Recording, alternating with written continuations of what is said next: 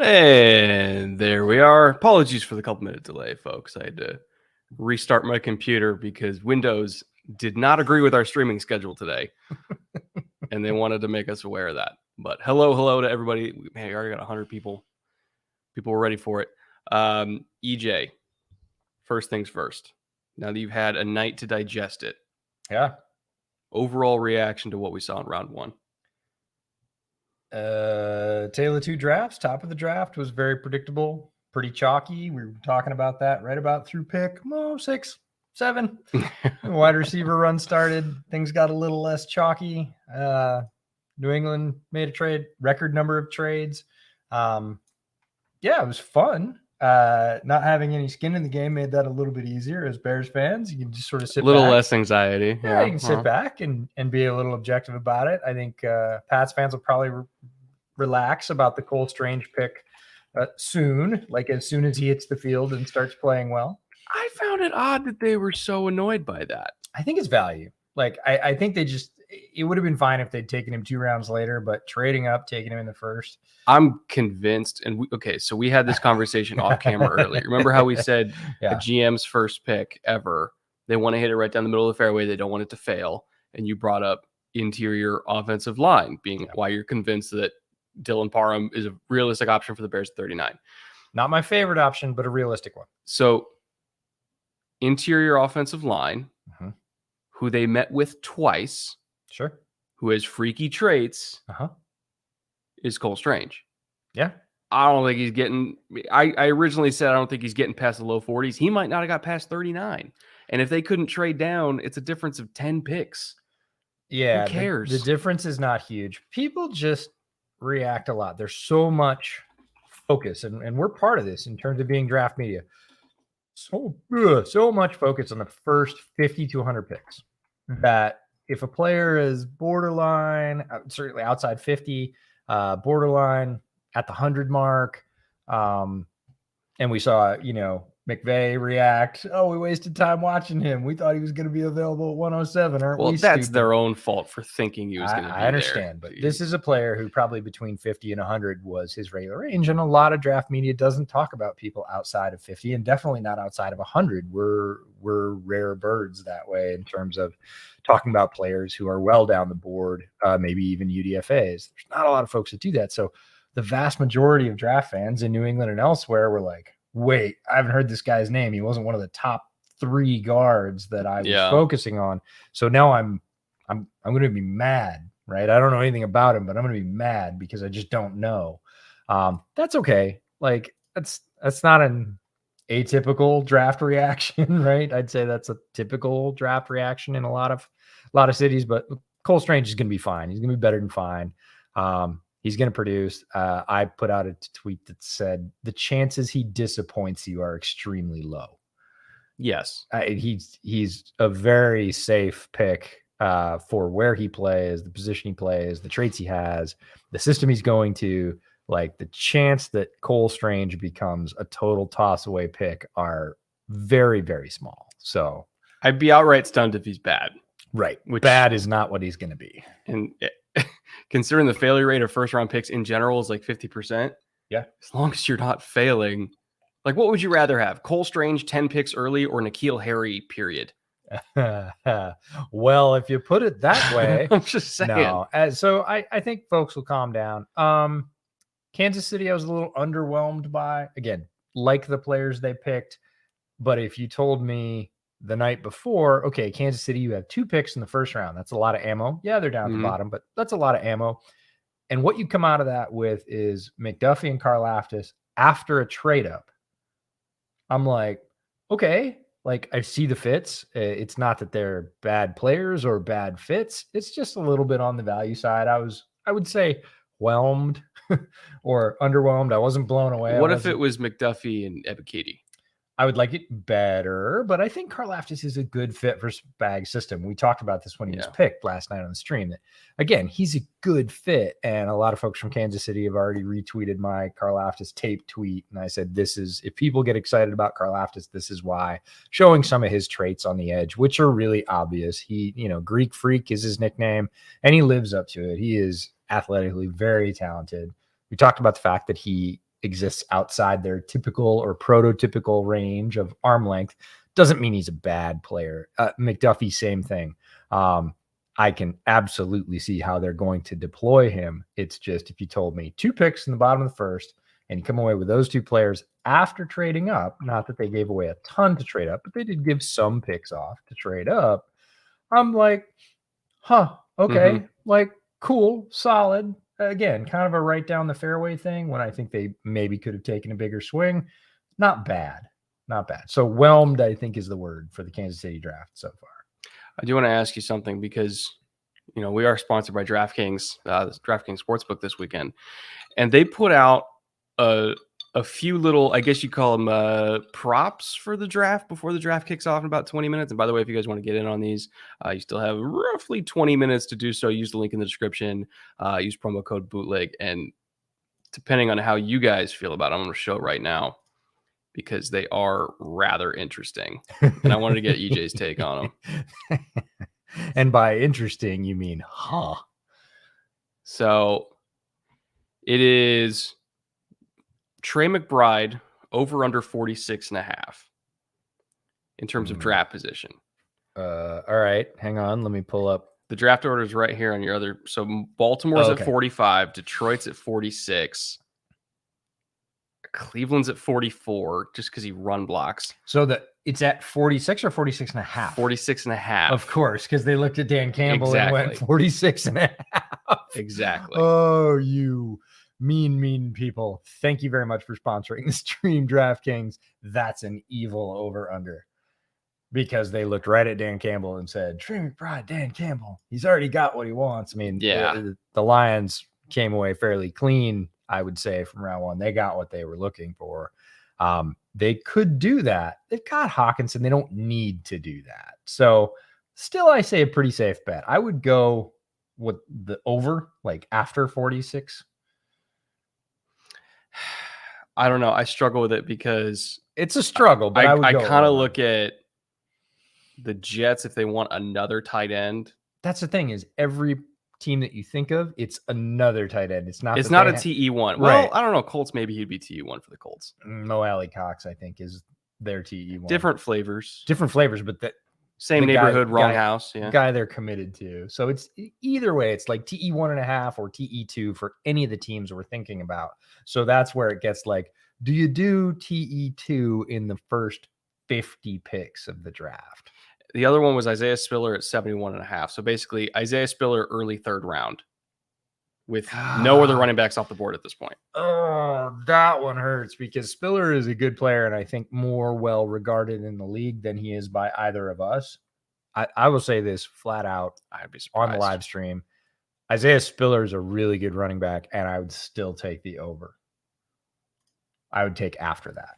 Because we might only get 3 running backs in the second round, and it's Breece, Kenneth Walker. Like, Spiller's the third running back? I don't know. Spiller's the third running back on a lot of boards, which is why they put this prop up. There's a reason that props go up, and he could be. There are a lot of teams that like Isaiah Spiller. I struggle with value because, again, there's so many other positions. The depth is so sort of equally spread. It's not like, what are you going to do if you don't get Isaiah Spiller? Well, I'm going to wait and get one of Keontae Ingram, one of 15 other Strong. Running backs throughout the next 2.5 days. So, or, day and a half if you're talking about the draft. So I like Spiller. It's a generous line. I'll say that. It's a very unless you love Isaiah Spiller, that is a generous line. Like, but I would be hammering over on that. They probably know that a team's interested in that range, or it wouldn't have been up there. Like you don't just throw that number out unless you have something. Although they did kind of move the Malik Willis line up from 5,000 to 2,500, and then all of a sudden Malik didn't even go in the first round. I kind of feel like maybe Mike Tomlin. Do you want to talk about that? Pulled one over on everybody because everybody heard for 3 months was Mike Tomlin and Malik Willis are going to be best friends for the rest of their lives. Well, you talked about this yesterday with the Cowboys and their defensive line going, no, everything's fine. We're fine at defensive line. We love Dorrance Armstrong. Don't look over here. We're fine. Like when there's something that loud and that strong, and it was so single-minded. Like they didn't even look at anybody else. Right. That in the beginning, like everybody else, I was like, seems like a perfect match, right? And towards the end, when all the rumors are flying, all the misinformation flying, and it was still like right down, I was like, and why do you do that as a team? Because then somebody's going to try and jump up above you, right? You're not going to get the pick. They're not going to trade with you. They're going to trade above you. And maybe they were just trying to take heat off Pickett. They ended up taking Pickett. That makes sense. Do you need to take heat off I Pickett? don't think you do. I don't think you do. Was anybody else going to take him after 20? I don't think so, but I didn't think anybody was going to take him at 20. So this is me being surprised on multiple fronts, but it was just the strength and the sort of unanimity of message from like Malik Willis Steelers, and I'm like, what's the point of that if you're the Steelers? They went to every event, they went to every game, and they didn't draft him. So we should talk about Willis, because I don't know about you, but on Twitter, I got a lot of questions about what's the deal, what happened to Malik. And I don't really think anything happened to Malik, but what are your feelings about Malik Willis in terms of not going in the first round and now going into the top end of day 2? What do you think? So it's fascinating to me because we've seen so many teams in the last 5 years take swings on quarterbacks that were projects, hit on those projects, and then become Super Bowl contenders because those projects work out. Yes. That's kind of where the league has been trending in terms of the formula for success. See a very talented guy who's really coachable. He's a project, coach the shit out of him, surround him with talent, succeed. I thought Malik Willis was that guy this year that somebody was going to see that formula and say, if we can just unlock it. Yeah. And every GM seems, I don't want to say scared to take the chance. Hesitant. But they're very hesitant. I don't know if that has to do with next year's quarterback class having a bunch of dudes that people like. And they're just assuming that they're going to be able to either be bad enough to get one or trade away assets to get one. I don't know. It just feels like it's like a game of chicken and they all bailed out of the car at the last moment. Yeah, I can see that. I don't think anything happened with Malik. I think Malik is the same player that everybody thought he was. He is that guy with traits and talent, and that you are going to roll the dice on because he has those traits and talent. That's why you do it. Yeah. But somebody asked me this question about Nakobi Dean, and while that's a completely different player, they were like, what happened with Nakobi Dean? Because all through the draft cycle, Nakobi Dean had a lot of first-round buzz. Played for the national champs, was their captain, was their play caller. Just lineage out the yang, tons of physical skills. And everybody's like, what happened with Nakobi Dean? Again, I don't really think anything really happened with Nakobi Dean. He's not a fit for every team. But what I said in answer to that is the argument for Nakobi Dean just got a lot easier in every draft room, right? Because at 1, we talked about this, GMs are hesitant to engage in a lot of risk. Yeah. And like him or not, with Malik Willis, there's risk. Like him or not, with Nakobi Dean, there are things he's not going to do as well as some other linebackers in this class. There's things he's going to do better, let's be honest. But there's risk, right? So as soon as they pass the threshold, 32 to 33, GMs exhale a little bit. They don't. It's weird psychological demarcation. It's not held to the same standard. And the argument for both Malik Willis and Nakobi Dean got a lot easier. Oh, you want to spend a second rounder on him? I'm not going to be judged forever on my first rounder. Oh, okay, cool.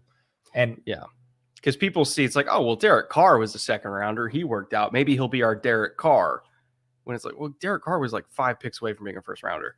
Drew Brees was 1 pick away from being a first rounder. It's still a high pick. And we'll see that. We'll see some movement. And Bears don't pick until 39 tonight. So a lot of conversations on my timelines and with my friends in the Chicago media are talking about, what do you think the Bears are going to do? And it really depends on what happens above them because, again, there are a bunch of players. We have a lot of good players on the board. We should talk about that. Want to get to some of the super chats, but a lot of good players on the board, and we'll see. Our team's going to move up, right? Do I need to get him early? And if he does, that's going to push more players down to Chicago and the teams behind them because there's a ton of talent left on the board. Everybody that thinks the draft is over because the first round went by and their team either didn't get what they wanted or didn't have a pick, we got news for you. There are picks for days, and there are going to be a lot of good ones. Tons of talent in this draft. So let's dive into some super chats. Someone in chat, by the way, asked if this is the Justin Fields hoodie, and it is the Justin Fields hoodie. Good And eye. it's comfy. And it's very comfortable. I got to try it on the other day, this very one,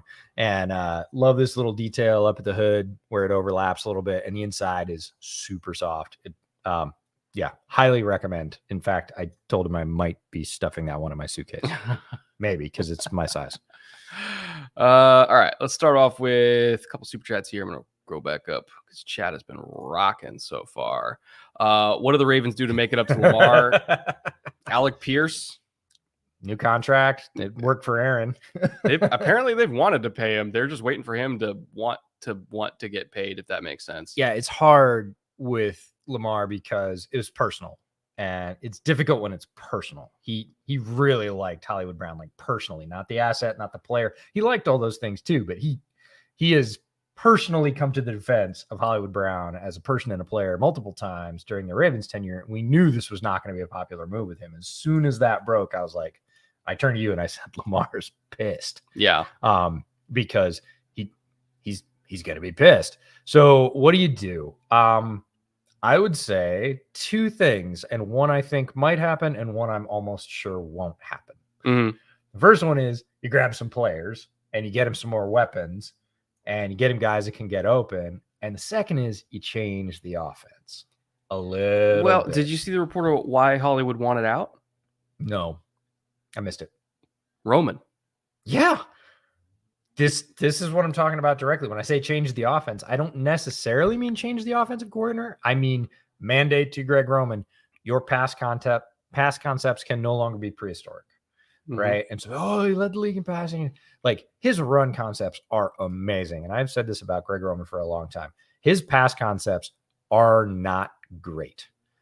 And they are not up to snuff modern NFL. And so receivers like Hollywood that play for him are going to go, really? Come on, I could do more elsewhere. And they're going to chafe. They're going to say, even if you're not going to pay me more, my usage isn't going to be great. My stats aren't going to be great.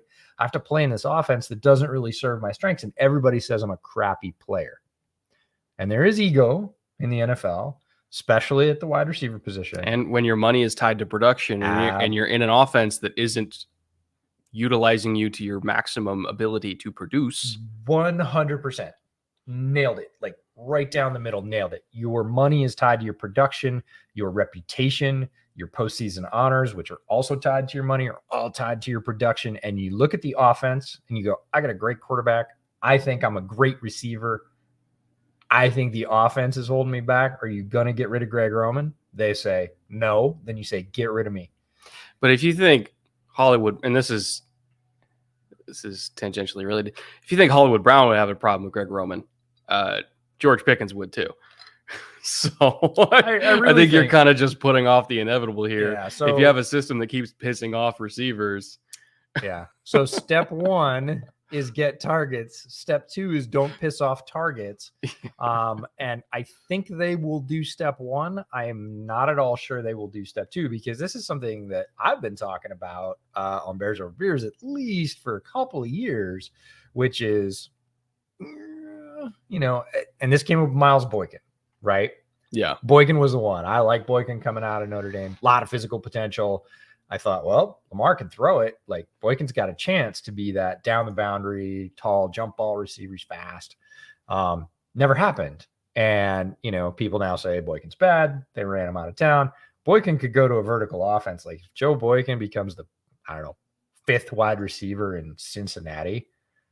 Well, I think he's in Pittsburgh now. Oh, did they sign him? Okay. Miles Boykin, right? He's Yep. in Pittsburgh. Yeah. And again, we'll see what happens with Kenny Pickett there and Trubisky battling it out for the starting spot. But he's with the Steelers.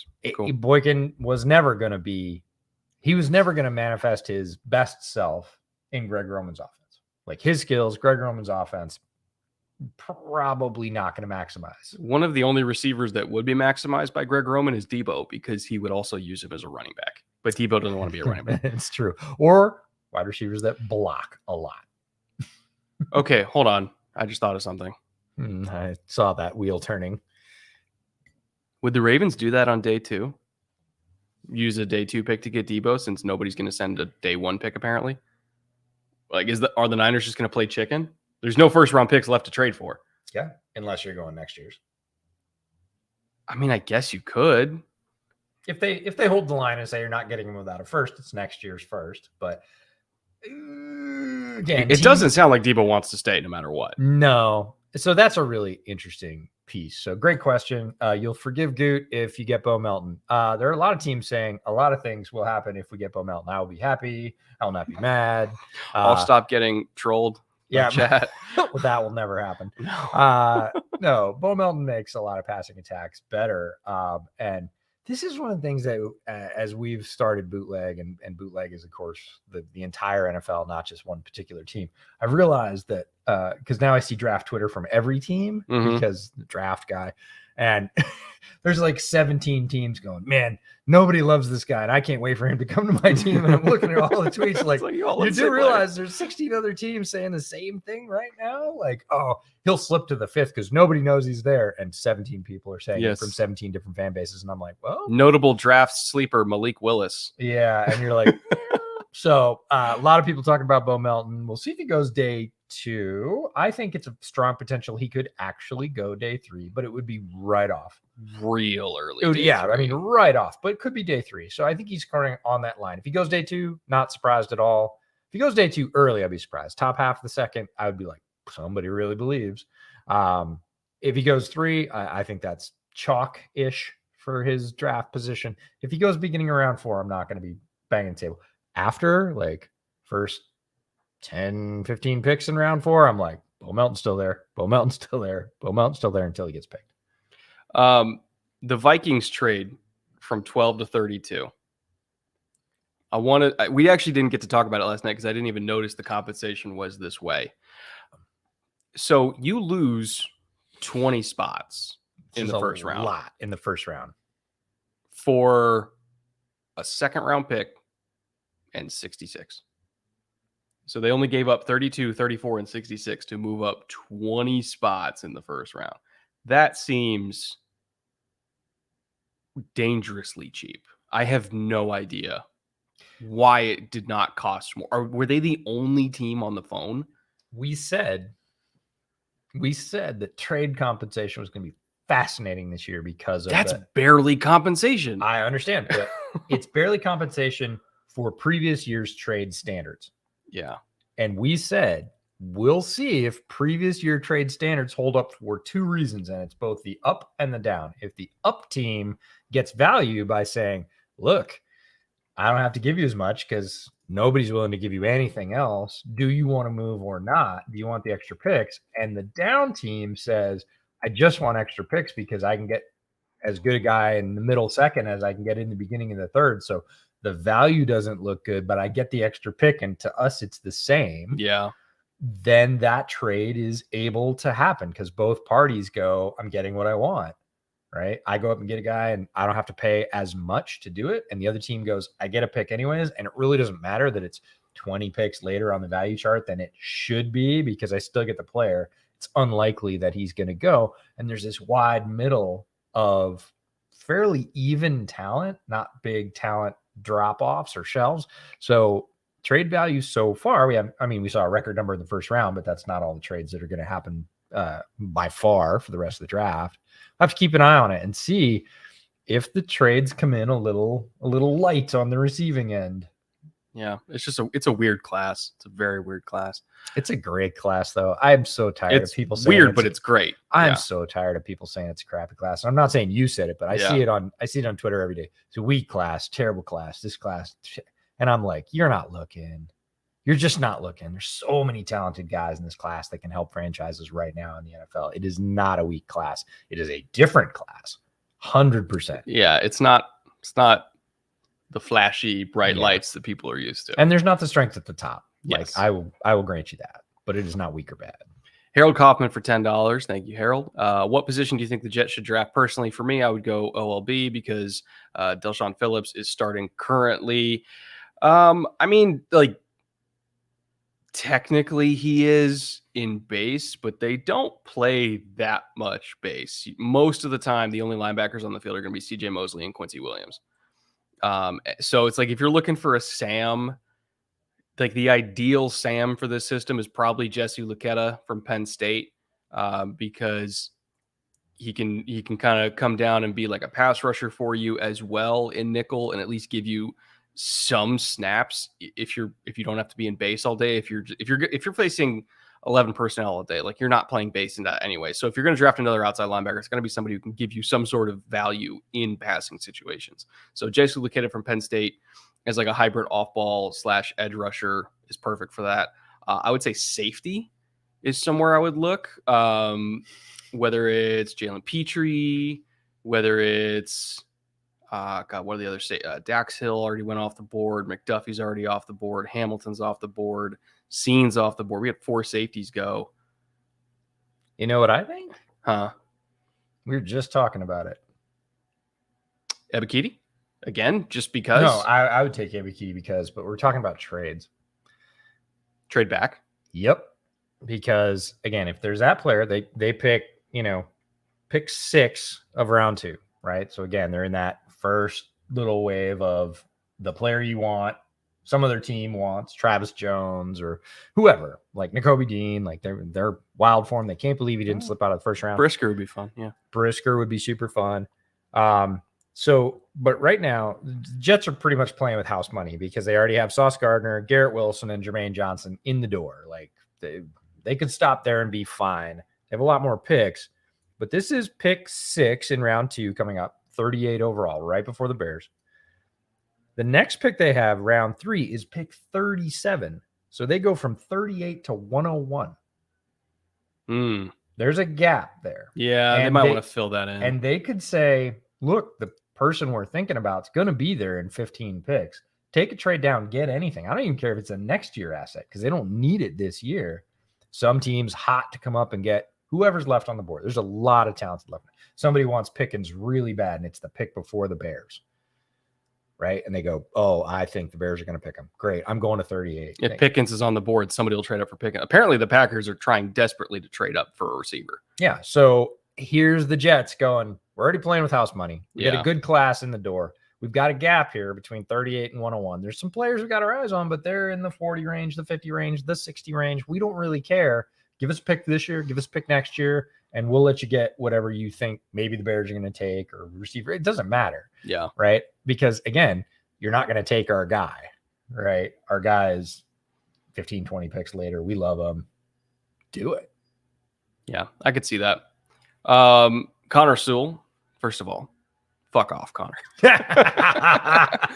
He says, apologies for the absent suggestion. No apologies. I learned a valuable lesson last night, which is if I'm going to do a shot of absinthe, it's got to be for at least $20.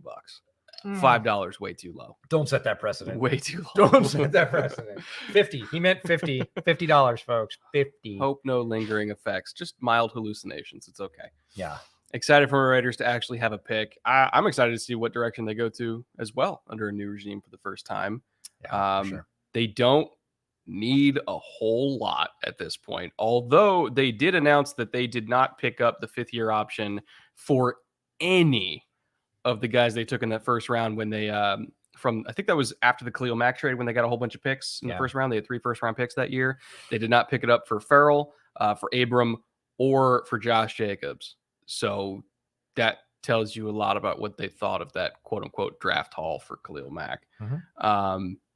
So I do think that they will eventually have some future needs they're going to have to fill in at those positions, whether it's edge depth, another safety, or maybe we get like a wild running back pick if they want to pre-plan for the departure of Josh Jacobs after next year. It can go in a lot of different directions. They're a good team with not a whole lot of needs. They can kind of draft for the future here. Oh, man.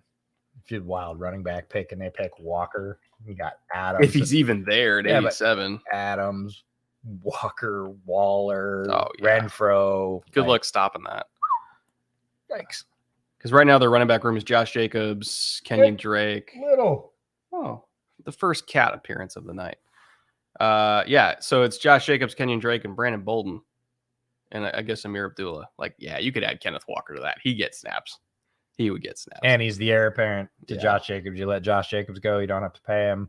And you've got your RB1 in the building. contributes in the pass game. I know people say he didn't catch a lot of passes at Michigan State. Doesn't matter. The passes he caught, he looked really good catching. They just didn't throw it to him a lot. It's not that he can't, it's that he didn't. Leg day skipper, not draft related, but are you guys coming to Munich this year? Ever been to Germany before? I've only been in the airport in Munich in a connection. We definitely want to go to Munich. Yeah. We are trying to find the best mechanism to make sure we get tickets to the game in Munich. But we definitely want to be there for sure. Honestly, even if we don't get tickets, I don't actually care. Like watching that game in a bar in Munich after doing fan meetups, and we have a ton of fans from Germany. Germany is the 4th largest country in terms of fan representation for Bootleg and for Film Room. So we've been talking about this for a while. We've said, if there's a game in Germany, we're going to do everything we can to get there. We're planning on it. We were talking about it today in the car. We went to get this nice replacement chair so I don't have to be crippled today, which is awesome. He's just going to sit here for a long time, by the way. Yeah, Little's just going to chill, which is better than tearing up my arm, which is awesome. So, no, we want to come. We're looking at ways to make it happen. We do not have like set plans yet because they have not announced the game. We don't know what day it is. We know. I have a conspiracy theory. It's going to be Tampa and Kansas City. I think they want to give Germany a good game. I'm sure they want to give Germany a good game. We want to come. Little maybe. Oh, a second cat. Oh my God. They're both here. Oh, Fatty. What? Hey, Fatty. All right. Fatty makes an appearance. That's awesome. They both came to say hi. Little teaser. We don't just want to come to Germany. We have lots of fans throughout England, the UK. We've got fans in Italy. We kind of want to make a swing of it. If we're going to come that far, we kind of want to come on over, hang out, do a couple of things, not just do one thing. And so if we're going to do that, we really want to. If all that comes together, we will blast that all over social media and YouTube communities and Patreon channel and everything else. Everyone will know where we're going to be, what we're doing, but we would love that. So many fans all throughout Europe and the rest of the world too. Brazil, Canada, all through Far East, like lots of fans all over the place. We would love to come see all of you because that would be a really cool life.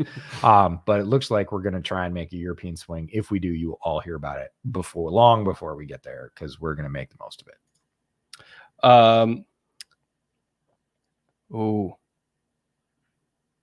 Yaganathan? Sranath. We'll go with Sranath. Sranath, right? Yes? We'll just go with it. I apologize in advance if I mispronounce your name. But first of all, thank you for the $5. And if there's anything else that you would like, if you have a nickname that you prefer, feel free to drop that in chat. Hi, Brett. How would you rank D-line prospects? Davis and Wyatt seem to be tier 1 clearly. Any sleepers who have the potential to become game changers? I don't know if I'd consider him a sleeper because it feels like everybody loves him as a top 50 slam dunk. But man, how do you hate Travis Jones from UConn? I think he is. It's kind of weird. His play style. Okay, imagine if Larry Allen played defensive line. Like that's his play style, just overwhelming strength and physicality. Wow.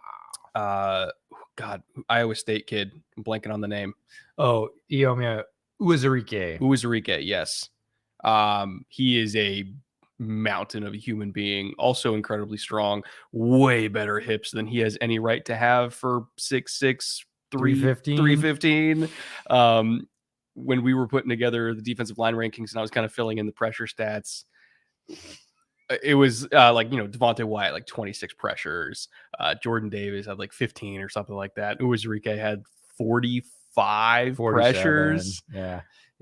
Uwazurike was my guy from early on, and I didn't know. And Brett's got the subscription for the deep stats for D-line, and I was like, hey, can you fill in the pressures column? And it's a shared Google Doc, and I opened it up, and the two guys that you're talking about, sleepers who could be game changers, Uwazurike from Iowa State, I've compared to a young Akeem Hicks, like an Akeem Hicks coming out of Regina when he went to New Orleans. That big, crazy body type, burst, hips, and just tremendous production. He was one. And then number 2 was my other one, Eric Johnson from Missouri State, who I think is a perfect 3-tech, different body type, penetrator, like 290, something like late that. ad to the Senior Bowl, Is right at 300, but he's like 6'3", I think. Could look it up. Those two guys were the leaders in pressure among all the top defensive tackles. What the fuck is that Chris Angel? I don't know. It looks like it. What is going on? It's Vegas. Come on. What happens in Vegas at the draft stays in Vegas. He did it. He's got a Raiders t-shirt on. Okay. All right. All hanging right. from the roof. All Chris right. Angel hanging from the roof, escaping from stuff, wearing a Raiders t-shirt because Vegas. What's Yes. going on? We saw the guy spinning his mind out as Chris Angel. I didn't even know that Chris Angel was still performing. I think he lives Doesn't he have enough money? I think he lives in Vegas. I'm sure he has enough money, but come on. If they said, if your thing was Chris Angel's thing and they said you can hang from the roof of the draft in front of what is a very rowdy crowd and do your thing, and we'll give you X number of dollars for it because we're the NFL and we have deep Okay, pockets. who's got the sombrero? Wow. And the red shades. That's And it's incredible. Packers. Oh my God, that is amazing. Packers sombrero. Chris Angel's fan. Is that Eric Armstead? I don't know who it is. Who? Okay, chat. I need to help. Oh Is wait, that Donnie Osmond? that's Donnie Osmond. What the fuck's going on right now? It's Vegas. It's so Vegas. Oh, Cam Chris Jordan's Angel. there. Is this like representatives from all 32 teams? Oh no, these are the people that are making the picks tonight. That's what it. Because I see J. Joe. Gonzalez is there. J. Joe, I think he's going to be probably picking for the Texans. Yeah. Who's? Oh, it's Aaron Jones, probably. There you go. That's very on brand for Aaron Jones. Yeah. Okay. Thank you, chat. That's an incredible hat. And the glasses. And the make it. glasses. Yeah. Super on brand for Aaron Jones. Yeah. This is going to be fun. This is going to be fun. See, day two is fun because that's when they get weird with the picks. Day two is fun because we're going to get even more answers, right? We're going to see even more teams. Like, again, all the people that have said, I think they're going to do this and they're going to do that. I mean, Bears fans for sure are like, hey, are they going to trade back? Are they going to pick a guy? Are they going to trade up? Like, we'll have answers through the rest of day two, and some real valuable picks here, like really valuable picks. Tampa on the clock. Yep.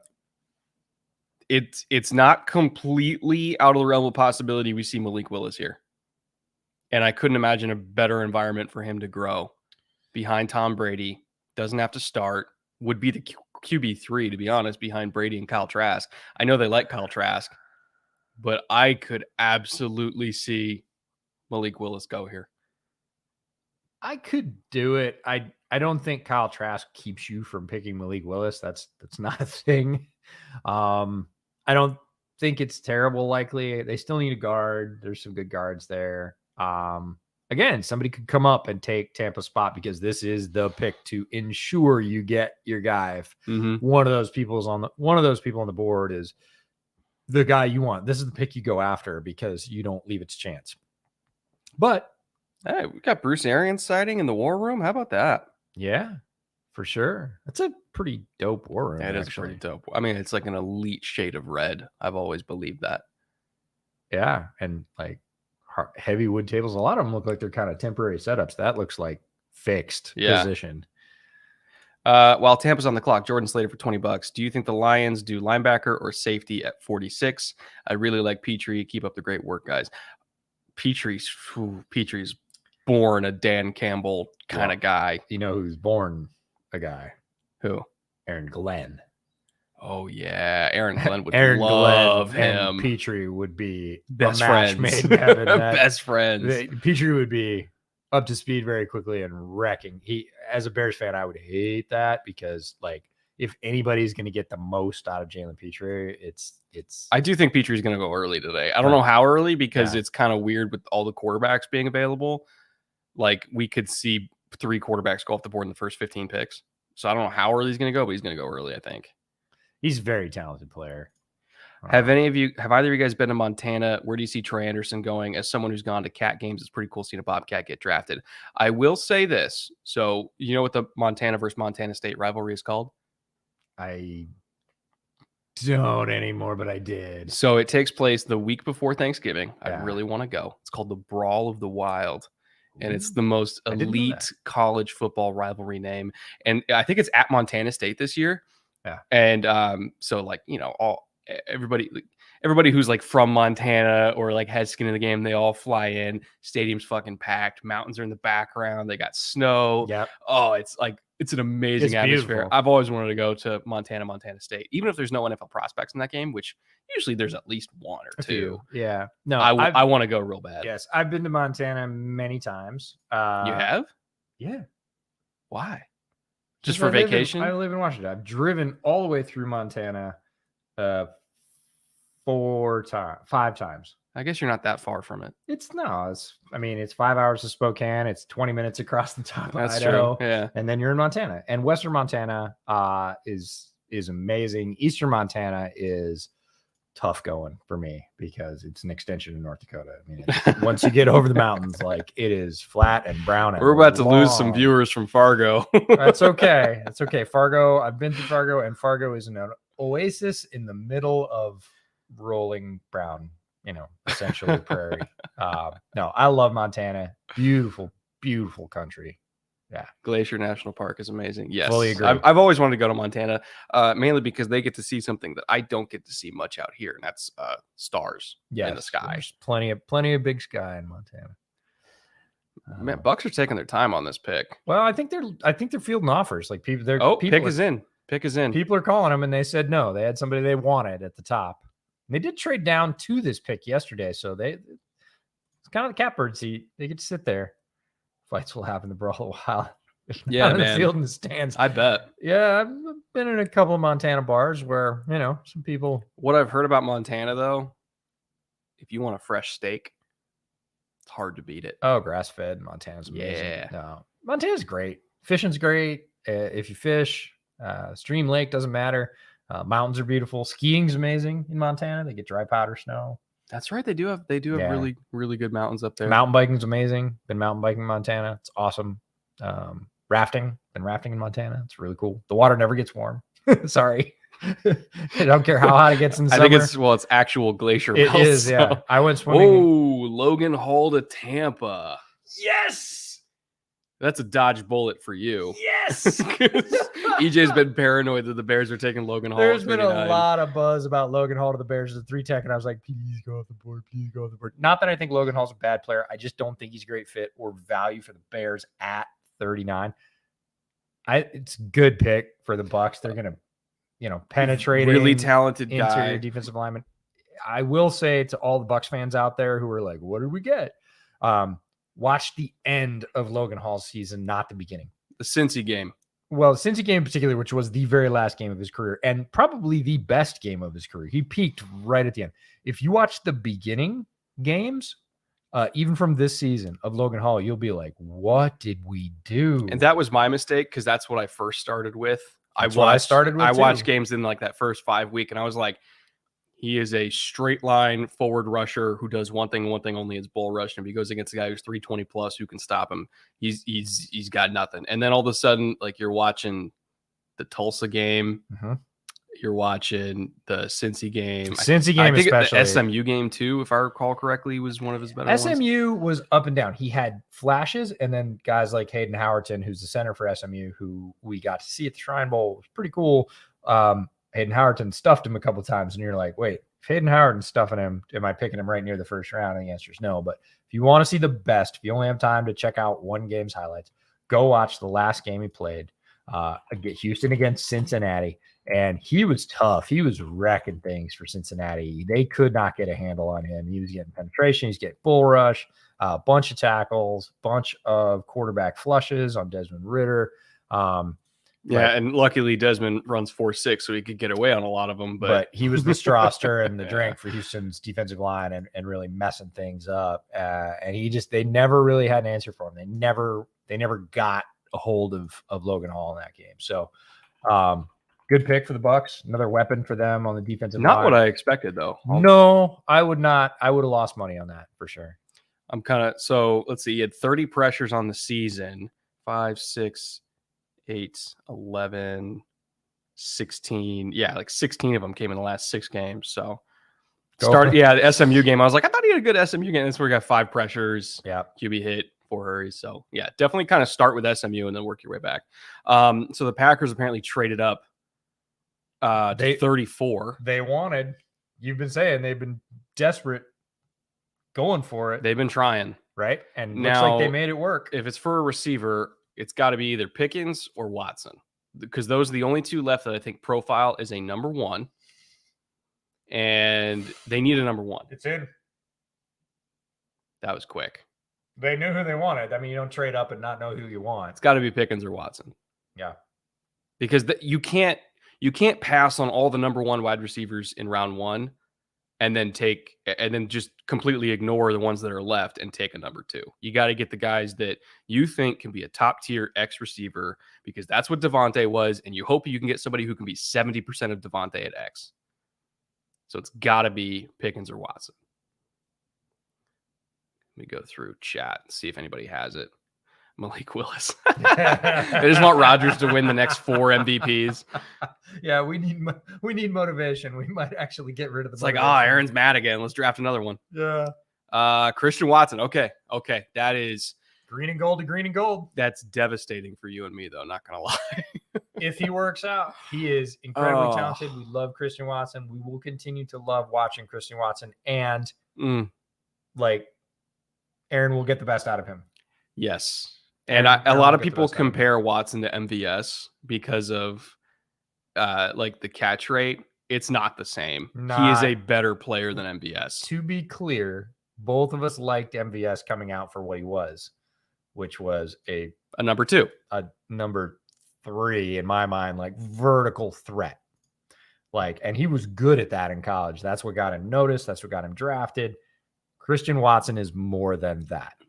Christian Watson could very easily, again, the only problem, in my opinion, was some concentration drops. If he fixes that, he is a 1,000-yard receiver this year. Oh, man, look at that. This year. Look at that fit. I'm sorry. I love Aaron Jones. I am transfixed by Aaron Jones. Got to be one of my 5 favorite Packers. Did you know that when I was doing my when I used to write sleeper articles I did all sleeper team for Windy City Gridiron, pre-draft, offense and defense. And I did it a couple of years, 3 years, can't remember. Aaron Jones was my picture that I used. My image. Oh, really?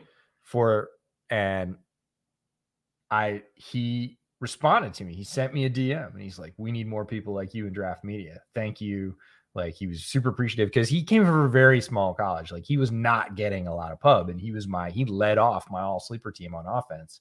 He was my number 1 running back, and he was the picture I used. And he was like really appreciative. Now he's a megastar on a team that's won a bunch. Wouldn't know my name. But I loved Aaron Jones coming out. I thought, nope, for sure. He went in the 5th, right? I think the 5th round. Tom Grossi's crying in the club right now. He's got to be. He's got to be excited. They finally got a receiver. All the Packers fans out there are pissed. Oh, this is a good point.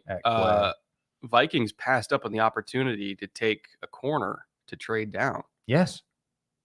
I didn't even realize that. Yeah. They passed on corner twice because they took Scene. You said if they don't come out of the first round with a corner when we were talking and they trade down, I was like, well, they might not get the corner they want. They still get a corner. Are they going to take a corner at the end? And they took a safety who's a very highly rated safety. Not a bad pick at all, but they came out of the first round without a corner. And you were like, people in Minnesota are going to lose it. McCreary to the Titans.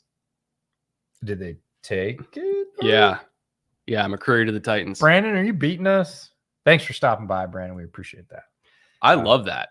Oh, it's perfect fit. McCreary to the Titans. And I don't know if he's going to be nickel. I don't know if he's going to be outside. What I do know is that this undersized, not the fastest corner. Oh yeah. They're going through all the second round picks. This undersized, fast, but not the fastest corner is also one of the stickiest fuckers in this entire class. Like, he does not leave a receiver's hip. And although that doesn't sound like a compliment, it is. Yes, you can't get rid of him. And he's just tenacious, physical, he's just biting your ankles the entire way. And, he gave every single receiver problems that ever went against him, both the first rounders and the UDFAs. Like, it could be Jahan Dotson, it could be the LSU kids, it could be the Bama kids. Like, everybody had problems with Roger McCreary. So I think he's going to play in the league for a long time because I'm sorry, if you're going up against that many first-round receivers in college, you're going to face those first-round receivers every year in the NFL.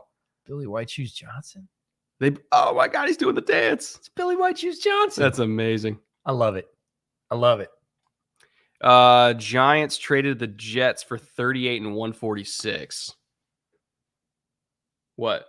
What did I say the Jets were going to do? Trade back. There you go. First win of the day right there. Come on. Oh, man. God, I love Roger McCreary. And Titans is like, Titans. He's so competitive. Such a fit. Yeah. And like Vrabel's like, no, you saw Vrabel in the war room right now. And he's like, yeah. Yep, he's one of ours. Bring him on. He's so Titans. Yeah. It's a great, just great tenacious, competitive. Yeah. So I got to say, depending on what the Giants do. Uh-huh. Oh, wait. The Jets traded up.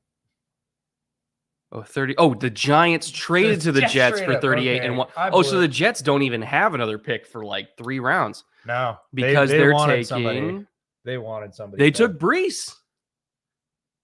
We talked about We also talked about that too. We talked about this. We said Breece and Michael Carter, like this could be the wild running back. Yeah, because they don't really need anything else. We didn't say it on the stream. We were like, what are they gonna do? That's with that awesome. Pick? And they traded up to do it. Who did they trade over? They only traded up 2 picks. 36. Who's 37? Houston. Oh, they must have been convinced that well, to be honest, Houston probably would have taken him. Because they need running back bad. I fully agree, but Walker could end up in Houston because of this. I'd be good with either one. Nah, to be perfectly honest, I'd be good with either one. We talked about this, but not on the stream. We said, oh, we're talking about it. You're like, well, you didn't say anything about it. No, pre-stream, we had a conversation about the Jets. We're like, what are the Jets going to do with their next pick? And on stream, I said, well, maybe trade down. Trade up instead. One of the things we identified, look, they don't have any needs, right? There's no gaping holes. What if you took a running back and you said Breece with Michael Carter? And I was like, oh, it's a hell of a 1-2. Can't go wrong. Yeah, that's really... It's dynamic. It's explosive. They both catch the ball. So you're not really telegraphing anything. Like you can go into no huddle with either one of them and call any play in the book because they can all do anything. And that's a huge advantage. I love that. Well, and what's hard is like it's hard to say Breece won't be the RB1 on his own team, but they kind of don't need there to be an RB1 and RB2. You can give them both 12 touches. They have to use both. They have to use They're both. both too good not to use. Well, it's that, but you just, in the modern NFL, nobody gets 30. Anybody that says 20 carries, do you know how many running backs in the NFL average 20 carries? Maybe one. Last year. Not even Derek? No. Really? No. I don't think so. You can look it up. If it is, he's the only one. And the year before, he was one of 3. Yeah, it was him.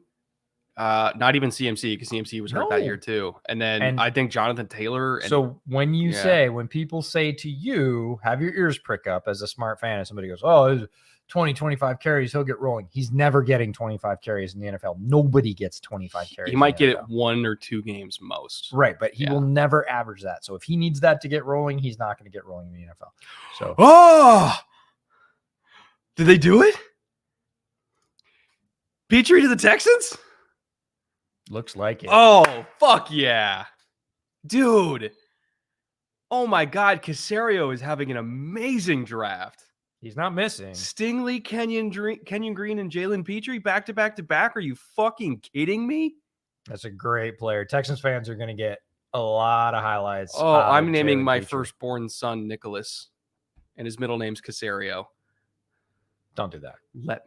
Let me enjoy things, EJ. You may enjoy it, but please don't do that to your son. No, Texans having a great draft. There's no there's no debating that. Like, this is incredible. Really good players. If Stingley stays healthy, this is a great draft. If Stingley doesn't stay healthy, it's going to take a serious knock. But that's the ball you roll in the first round. Pitre is a great player.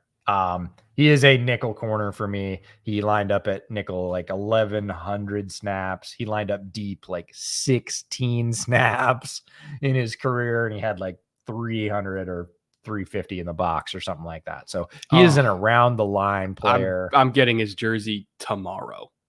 Okay. I love him. He's a so great much. player, and he's so much fun to watch. Really good pick. So fun start to day 2. Like all these picks are fun. Like Jets fans are like, we win. Texas fans are like, we win. Like I feel like Jack Easterby is like no longer in control of the organization because they were 'Cause things are never good. they were never this competent when Jack was in charge. Uh-oh, Jets. Who we doing? They got Reeves to do the pick. How about that? Huh? Looking good. I mean, he should look good. He made like $4 billion in the NFL. Darrell Reeves is the master of contracts. He really changed the game for contracts.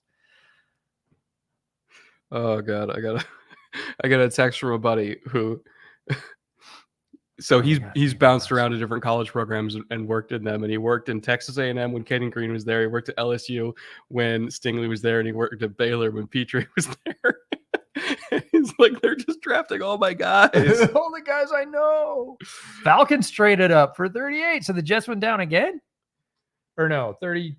Yeah, 38 was the one the Jets had. No, sorry, Giants. Giants traded down again? Wow. When you look at the Giants roster, they also don't need a whole lot.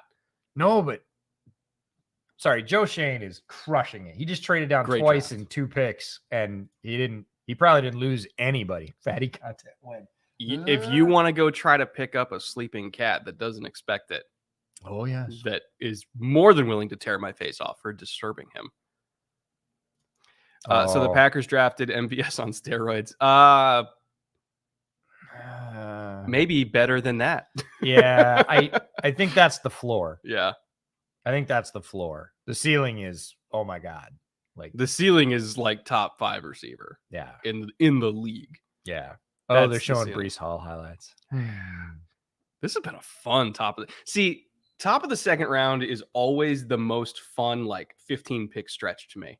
Because it's all the guys that in our heads we thought were going to be first rounders for months, and all of a sudden they're day 2 picks. And we're like, okay, value. So we're there in that Atlanta traded up to pip Chicago. They traded 1 pick ahead of Chicago. Atlanta's at 38. Yes. Who are they trying to get? Pickens. Stay home. Oh yeah, I could see that. And he blocks, and Arthur Smith loves that. Dude, Pickens in London. Pickens, London, and Pitts. No, we already talked about Pitts yesterday, but coming out of the first Marcus Mariota redemption story is going to be amazing. I mean, how can you go wrong with that? They re-signed Cordell, didn't they? Oh, it's Ebiketie. Oh, great pick. Oh, that's such a good pick. They knew they picked him. Yeah. This is, you know what this is? This is a much watered down version, or slightly watered down version of Aaron Donald.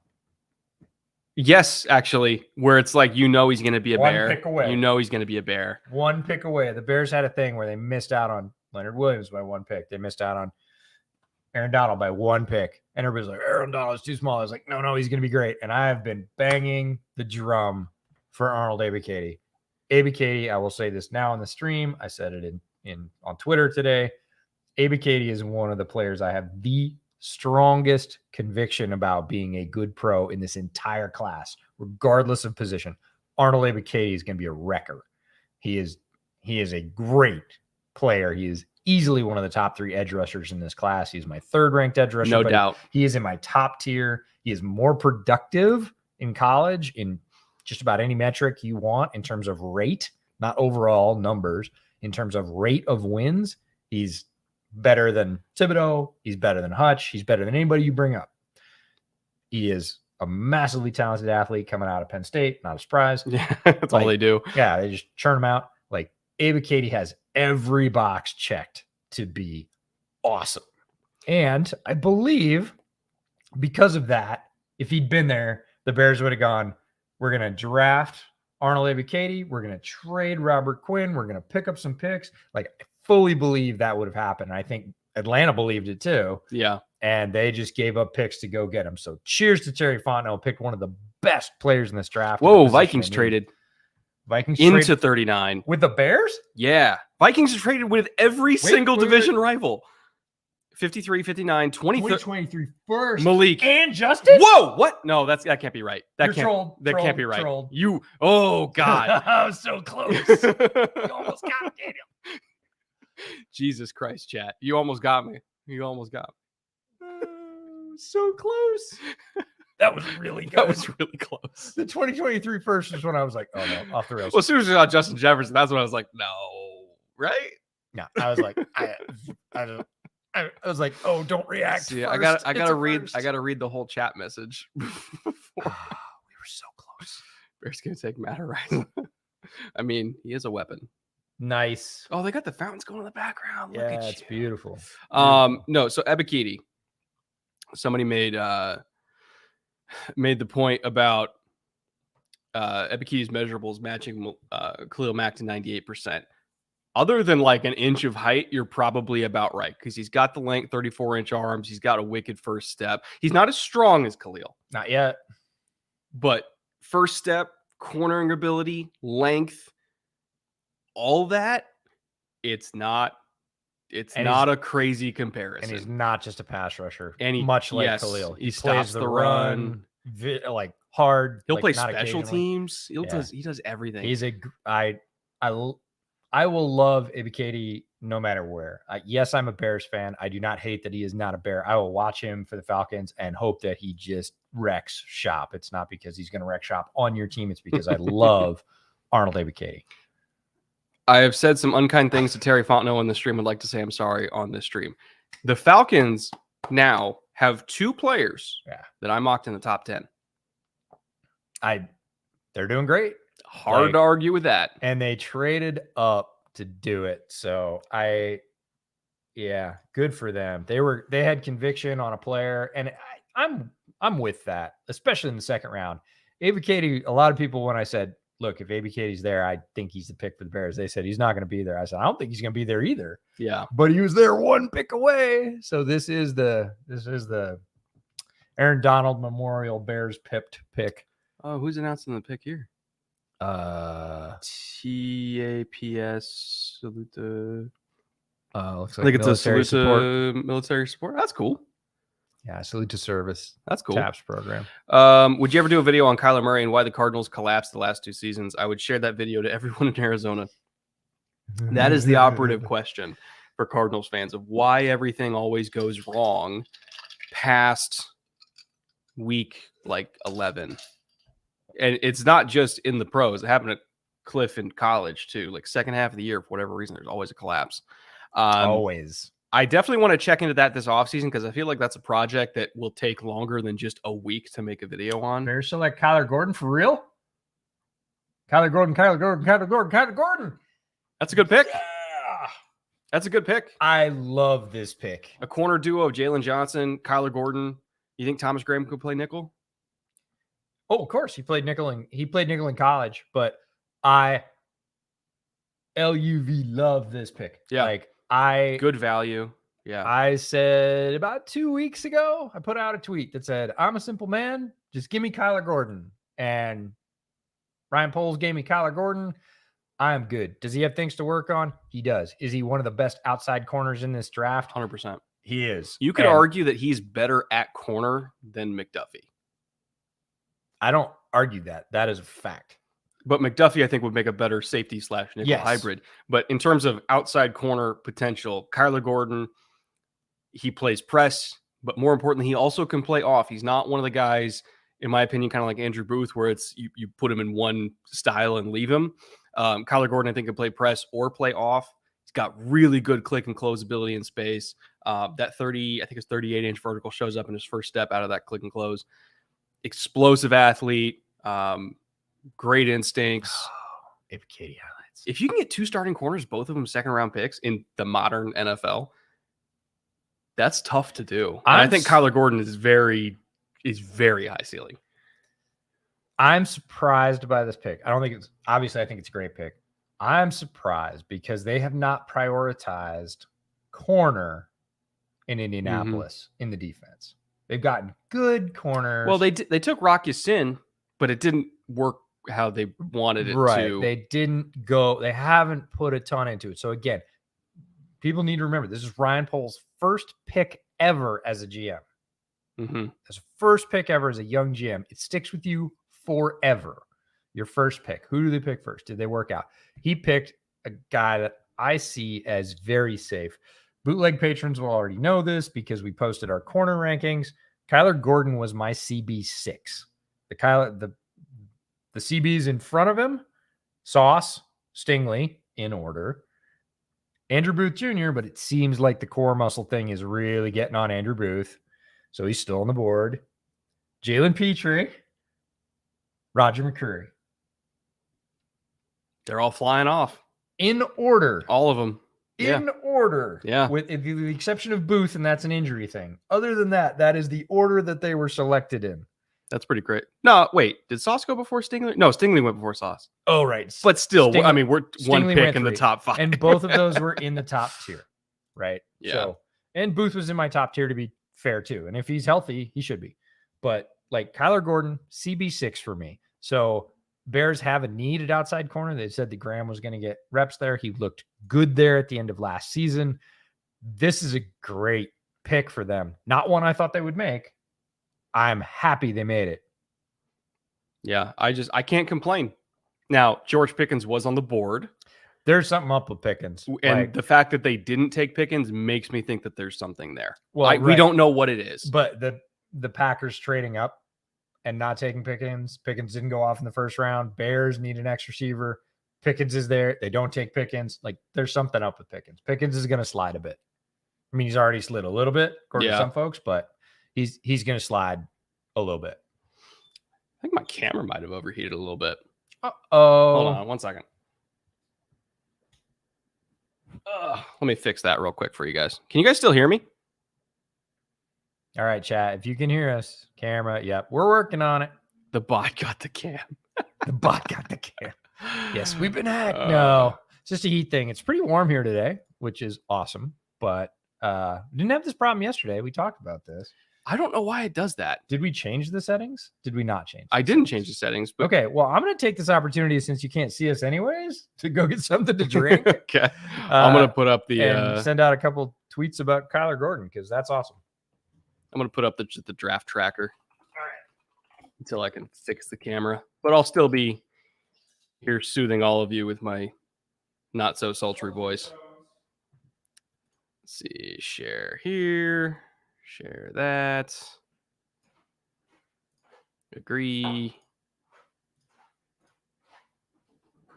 Window 2022 draft tracker. There we go. Full screen on that. All right.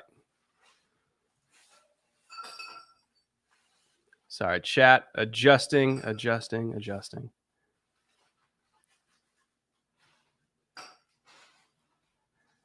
Just trying to get all the windows arranged how I want them to be. All right. So Logan Hall at 33, Christian Watson 34, Roger McCreary 35, Breece Hall 36, Jalen Pitre 37, Arnold Ebiketie 38, Kyler Gordon 39. Do we have a pick for the Seahawks yet? I don't think we do. Revenge of the bot. Oh, God. We have legends in the chat. We have the bot. We have the trolls. I don't know how the bots found this stream, by the way. Well, 31,000 people did. That's true. Manifesting Willis. I mean, if the Seahawks get Willis at 40 and Charles Cross at 9, it's a good draft. That's a great draft so far. Now, my concern is that I think Malik would have to play earlier than he should because of what Drew Lock is. But, I mean, damn, that would be a phenomenal start for them. You know what Pete would use that as? What? An excuse to run the ball a lot. Probably with Malik. You both? Yes, it's true. Okay, let's see here. There's no way the Seahawks took Bo Melton. I don't believe you guys. Until Albert Breer tells me. Let me double check. I've been traumatized by you people.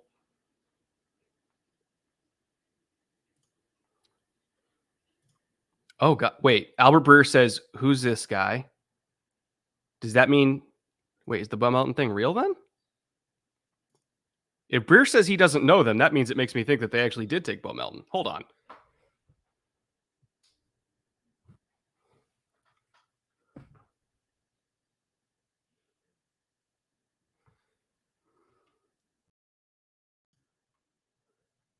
Okay, I think I got my camera fixed.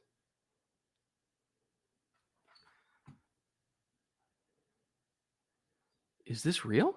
Did they do it? I do not believe you at all, chat.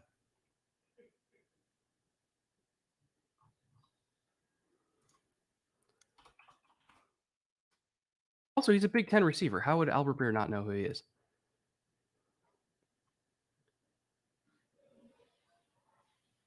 Oh, no, he's not talking about him. Okay.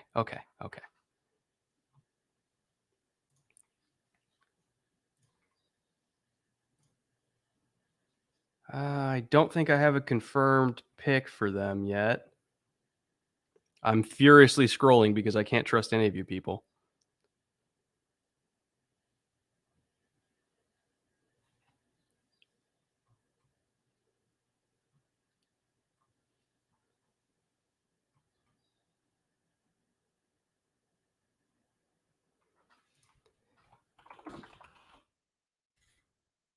No, Melton.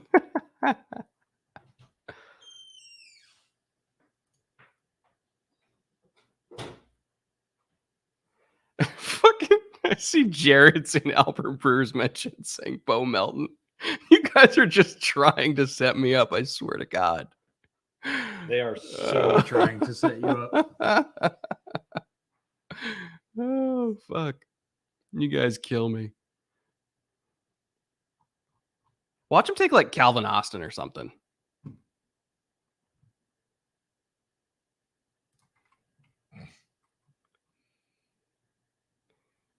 Boye Mafe, that one I would actually believe. Boye Mafe at 40 for Seattle. I would not hate it. I would love, if that's real, I would love that. Extremely talented, burst, bend, not super long, but it hasn't really affected him that much. They wanted Ebiketie so bad. I mean, Mafe's like the next best thing in terms of that profile. He's very good. Yeah. Just the wicked first step, the bend. He's got a little bit more 1 year wonder to him than Ebiketie, but in terms of just getting an edge rusher with tools that you can work with, Mafe is up there.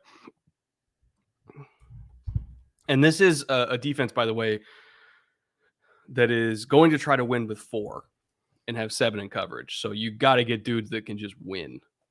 And I think Mafe has the ceiling to be that. Change the focus there. There we go. Oh, it works again. Yeah, I don't know. I don't know. Yeah, I don't know. It's weird. I want to find that tweet that I put out with Kyler Gordon. Let's see here. Oh, that worked.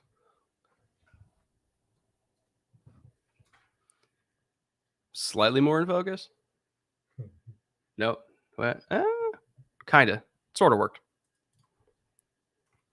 All right. So Boye Mafe at 40. They could still take Malik Willis at 41. They have back-to-back picks. Yeah. Would not put it past them. No, not at all. I wouldn't hate it. In fact, I would love it. Starting off with. Are you sure? Well, because you get the franchise left tackle, which you don't want to have a young quarterback without a franchise left tackle anyway, because they're going to get killed. Yeah. You get a pass rusher with a lot of upside. You can get a developmental quarterback like Malik Willis with infinite upside. That'd be a great start for John Schneider after we spent the last 2 months saying that we had zero expectations. There it is. I'm going to retweet that right now. Let's see. Anybody got what the word is? Because the pick is in for 41. They did not trade back. Now, wild card, by the way. Yes. It was mentioned to me earlier today that if a certain Liberty quarterback was at 42, the Colts would heavily consider it. Ooh. Ooh. If the Seahawks don't take him at 41, he will be there at 42. Yeah. And he would not have to play because Matt Ryan's there for at least 2 years. It's a beautiful situation. He's playing for Frank Reich. Like, phenomenal situation. It might be the best situation that he could hope for right now. Yeah, I would say so as well. Oh man, very on brand, but Kenneth Walker. No, that's Pete. It's so Seattle. And I said it to somebody that was a Hawks fan. I was like, they're going to pick a runner up high. And they're like, no, we're re-signing Penny and we have Chris and we have the. I was like, I don't know. They might do it because there's some really good runners. And they did it. And look, love Kenneth Walker. He's going to thrive. It's going to sound like we're shitting on the pick, but he's a great player. He is arguably the best runner in that room. And I say that even if Chris Carson comes back healthy and even if Penny stays healthy. And Penny went on an absolute tear at the end of last year. If he had the pace he had for like the last 6 games for the whole year, he would have been top 3 running back in the league. In fact, he might have been top 1. Like Penny would have been the best running back in the league if he'd kept his pace from the last 6 games up for the whole year. Now, obviously, health has been a huge thing for him and everything else. Kenneth Walker still might be the best running back in that room right now. I think that's how good he is. There's 2 ways to look at the pick. Kenneth Walker, great player individually. I still think if the Colts take a quarterback, it can be Desmond Ridder because he is one of Jordan Palmer's guys, and everybody believes in Jordan Palmer as a quarterback developer, just like they believe in Duke Manyweather as an offensive line developer. It could be Desmond Ridder, could be Malik Willis. If the Seahawks take a running back when they have a clear quarterback need and the quarterback that goes 1 pick behind them works out, that's a scary situation if I was a Seahawks fan, especially because we know that you can get a good running back later than the 41st pick. So I think there's 2 ways to look at the pick. Evaluating the talent. He's a great player, probably going to be their starting running back. But looking at the macro of the situation with their quarterback situation, not what I would have done, but also incredibly on brand for Seattle. And a great player, like great player. Baker is going to be a Seahawk. I mean, if that's their plan, I could see it. Son of a bitch. Jared, that is an elite. Oh, fuck me. Picture. Well, that's I didn't even notice that. Kind of what. I'm sorry. I laughed at it last night. I'm laughing at it all over again. That is amazing. God damn it. That's the funniest fucking thing I've ever seen. I love it. If I'm slightly I gotta make that my Twitter profile pic. For the draft, yes. Oh, Jesus Christ. Because people will be like, you don't like our pick? And it's like, no, I don't like absinthe. Oh, shout out to DraftKings again for sponsoring the stream all weekend. Yeah, really happy to have them on board as sponsors. Check them out.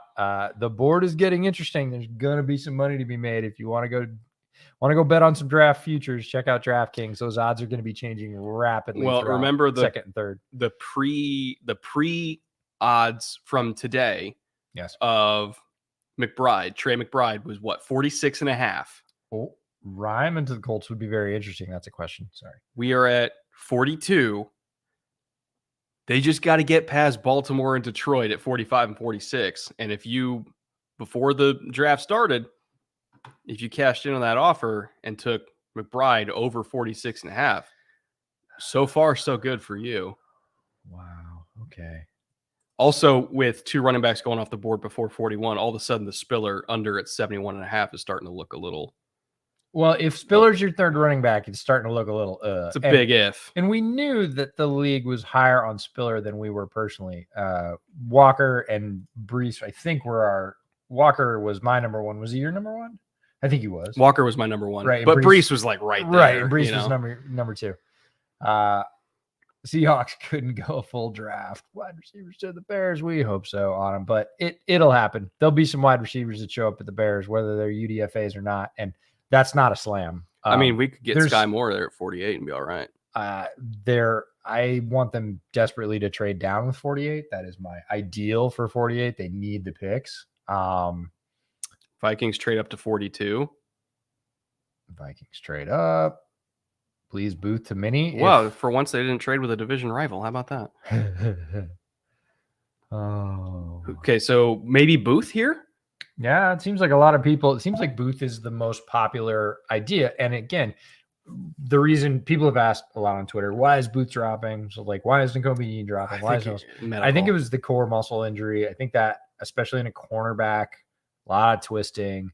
It's got to be solid.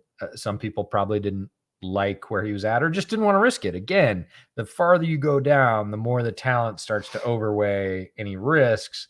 We're getting into the middle of the second here, and it's like, hey, that's a first-round player. We didn't really like his medical, but we're okay with it. Like, so we'll see. Keep in mind, we talked about Booth to Minnesota at 12. If they get him at 42 and they got Lewis Seen at 32, yeah, we can talk a lot of shit about how they didn't get value for that trade down for 20 spots, which they technically didn't. They're still getting good players, and they have extra picks to show for it. Here's something funny. Huh. Packers take Watson. Yeah.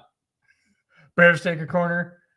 Vikings take a corner. Yep. Like, because the Packers aren't allowed to have nice things. Well, you hope not, but that this is how interdivisional balance sounds like goes. it sounds like it's Booth. We go. There we Rear go. Confirmed Booth.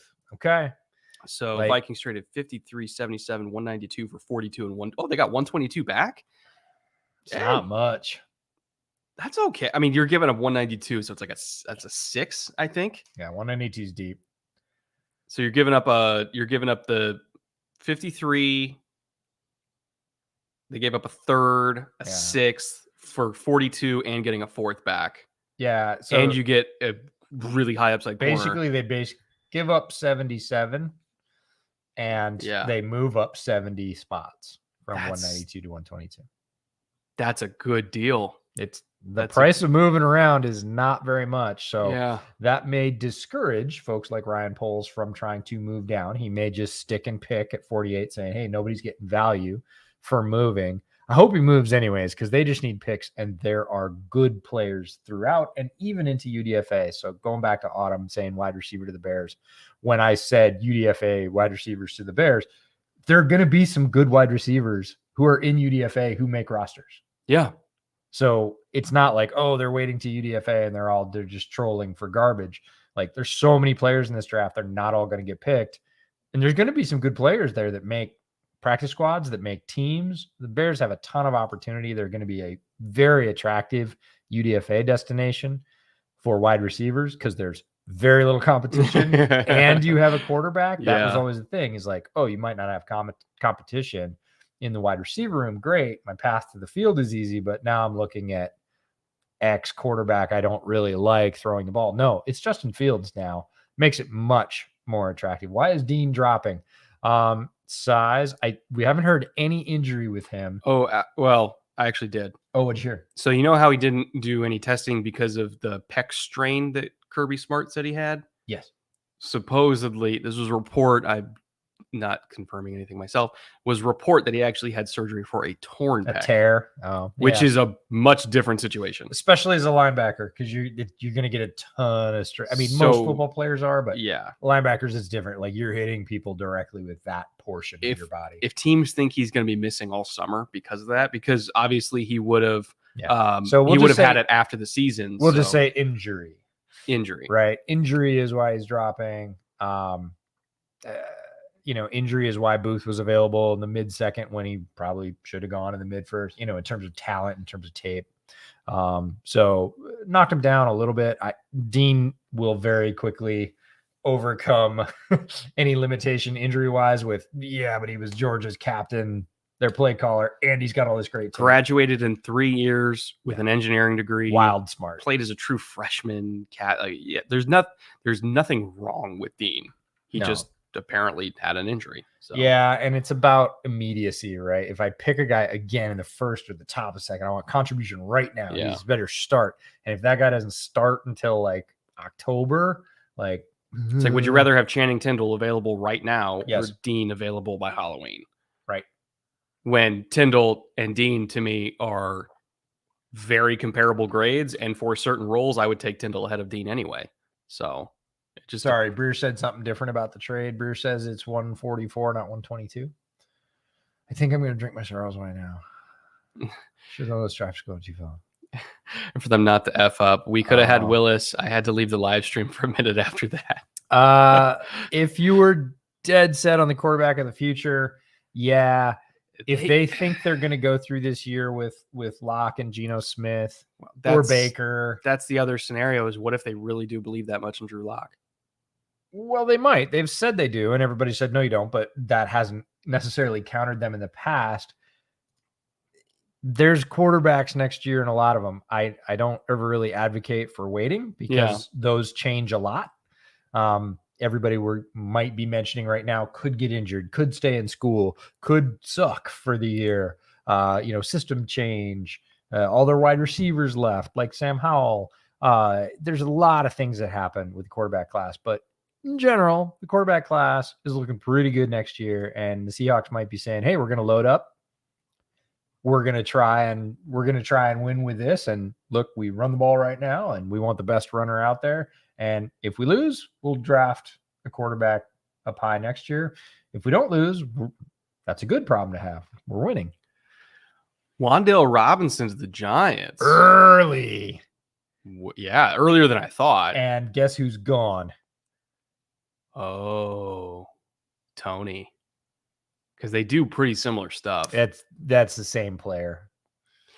I kind of wonder if Dable was like, I really liked having Isaiah McKenzie. Just let me get literally another Isaiah McKenzie. Because that's what Wan'Dale Robinson is just literally another Isaiah McKenzie. And I don't see everybody will say, oh, there's room for both. Like, you just drafted him high in the second round. There was a rumor you were shopping Tony. There's been a lot of whispers about Tony's fit with the new regime. We'll just say Tony's fit with the new regime. This is a replacement, not an addition. I don't think they're trying to run those guys in a 4 wide receiver set. I wonder what they would.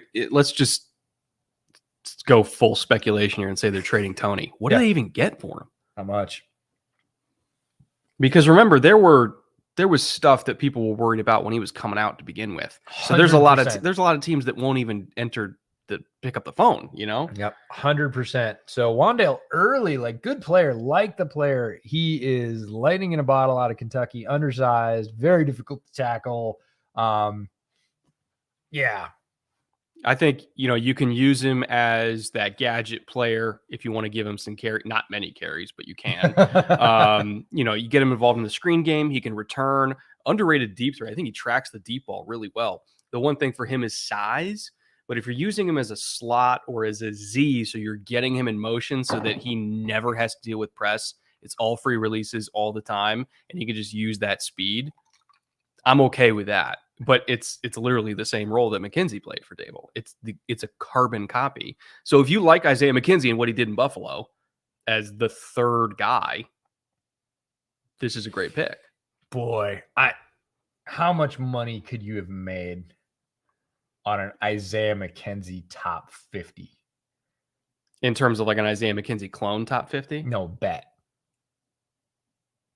Or, I mean, sorry. Wan'Dale Robinson. I was like, wait a minute. That was like 7 years ago. See, they're so close. I'm just saying the same name. With the other guy. I never, like, even on DraftKings, I never even saw that on the board. It was not a consideration. Said early, again, like the player, like the fit, if I told anyone Wan'Dale Robinson was going to go at 43, they would have ever up until 30 seconds ago, they would have said, no. If you said Wan'Dale Robinson before Skyy Moore.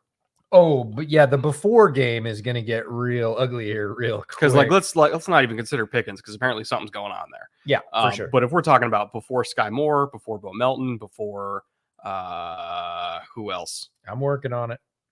I'm bringing up the list. And wow. Okay. Still hate the NFL site. Oh, because it pops in Jumping ads at the around last and- second. Yeah. Yeah, they want you to auto click. I'm like, no, wide receiver at the bottom. And did we get undrafted? Okay. Before Wan'Dale Robinson, before Skyy Moore, George Pickens, Jalen Tolbert, John Metchie, Khalil Shakir, Alec Pierce. Alec Pierce, Calvin Austin. If you Wan'Dale Robinson before Calvin Austin, not in my book.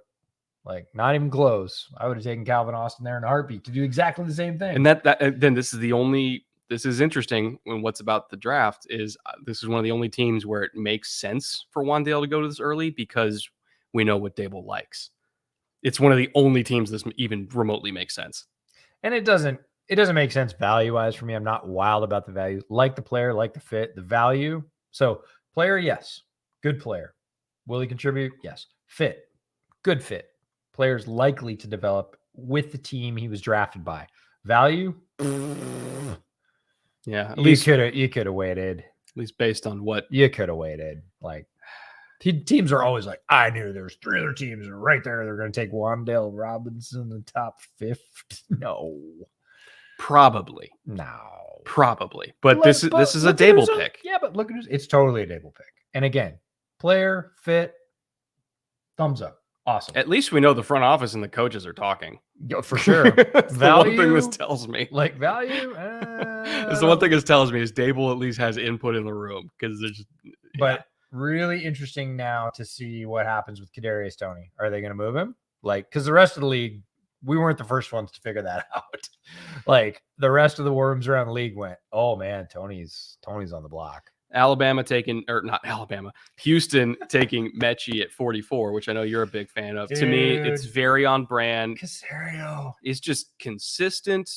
Love Metchie. He's the third down guy because you still have Brandon Cooks as the number one, the ageless Brandon Cooks somehow. 1,000 yards every year. They took the kid out of Michigan last year. Fuck. I don't think that's his name. God, I really loved him too. He was one of my favorite receivers last year. Super athletic. Yeah, Yep. dude, Senior Bowl kid. Uh-huh. Shit, took a year off because of COVID. Well- Why do I know so much about him but not his name? Because you need to know his name right now. Talk about Metchie. So Metchie's going to be probably the slot guy, I would imagine. You know, Mr. Third Down for them. Davis Mills security blanket. He is not as high of a grade for me as some of the other receivers that are on the board, but he also very much fits what Houston looks for, which is just reliable, productive, hardworking, high character, super on brand for the Houston Texans. And for them, for what they look for, I'm okay with it. I love it. I was higher on Metchie than most other folks I knew. A lot of people said just not flashy. I'm like, yep, but does a job in the SEC. Ton of success. Nico Collins, thank you. Yes, Nico Collins. So I really love Metchie. Super experienced receiver, has played all 3 spots for Alabama. Primarily played slot, but has played on both sides. Great hands, great routes. People will say, oh, he's not tough. Look at the Florida game. Florida corners would have been incarcerated in the NFL. They would have been ejected for what they did to him. And they got away with it. They're playing within quote unquote the rules because the refs weren't calling it that game. Metchie's plenty tough. He's got a bunch of production in the SEC against all the big SEC corners. Metchie was really the sort of glue guy in the Alabama offense, right? Jameson Williams was the deep guy, and Brian Robinson in the running game underneath with that big offensive line was the sort of make it happen. And Metchie was everything in between. So if you let Metchie get going, you couldn't stop Alabama because you didn't know whether to go back or forwards. Yeah. And so that was one of the reasons the Florida guys just beat him up, was because they were like, if we limit Metchie, we win. Right? Then we can control their offense. They didn't win, but I'm going to go fix this camera. I held think them I down. know what the problem is. Uh-oh. All right. Brett, if you hear like mechanic sounds and drills and saws, it's us going after the video options. But we'll keep rolling with I have a theory. uh-oh. Brett's got a theory. I'm worried. Brett's got a theory. All right, let's scroll down in chat. Bot. Yeah, maybe it's the bot. Metchie's good. I don't know if he's worth 3 extra picks. Oh, Sean Merriman's making the next pick. Cool. RIP camera. Y'all are sleeping on Wan'Dale. All right, we'll see. I mean, with Dable, he's got the best chance to succeed of literally any landing spot in the NFL. So we'll see if we're sleeping on him. Who? They said we're sleeping on Wan'Dale. There was a No, he's a good player. Yeah. But I just think that there's a lot of teams out there that would probably value, say, Metchie or Alec Pierce. Yeah, for me, it's a little bit more. For sure. Wan'Dale's not like off my board. He's a great player, but that's what we're saying. When we say like, when we say it's not value, it's just when we do our value, it's more of a blanket grade that doesn't always take into specific systems, specific needs, all that kind of stuff. So if we're just talking about blanket grade, like, yeah, we probably have a higher grade on Alec Pierce, but if Dable isn't looking for a boundary receiver because he believes in Golladay and Slayton, and he wants that really fast, gadgety slot guy that isn't Kadarius Toney, then Wan'Dale Robinson makes sense. Now, did he have to take him at 43? Probably not. Oh, man. The Ravens got Ojabo at 45. Sure enough. And they were linked to him before the Achilles injury at 14 forever. This is so Ravens. I mean, we keep saying that about all the Ravens picks, but like, the Ravens that's keep the thing doing is they these stick things. to what they do. These is not a surprise. Tyler Linderbaum was not a surprise. Yeah. Hamilton was not a surprise. Like, yeah, we know the camera's dead again. We tried to fix it. We might have to switch cams. I have mine. I'm letting it because it somehow keeps doing this heating issue. Yeah. And I don't really know why. So I'm letting it cool down a little bit. We're troubleshooting the cam. And it doesn't do it every day. Only on some days. It didn't do it all day yesterday when we were on for 5 hours. Yeah, I don't really know why. We're figuring it out. Either way, I flipped up the screen because I think that helps with ventilation. Do you have a fan? Move some air by it? Maybe. I'll have to look later. Okay. If we have a small fan that's not super loud, yeah, we might be able to run some air by the camera. Worst case, that's a 6 a.m. store trip before day 3 starts tomorrow. Yeah. Best fit for the Chiefs at 50 and 62. Well, I still think that Pickens is in play for them because I don't think they whatever Pickens did, as long as it's not triple murder, I'm pretty sure the Chiefs would take him at 50. As long as it's not triple murder. Oh, let's hope it's not triple murder. EJ is such a dad. Well, he is literally a father of 2. So. Yeah. For sure. As for 62, was it the fan comment? Probably. Okay, cool. All you had to do is just, I can rig something up for you real quick. Yep. That's the small engine mechanic, not the dad. Don't you know? Don't you know? At 62, I still think corner's still in play for them because I'm not entirely convinced that McDuffie's going to be like. I know they said they wanted to be outside corner. I still think they might use him like Tyron. So maybe you look at another outside corner. Okay. Hell, they could even take another edge. Fuck it. Why not? Oh, wait a minute. Lions got 46 from the Vikings. Oh no. Well, no, I don't care about that. That's totally What's fine. the They're not picking the guy. They're not picking the guy I want. Brett, a double murder apologist. Yeah, I mean, double's fine. Like you can accidentally do double murder. Triple, like that's on purpose. I was with my newly minted dad status, I was gonna make a bathroom joke there, but that was just gonna cement the whole thing. God. Oh, Josh Paschal to the Lions. I love that. Total scheme fit. Total Dan Campbell fit. He's an ass kicker with heavy hands. Big 270-pound, explosive, physical edge that can play inside or outside. I had him as a top 15 pick in the draft. I I hate this. And the reason I hate it is because the same reason I hated the Lions draft last year is because we loved the Lions draft last year. And, it was really handy to be in the division with the Lions and have them be inept. And that is over, done with. They're stacking talent. They're not going to be an easy out. I don't care who's at quarterback. They just keep grabbing talented guys. Hutchinson, Paschal, Onwuzurike. They still got Charles Harris too. Like that pass rush on third down is going to be gross. Aleem McNeil. Amani Oruwariye from a couple years ago has turned into a pretty decent corner for them. But I'm like, that's just the front seven. Yeah. Like Paschal, Hutch, Onwuzurike, Aleem McNeil. I keep saying Aleem. It's Aleem. Let me pull it up. Right. Yeah, that is a waves. A vicious pass rush. And then you still got Charles Harris. You still got Aquara. Oh yeah, Aquara. I totally forgot about Aquara. They got both Aquara. They got Romeo and they got Julian. Yeah, when you can forget about Aquara, you've got a lot of dudes because he's a great player. So Detroit keeps killing it. They even got Derek Barnes, who, as a linebacker, I thought was a really good pass rusher coming out of college too. All right, food.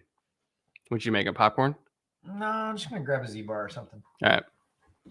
I just need food. Damn, that's a great defensive line rotation. But you know what? Okay. Before I get food, I have a thought. So before I get food, what's your thought?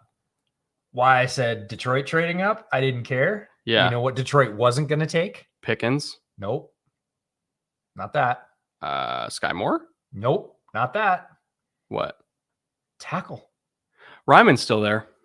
Bing, bing, bing, bing. Bernard Ryman still on the board. Bears picked 2 picks away. And Detroit was not going to take a tackle, so I was fine with it. No matter who they're going to take, I was fine. Well, you're going to need to get a guy that can fucking block Paschal and Hutchinson. My point. And if you come away from your first 2 picks with Kyler Gordon and Bernard Ryman. And I would have taken Ryman at 39 and been totally fine with it. Exactly. Hell, I took Ryman at 16 and I would have been fine with it. I wouldn't have taken him at 16, but if keep in mind, I was a desperate man drafting for the Saints. I understand. But honestly, if those are your first 2 picks, yes, I would love a trade down. If they don't get a trade down and they come away with Ryman, I'm okay with it. And Detroit was not going to take him. Who did the commies take? I don't know. Jets draft has been great in my opinion. They like to give us fans hope in April so they can disappoint us September to January. They have so much talent. It's going to be hard to be disappointing. If they have that roster and they're still bad, I don't know what to do. Okay, now I'm going to get food. Go for it. Andrew Barron for $20. I hate Pete Carroll so goddamn much. That is the whole message. Oh, Seahawks fans are so pissed. They are salty. Yeah, but it's the draft. They always know they're going to be pissed. Like, they should be happy about Cross. It's a yearly exercise. They should be happy about Cross before they're pissed about anything. Oh, Commanders took Phidarian Mathis. Ooh. What does that mean for Darren Payne? That's what I want to know, because they kind of do the same role. Well, Payne's, I think, due for an extension. Yeah, but Commanders have a thing for big, thumping Alabama. I know, it's totally their type. Or defensive lineman, my bad. So they got Montez Sweat, Darren Payne, John Allen, Chase Young. John Allen. They can't lose John Allen. They need John Allen. I agree. They'll get rid of Payne before they get rid of Allen. I'm not saying get rid of him. I'm saying they got a type. Yeah. Although I would never put Phidarian Mathis in the same role John Allen. He can't pass rush like John.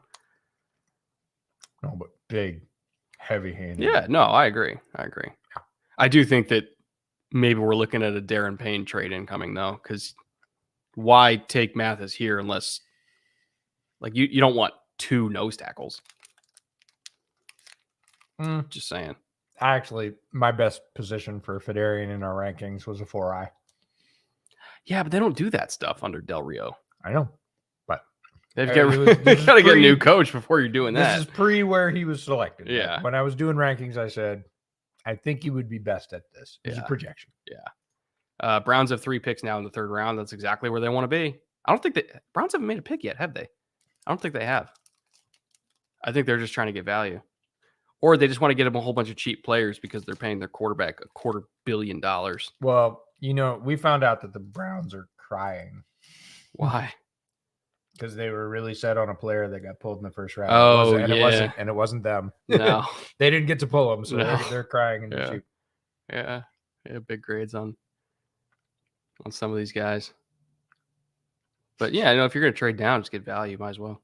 Why not Travis Jones over Phidarian Mathis? I agree. If you're going to take one, you might as well take Travis Jones. 100%. You don't have to convince us of that. Like Travis Jones, I think, is one of the best values remaining on the board, regardless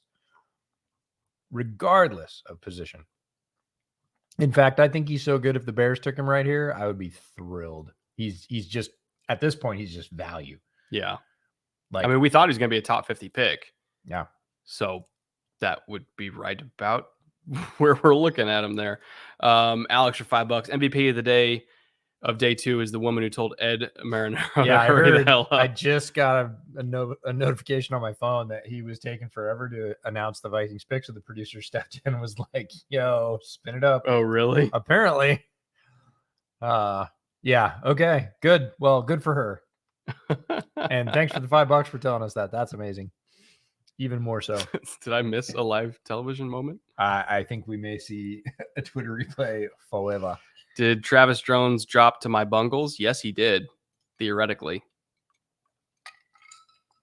Yeah, he's not likely to go to the Bears. At this pick. Where is the next Bengals pick? Oh, it's super late. 63. You might not get there. I don't know if he'll get there. I don't know. We'll see. It's my coffee maker. I was gonna say it's not the camera blowing up. It already blew up. God, the Eagles could definitely do Travis Jones and Jordan Davis together just to really lean into the fact that Zeke Elliott will never get another yard in the city of Philadelphia. Yeah. Because why not? I don't think we have any word on what the Bears pick is. EJ like Pickens here for Chicago. I like Pickens. There's something up with Pickens. He shouldn't be this far down in the draft based on his tape, but there's something going on. If they are comfortable with it, I love it. I would have loved it at their top pick. Again, we only get to see what's on the field. And on the field, George Pickens is off the board by now. By far. So something's going on with Pickens. Do I like it? Depends on what they know. Well, based on what I know, which is, again, only tape, I think he'd be a great fit for what they need. But, my other two would be Travis Jones, just pure value. Again, not need, just pure value. And then the sort of combination need and value pick for me is Bernard Ryman. Leo Chenal or Troy Andersen to Pats at 54. Leo Chenal. I mean, as much as Chenal's a fit, I do think that Bill would take Troy Andersen just for all the special teams fuckery that you could do with him. Both of them are very much in Bill's wheelhouse, though. Yeah. No. Just watch C get Willis, but in the third. I mean, how poetic would that be? It'd be brilliant. It would be so full circle. Brilliant. Bears pick is in. Chiefs. Brisker. All right, what last Brad chance? Big says Brisker. Really? Brisker. Wow. Love Brisker. Great player. I think one of we just did our safety rank. We finished our safety ranks yesterday morning. Does that feel like 3 weeks ago? No, I had him outside the top 7, but like barely. I did not have him outside the top 7. I had him inside the top 7. I said he was one of the most versatile safeties in this draft in the fact that he can play deep well, he can play short, he can play man, he can play too high. Great athlete again, coming from Penn State. Not a surprise. Going to pull up my write-up on him really quickly. Right near the top, since we just did it yesterday. Thanks again to all our patrons over at Bootleg Football who got all these rankings. Brisker was my number 4 safety, top of tier 2. Tier 1 was Lewis Seen, Daxton Hill, and Kyle Hamilton, who are all gone. Top of tier 2, Jaquan Brisker at number 4, Bryan Cook, who I also like a lot of Cincinnati, and Nick Cross. League's very high on Nick Cross. Brisker, I think my opinion of him matched pretty well with draft Twitter. A lot of people had a really good opinion of him. I do too. It was a need for the Bears. They're stocking up the secondary. I'm surprised by that. Again, positional value. Yes, big need. They don't have another safety on the roster, really. they did pick up Dane Cruikshank from Tennessee. He's more of a star tight end eraser. And that's the role he's going to play, almost dime backer. So in terms of a true safety too high, the way Indianapolis likes to play it, they had a hole. They had to be able to get a player here to field a team. And Jaquan Brisker is a great get. I would have my preference here that I made very clear from early on was trade down with one of these two picks. Maybe that wasn't available. It's totally possible that they just didn't like value and they saw Brisker and said the value of Brisker is better than what we can get in picks. The secondary just got a lot better. Like the Bears secondary just got Gordon and Brisker, and they're two good players in positions of need. Again, I didn't think they were going to prioritize them. Although I didn't think the first pick was going to be wide receiver. Brett and I talked about this. We had a pretty lengthy discussion. I thought they would at least do something on offense in the second round. Offense, yes. And Ryman would have been the guy for me at either of these picks. In fact, I would have taken Ryman over Brisker. Mm-hmm. But again, surprising, both big needs, but defense is a hot button issue. My DMs are blowing up from Chicago fans saying, help, tell me what's wrong. How do I fix it? Make it stop. They are not happy that no offensive players have been drafted yet. I am unhappy that the Bears do not have a whole lot more picks. I think they're going to lean incredibly heavily on the UDFA process. When's their next pick? 71? I don't think. I mean, unless Max Mitchell has an insane fall. Or I could see Rashid Walker. I'd rather have Zach Tom. Well, Zach Tom's probably not going to be there, but yeah, we'll see. We'll see. But if they somehow get Zach Tom in the third round, all is okay. Yeah, but they'll probably play him a guard. I mean, we'll see. Generally, Chicago fans, the ones that are out listening to us, the ones that will listen to this later, everybody's losing their minds because it's not offense. The Bears have a ton of holes and not enough picks. Mm-hmm. So they're going to pick good players. And right now, they got two good players in the barn. They got Gordon and Brisker.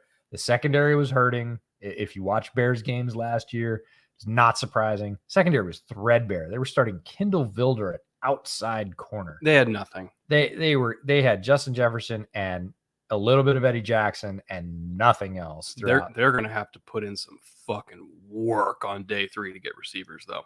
Yeah, no, and they needed picks to do it. And that's, if I'm upset about anything, it's that they didn't generate any more picks with their two highest assets in the draft. Mm-hmm. Again, maybe they weren't able to. Maybe they asked. It does take two to tango.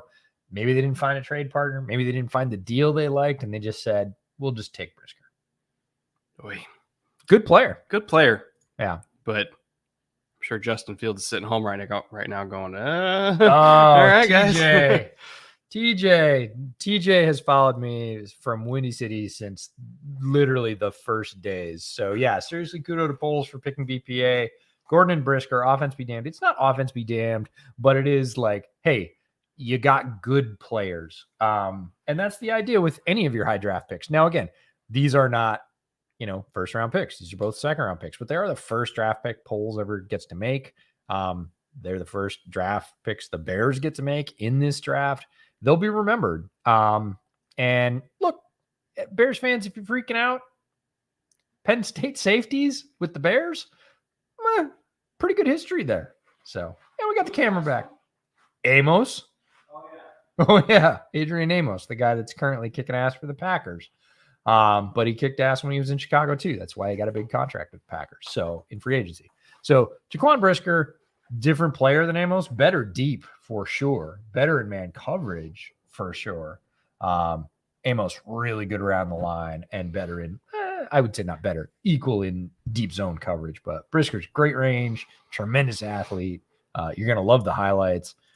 Not again an expected move for me, but I'm not at all unhappy with the player. The player's cool. Value, would have loved to trade down. I think Travis Jones is a better player, not a bigger need. Would have loved to see a tackle. I think the drop off after Bernard Ryman's pretty big. I know people are screaming for receiver. I want them to get more picks. Wait, there are lots of good receivers later on down. And yes, does Justin Field need targets? 100%. He needs a bunch of targets. He needs them this year. There's cuts. Again, the Bears wide receiver room is so empty that other teams' cuts are going to be like, oh yeah, bring that guy over here. So this is going to continue all through the summer, folks. Who's on the board? Saints. Pick is in. I like the picks as a Bears fan, but poor Fields. Yeah, we'll get Not yet. We're not yet. done yet. I wanted tackle or receiver, but we'll see. We'll see. Now, if they go defense at 71 as well, then I don't know. Okay. Come on, guys. The noise will get louder. Yeah, that's what I'm like. Noises. All right, Ryan, come on. Okay. It's way too early, but what's more likely for New England to be the first or the fourth in the East? Let's get through the draft, but I think it's hard for me to imagine Bill Belichick coming last in his division ever. We'll get through the draft first and see what each team looks like. Yeah, short of his gimme year when Tom left and they just said, well, that one doesn't count. Yeah, we stacked contracts. We're just going to take it on the chin. And even then, I don't think he came in last that year either. No, but they were bad. They were bad. Rosemary McFarland for $10. I am begging Houston trade up getting Nakobi Dean. They're a better than average LB away from being a very good defense. I don't totally disagree. And he fits exactly what they love culture-wise. I do not disagree at all, Rosemary. 100%. Dear Bears fans, where the value is questionable, give us your entire draft and we give you Cole Strange. Patriots fans are never going to let that go. Yeah. Bears fan kind of pissed, wanted to trade back. I'm there with you, KG. I've been saying Saints took Alontae Taylor. Ooh. Did not see that coming. Alontae Taylor, cornerback, Tennessee, great zone corner, one of the most physical corners in this draft. The man is a hitter. Like, he will hit you and you will know about it. So, better in zone than in man. Better facing the quarterback than with his back to the quarterback. Very talented, big guy athlete, and man, coming downhill, he looks like a safety. In fact, that's what I'm kind of thinking. Yeah, in fact, this is a conversion. Yeah, I wouldn't be at all surprised if he switched to safety, and he'd be a good one. I think you could look at him as a better safety than a lot of the actual safeties in this class. I wouldn't know better, but he would have a place in the higher upside. Class. I'll say that. Yeah, he would have a place in the safety class. Jack, welcome back to the stream again. I know you want Daniel Falele. I think so. At this point, if Ryman's not off the board, there is a chance, absolutely, that Falele will be there at 79. So that's about the place I thought Falele was going to go anyway. Keep hope alive, man. I know you want him. Keep hope alive. Now, people brought up Skyy Moore to the Chiefs here at 50. If they don't go Pickens, I gotta think it's either Pickens or Moore. Moore would be most likely. I'm very surprised they didn't take a receiver again in the first round. They got players that they liked. If Pickens slips out of the second round entirely, that's when I'm like, oh no. If Pickens goes past the Chiefs, that's when we know that something's real bad. It's either, I'd say it's injury at that point, because the Chiefs have the most tolerance, most flexibility with off-field issues. Let's just be as kind as we can there. Bitsy,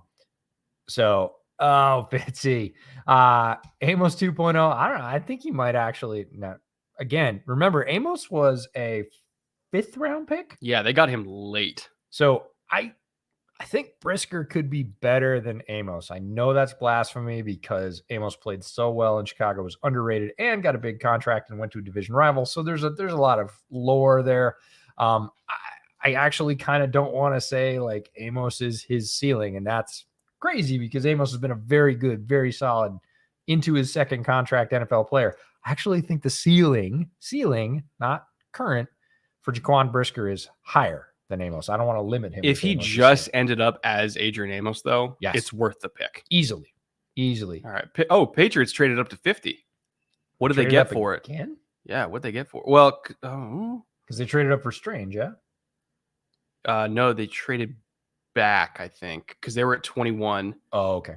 And then I think they took the Chiefs 29. So, but they traded with the Chiefs again for the second straight round. That's business right now. Yeah. Brett Veach and how many front seven Alabama players does it take for Washington to make the playoffs?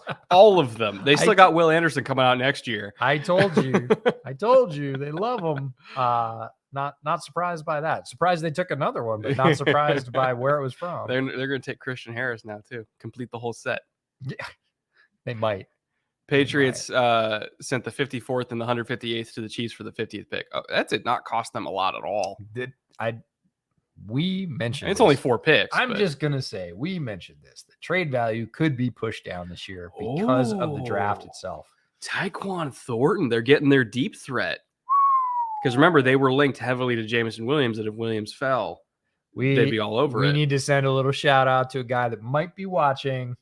What up, Eric Galco? Yeah, that's the first Shrine Bowl guy to go, I think. That is the first Shrine Bowl guy to go, and it's high. Yeah, he's blazing top fast. 50. Top 50 pick from the Shrine Bowl. And is it influenced by his combine performance? It is.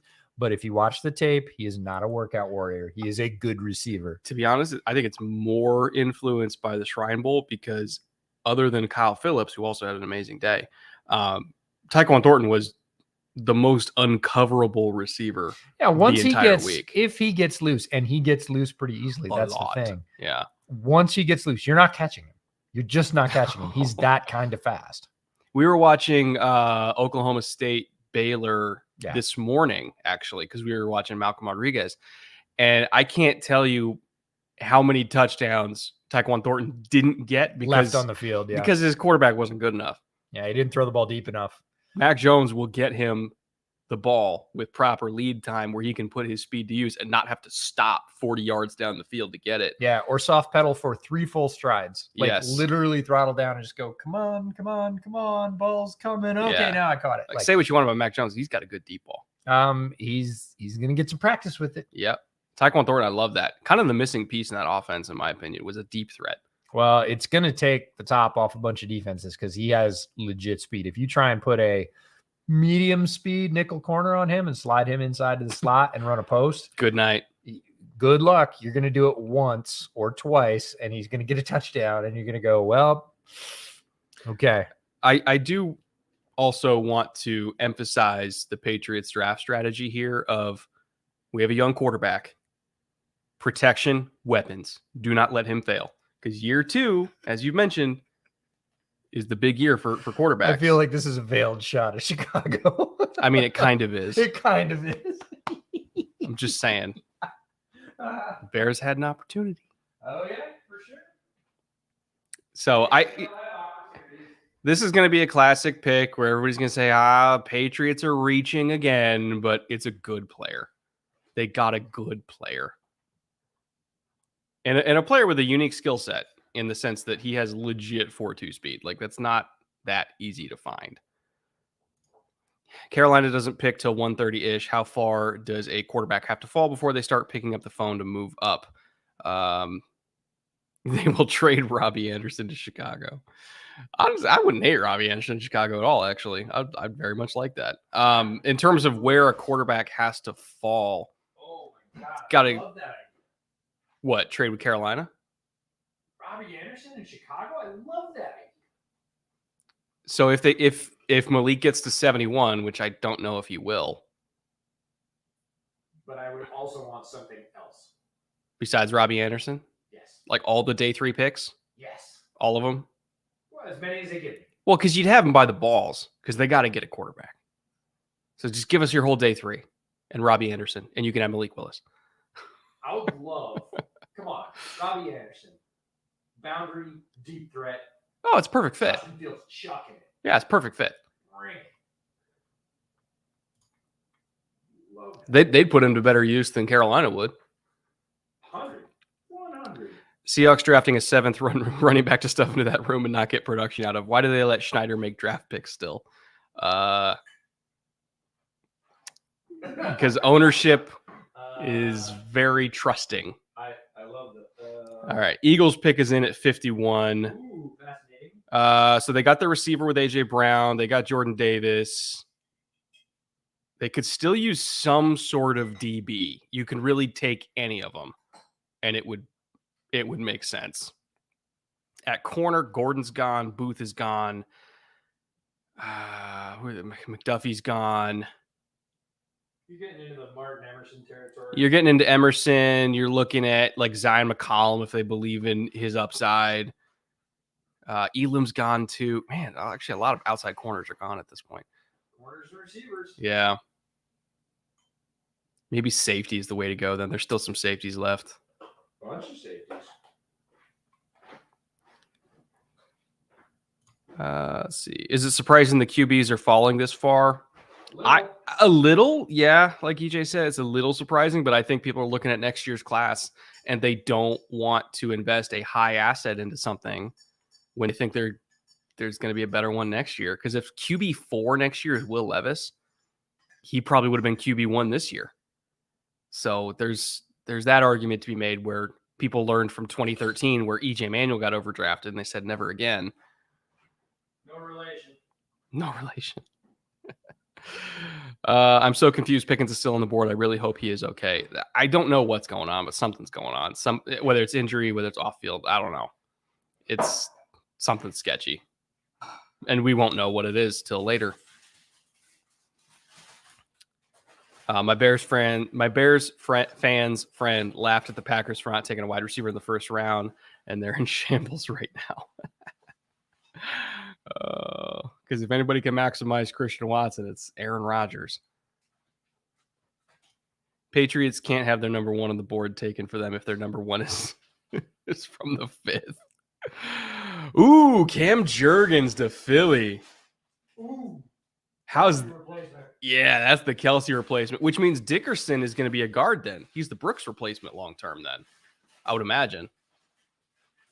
Man, who better to learn from in terms of being an undersized, hyper-athletic center that also plays with that Jason Kelsey attitude? I mean, it's a 1-to-1 athletic comparison.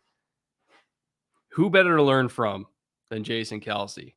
That is a fit.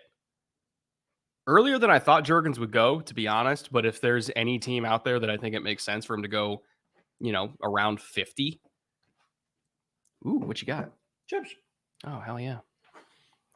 No, when let's eat the noisiest possible food into high sensitivity. Something soft. We're out of soft snacks. Sorry, chat. These are good. I love Jurgens to Philly. That's a great pick. I think you compared Jurgens to Kelsey for upside on the all-ceiling team. I did. Like 1-to-1. Mm-hmm. And now he gets to go play with Kelsey. Yeah. It's perfect. Now, Great. Would you put him at guard as a rookie since you still have Jason there? Just because? It depends. If they just want him to learn center, no, I would put him behind Kelsey and say, you're attached at his hip, never leave. Film room, field, bench. Yeah. 8:00 at night, like be attached to Jason's hip. Right? Also owns his own jerky company, by the way, which I have a bag of in the pantry. Jurgens or Kelsey? Jurgens. Jurgens jerky? Yeah, it's called beef jerky. I know. I still have a bag of it in the pantry. I promise. I bet you do. Tremendous athlete, plays really pissed off, and when I say tremendous athlete, I mean like very few centers will reach his athletic threshold. That's impressive. Got to learn to calm down a little bit. Pickens off the board to the Steelers. Wow. I mean, well, great for him. Steelers are the place that knows how to pick wide receivers. That's my thinking is Pickens, Chase Claypool, Deontay Johnson, Pat Freiermuth, Najee Harris. Now, Mitch is not going to be hurting for targets ever. Well, Kenny. Which Kenny? Pickett. Oh, God, I forgot they took Pickett. Holy shit. Mitch or I honestly, I think the trauma, you blocked it out of my brain. Yeah, PTSD. Okay. Well, if you want a young quarterback to succeed, he's going to do that great. receiving core is great. Pickens is going to do great. Yeah. If it's off-field stuff, they said our locker room's strong enough, our culture's strong enough. Dude, they dealt with AB. Yeah, no, they said we can deal with it. It's fine. On field again, we said he should have been well off the board, but certain teams pick certain positions extremely well. Steelers pick wide receivers extremely well, and they have for a while. So if they're in on Pickens, they're sure they can overcome whatever is going on with him. And it's a tremendous value. I mean, we're deep in the draft. Yeah, it's the middle of the second round. He cost them nothing. 52. If Pickens somehow doesn't work out, which I think he will. Oh, Colts. He cost nothing. Colts. Did they trade? I don't know. Is it Colts on clock? They didn't used to be on the clock, I don't think. Well, look. Right here. Trade. Las Vegas, Green Bay, Minnesota. Okay, so they traded with the Vikings. Yes. Okay. Malik Willis watch? This he's still there. He could have gone at 42 when I would have believed right, it. But this is what we were talking about, right? Trey McBride to the Chiefs to learn under Travis. Wouldn't hate that. Not at all. Also, by the way, we officially hit the over on Trey McBride. Yeah, I took over. Yeah. Once he got past Baltimore, I was like, yeah, he's over. Put my face away from a mic and eat a chip. All right. Are we thinking Pickens or not Pickens? Willis to the Colts. I think so. Pat's next pick is 85. Will Chenal or Andersen still be there? Made myself a whiskey highball with monkey. Ooh, monkey shoulder is a good one to make a highball with. That's the way to go for sure. Cheers for monkey shoulder. Good stuff. Will Chenal or Andersen still be there? I think there's a really good shot that one of them will be there at 85. I don't know which one, but one of them I think will. And worst case scenario, take Channing Tindall. You'll be fine. Channing Tindall might be better than all of them. Certainly more well-rounded than either of them. Let's see. Do we have a pick? Alec Pierce to the Colts. Well, they did need another receiver. I love that. They needed another one to go with Pittman. You still got Mo Alley Cox there. You lost Zach Paschal, and people say Paschal. Yep, Paschal was a cog in their. He was very important for them. I think this signals to me that maybe they're not drafting for the future. They're trying to just go for it with Matt Ryan and do the same thing that Tampa did with Tom Brady, which is we're going to get an older quarterback that you just slide him into a really good roster. LA did it last year with Stafford. You get an older quarterback, slide him in with a good roster. I think they're trying to replicate that same formula with Matt Ryan. Just go get him weapons. So and this is honestly like really good value for Alec Pierce. I thought he could have gone significantly higher than this just on his upside. His upside is literally DK Metcalf. I think so.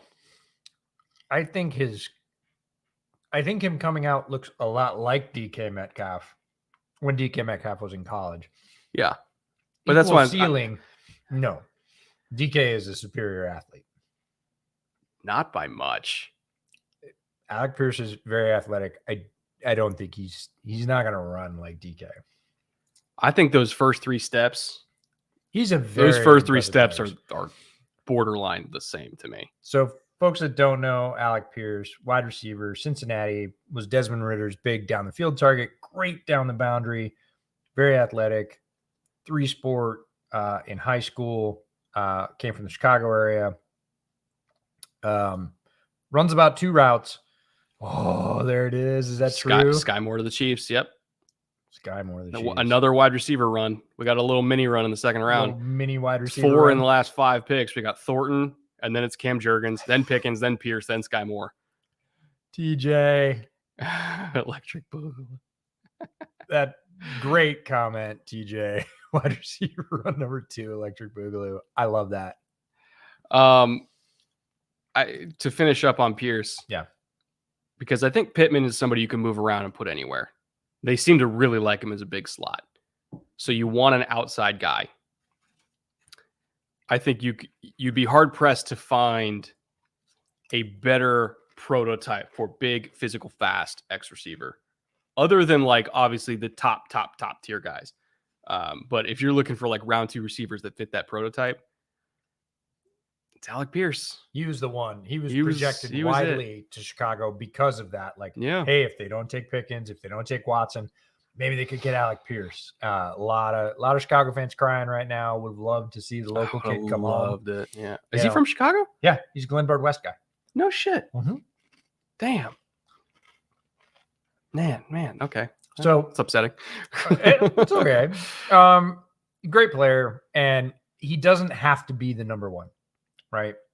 That was the tough thing. If he came to Chicago, it would have been like, here's our guy. Oh, he would have been the number. Yeah. He would have been the sort of default X alpha. And now he can go, and clearly Pittman is their number one. Like, oh, yeah. He's their number one. And Yeah. so now you have a really good complement to Pittman, and Alec Pierce doesn't have to be the number one. Mm-hmm. So that's a good situation for him. And come on, Matt Ryan's throwing him the ball. He's set. Like, Matt Ryan can throw that ball. No, and that's why Pierce, I think, maybe not in terms of total numbers, in terms of efficiency, his yards per catch are probably going to be insane. Yes, I would say 14.5 minimum. Yeah, maybe pushing closer to 17, 18. he's going to be good. Skyy Moore to Kansas City. So this is a pick that we actually thought, or I actually mocked Skyy Moore to Kansas City in the first round of my mock draft. So I hit McDuffie to them, but at a different pick, and I hit Skyy Moore to them, but at a different pick. And then they kind of threw in George Karlaftis in the middle there. Who else? Did they take anybody else in this round? I don't think they did. I think they traded. I'll pull up their team summary. Yeah, so I think this is their first second-round pick because I think they kind of moved around a little bit with New England. But no, he's perfect for them because he can play inside, he can play outside. You want to put him on the line and fight press coverage as an X, he can do that. You want to use, just his raw speed and just kind of get him on the move as a C or a slot. You want to give him carries. You could probably give him stuff in the return game. He's a little bit of everything. Now, is he as dynamic as Tyreek Hill? No, because there's like 3 other people on planet Earth that are that dynamic. But he is a dynamic player. And in the absence of paying Tyreek Hill $20 bazillion or whatever Miami's paying him, if you want a guy who can still be a dynamic weapon for you and cost a fraction of the amount of money, Skyy Moore's a great pick. And you're getting him in the second round. Yeah. So Skyy Moore, Western Michigan, built like a truck, played X for them. Thick. 100-mile-an-hour receiver. He goes 100 miles an hour on every play. I don't care if it's run blocking. I don't care if he's getting the ball. I don't care if he's not getting the ball. That's not common among receivers. He is always flying off the ball. Love the way he plays. Super fun tape to watch.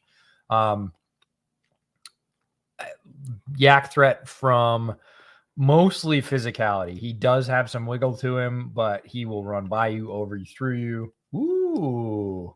Mm-hmm. And so he's going to be really interesting because I really don't feel like the Chiefs have had a receiver like him.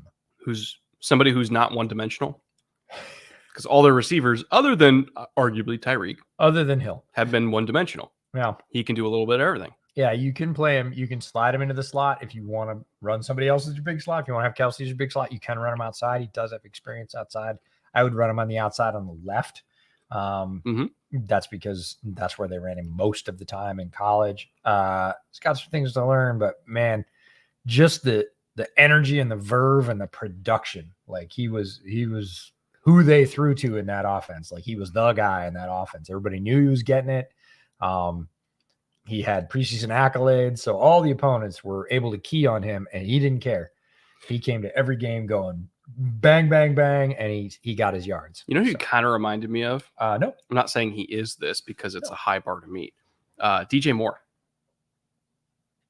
See, I didn't shorter, thicker. Yeah, build-wise. Play style-wise. Can play anywhere. Yak ability. You know, other than the fumble issue that DJ had early in his career, like does everything.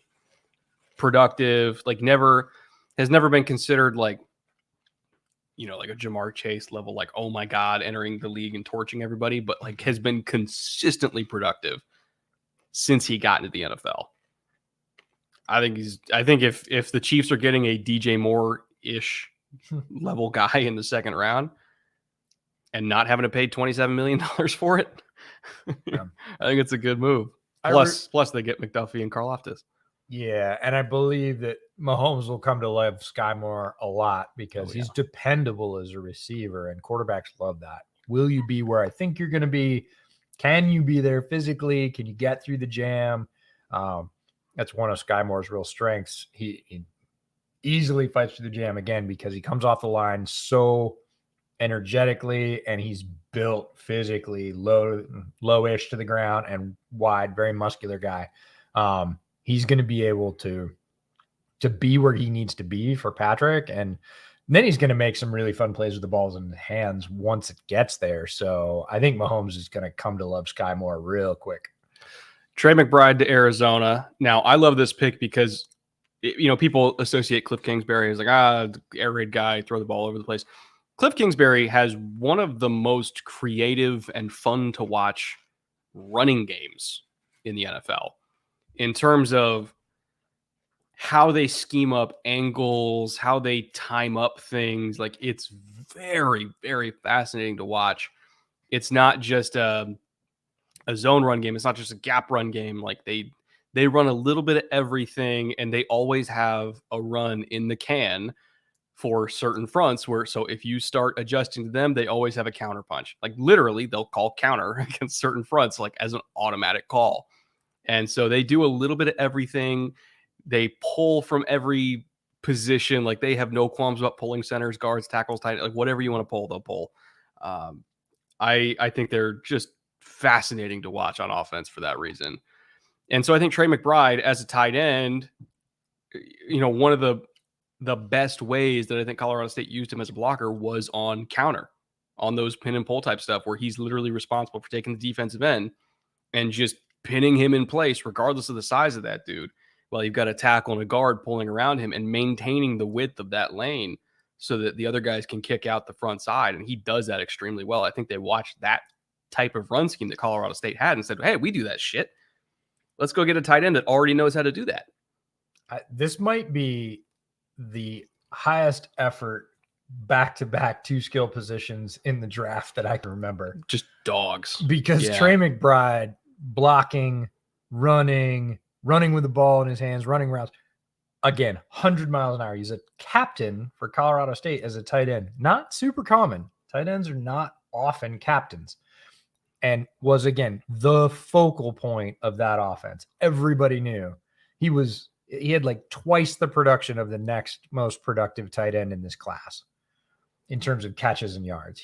Everybody knew every week when you lined up against Colorado State, it was going to McBride. He is their offense completely. Will run you over for yak more than around you. He's not super nifty, but he is built he looks like a wrestler to me.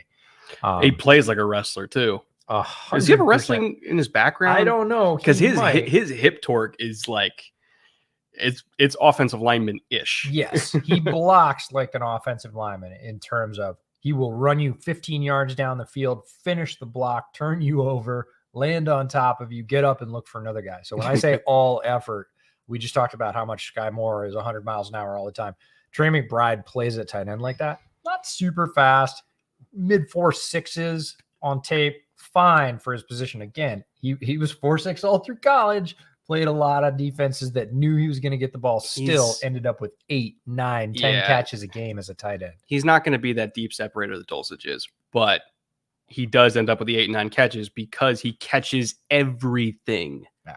Did you ever see him drop a ball? No, he has hands like vices. Yes. Catch the ball, he'll take a huge hit from a linebacker, which he will shove off with a forearm and just keep rumbling. Like he is a lot of fun to watch. Love the way he plays the game, if you can't tell. Speaking of on-brand picks, Sam Williams to the Dallas Cowboys. They love to take chances. They just did. They love to take chances. They also love. This is you. No, this is you. What do they also love? Dallas was saying, nothing to see here. Our defensive line is fine. Don't mind us. And Dorrance Armstrong is exactly like Randy Gregory. We're good. Yeah, or not. So they grab an edge. Sam Williams, Ole Miss, a pass rusher that if you just watch his film on tape is in the top 10, guaranteed in this class. One of the best pure pass rushers in the whole group. He's up there with AK. He's up there with, if you're super high on Thibodeau, he's up there with Thibodeau. He's a better pass rusher than Jermaine Johnson. Pass rusher. That's not even a question. Not even close to a question, but a lot of people will be like, Jermaine Johnson went in the first round of the Jets. He's a better. No, Sam Williams is a better pass rusher than Jermaine Johnson. Better player? I don't think so, but better pass rusher in the SEC. What they want. Yep. Late ad to the Senior Bowl And that's where he really caught my attention was, we got, here's a guy tacked onto the roster. Oh, he's winning a lot versus the best tackles. Man, he really flashes. Like, I got to go back and watch some tape of Sam Williams. Went back, like, why is nobody talking about Sam Williams? Then you send a couple texts. And you say, what are we missing? Oh. Things we don't get to see on the field, which is why Sam Williams, as one of the best pass rushers at a premium position in this class, was still available. Dallas, much like Kansas City, willing to take a chance on that for what they can get the production for on the field. Hope that's a fit. Hope Sam is supported and plays really well because, boy, when he does, he's fun to watch. Yeah. I would like to think they did their homework on it and it checked out. Hopefully. Because if it didn't check out, there's going to be serious questions about it. Not that they really care, but they needed help, even though they protested a lot and said they didn't. And you called that one out. And here they go early in the draft, adding to the defensive pass rush. Hannibal Lecter ran a 4.4. They just called it an eating disorder and take him in the top 10. That's correct. Tale as old as time. All-time favorite draft quotes. Tampa traded up. Interesting. Trade down, trade up. Whoa. The other chip? Did they fill out the draft card correctly? Yes, they did. Did they take the other Chippewa? They did, apparently. Luke Goedeke? Yeah, and they're going to play him at guard. Yeah, because they didn't need a okay, at guard, I could see it. Yeah, they're going to play him at guard. I don't know if I would have done it at I'm not going to say for sure, but yes, for sure, they're going to play him at guard. They have to. Yeah, because they're gonna. You with their current tackles, you don't trade up for Luke Goedeke unless you're playing him at guard. That's my point. Is with who they have on the roster and how well they play. Goedeke was. I'm taking this as another win. A lot of people told me, no, you got it wrong. Godeke's a tackle, and I was like, well, not for me. He's a guard. I think he's going to be a fine guard. Again, I have guards that I had ranked above him that are still on the board. But for me, it wasn't a question of tackle or guard for Goedeke. He was a guard, and he was going to be a good one. So this is at least Tampa's scouts seeing it the same way I saw it and saying, yep, that guy's a guard. He's a good one. Ali Marpet retired. We need a guard. We're going to go get one. And I think, if I recall correctly, in my offensive line rankings, I put him in that collection of tackles who could move, along with Darian Kennard and Chris Paul, all them, where I'm like, I can't rank them as tackles, so I'm literally just listing them in their own category as conversions to guards. So, okay, they listed him as a guard. Yeah, and that, in my estimation, is correct. That's correct. Brett, in honor of your absence shot, we were drinking Death in the Afternoon, regretting it already. Oh man, Bills Mafia never disappoints. How many tables have suffered their fate today? That's what I want to know. Bills fans seem okay with the Elam pick. They seem okay with it. They just like jumping through tables when they're happy. That's true. It's not that they're sad. The table market in Buffalo is outrageous. Yeah, for sure. Let's see. What did you say about Goedeke? Because I had him in my alsos. I didn't put him in. He was not my top 7. But again, we're in the portion of the draft where our valuations, everybody's so smashed together in terms of value that you're gonna get a range of 40 picks for some of these guys, and it would make sense in either direction. Yeah, I'm going to pull up guard really quick. If you are a Bills fan, by the way, let me know what you think about the Kaiir Elam pick, because I've seen a wide range of reactions to that. Falcons pick is in. Do we know what it is yet? No, I don't know. I'm seeing Troy Andersen. That would be very on brand. Well, if Marcus Mariota, if they don't want to risk his body with the designed quarterback runs, oh no, Troy Andersen could do it.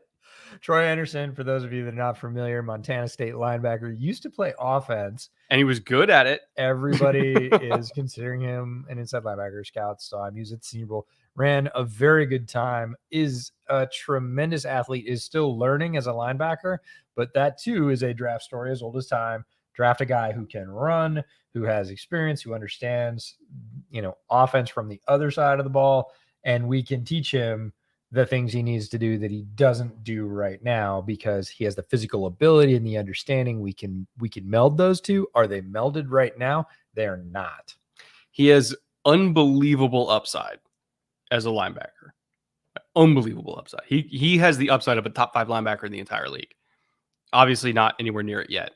But part of the intrigue of this pick is I mentioned in my linebacker rankings, hey, because of his experience as a ball carrier and a really explosive one at that, you can put him on the field also on offense if you have a quarterback situation where you have a statue and you kind of want to integrate some quarterback runs into it just to make people have to prepare for it. Or if you have a mobile quarterback, but you don't want to expose him to hits and get him hurt, you could still have Troy Andersen do it anyway. Marcus Mariota is the poster child for it. Definitely could do the mobile runs, but you don't want him to get hurt because he's your starter. Yeah. So you bring in Troy Andersen, have potentially a very good starting linebacker, as long as Dean Pease can coach him into that, which Dean Pease is a phenomenal coach and probably could. Not a bad landing spot. When we're talking about landing spots, it's a great landing spot. He could have gone to many other places where I would have said, or maybe we would have said, no, we're not sure about what his future looks like now. But with Dean Pease, Dean Pease, and with Arthur Smith, yeah, who again, you're just taking hits off of Marcus Mariota and still integrating all of the mobile quarterback shit. You can't let it go. Of course I wouldn't let it go. Okay. You seen that dude carry the ball? I have, but like the league was very adamant about we consider him a linebacker. So he is a linebacker. I love linebackers can't not carry the ball. That's true. We've seen defensive tackles get, so the way I would do it, just because I'm going to jump on your crazy conspiracy theory because you won't let it go. He's going to get a carry next year, I guarantee you. Okay, so you line up Marcus Mariota. Yeah. You line up offset fullback Troy Andersen. Fuck it. Why not? Right next to him. Yeah. And then back deep behind him. Cordell Patterson. Sure. Before the snap, you motion to Wildcat, put the fullback in, and Mariota goes to wide receiver. Sure. Why not? Yeah, there you go. That's it. Arthur Smith is just going to get loaded one night and just start drawing on a whiteboard, and whatever happens, happens. We're just going to see. All right. So, Connor, I love the comment you had that Troy Andersen representing Montana for sure, but Connor had one in there that Troy Andersen was what Taysom Hill wished he could be. Yes, he's going to take all the snaps that Taysom Hill did, but also get more snaps at linebacker and be an actual worthwhile roster spot. All right. So, for those of you that are still interested in the guard market, since Tampa Bay took Goedeke. Is it Goedeke or Goedeke? Goedeke. I think it's Goedeke. Okay. Sorry. Yes, Goedeke for sure. Confirmed. So my interior offensive line rankings, Zion Johnson, Tyler Linderbaum, both gone. Kenyon Green, Tyler Smith, Dylan Parham from Memphis, interestingly, still available, I believe. I don't think anybody You're right. I don't think anybody took Parham. But that's interesting. Other than that, we're going pretty much down. Then Penning, who was taken as a tackle very early by the Saints. And then Cole Strange was my number 7. He was taken first round by the Patriots. We talked about that at the show open. Outside the top 7, I had Darian Kennard, who's a tackle convert from Kentucky. Sean Ryan, who's one of our favorites. Tackle convert from UCLA. Luke Fortner, the center from Kentucky, who's still on the board and going to be a good one. Goedeke and Jurgens were both off the board. So out of that list, still on the board are Kennard and Ryan at guard, Fortner at center, and Dylan Parham, who actually plays both and is the highest ranked among those interior offensive linemen left. Interesting. Oh, is that true? Ed Ingram, yeah. Ed Ingram to the Vikings. Speaking of guard rankings. So I liked Ed Ingram a lot, especially if you just want him to be a pass protector. As a run blocker, he's okay. Yeah. I didn't necessarily see a whole lot of ability to kind of like move on the second level, locate linebackers and kind of take them out in space. As a pass protector, not getting by him. You're not getting by him. He allowed 11 pressures all season. He is a fantastic pass protecting guard. So, one of the keys to making Kirk Cousins work is not having pressure in his face. And Ed Ingram, I think, is going to be a key cog to making that happen. And Again, is he the most complete guard in this class? No, I would say Parham's a more complete player.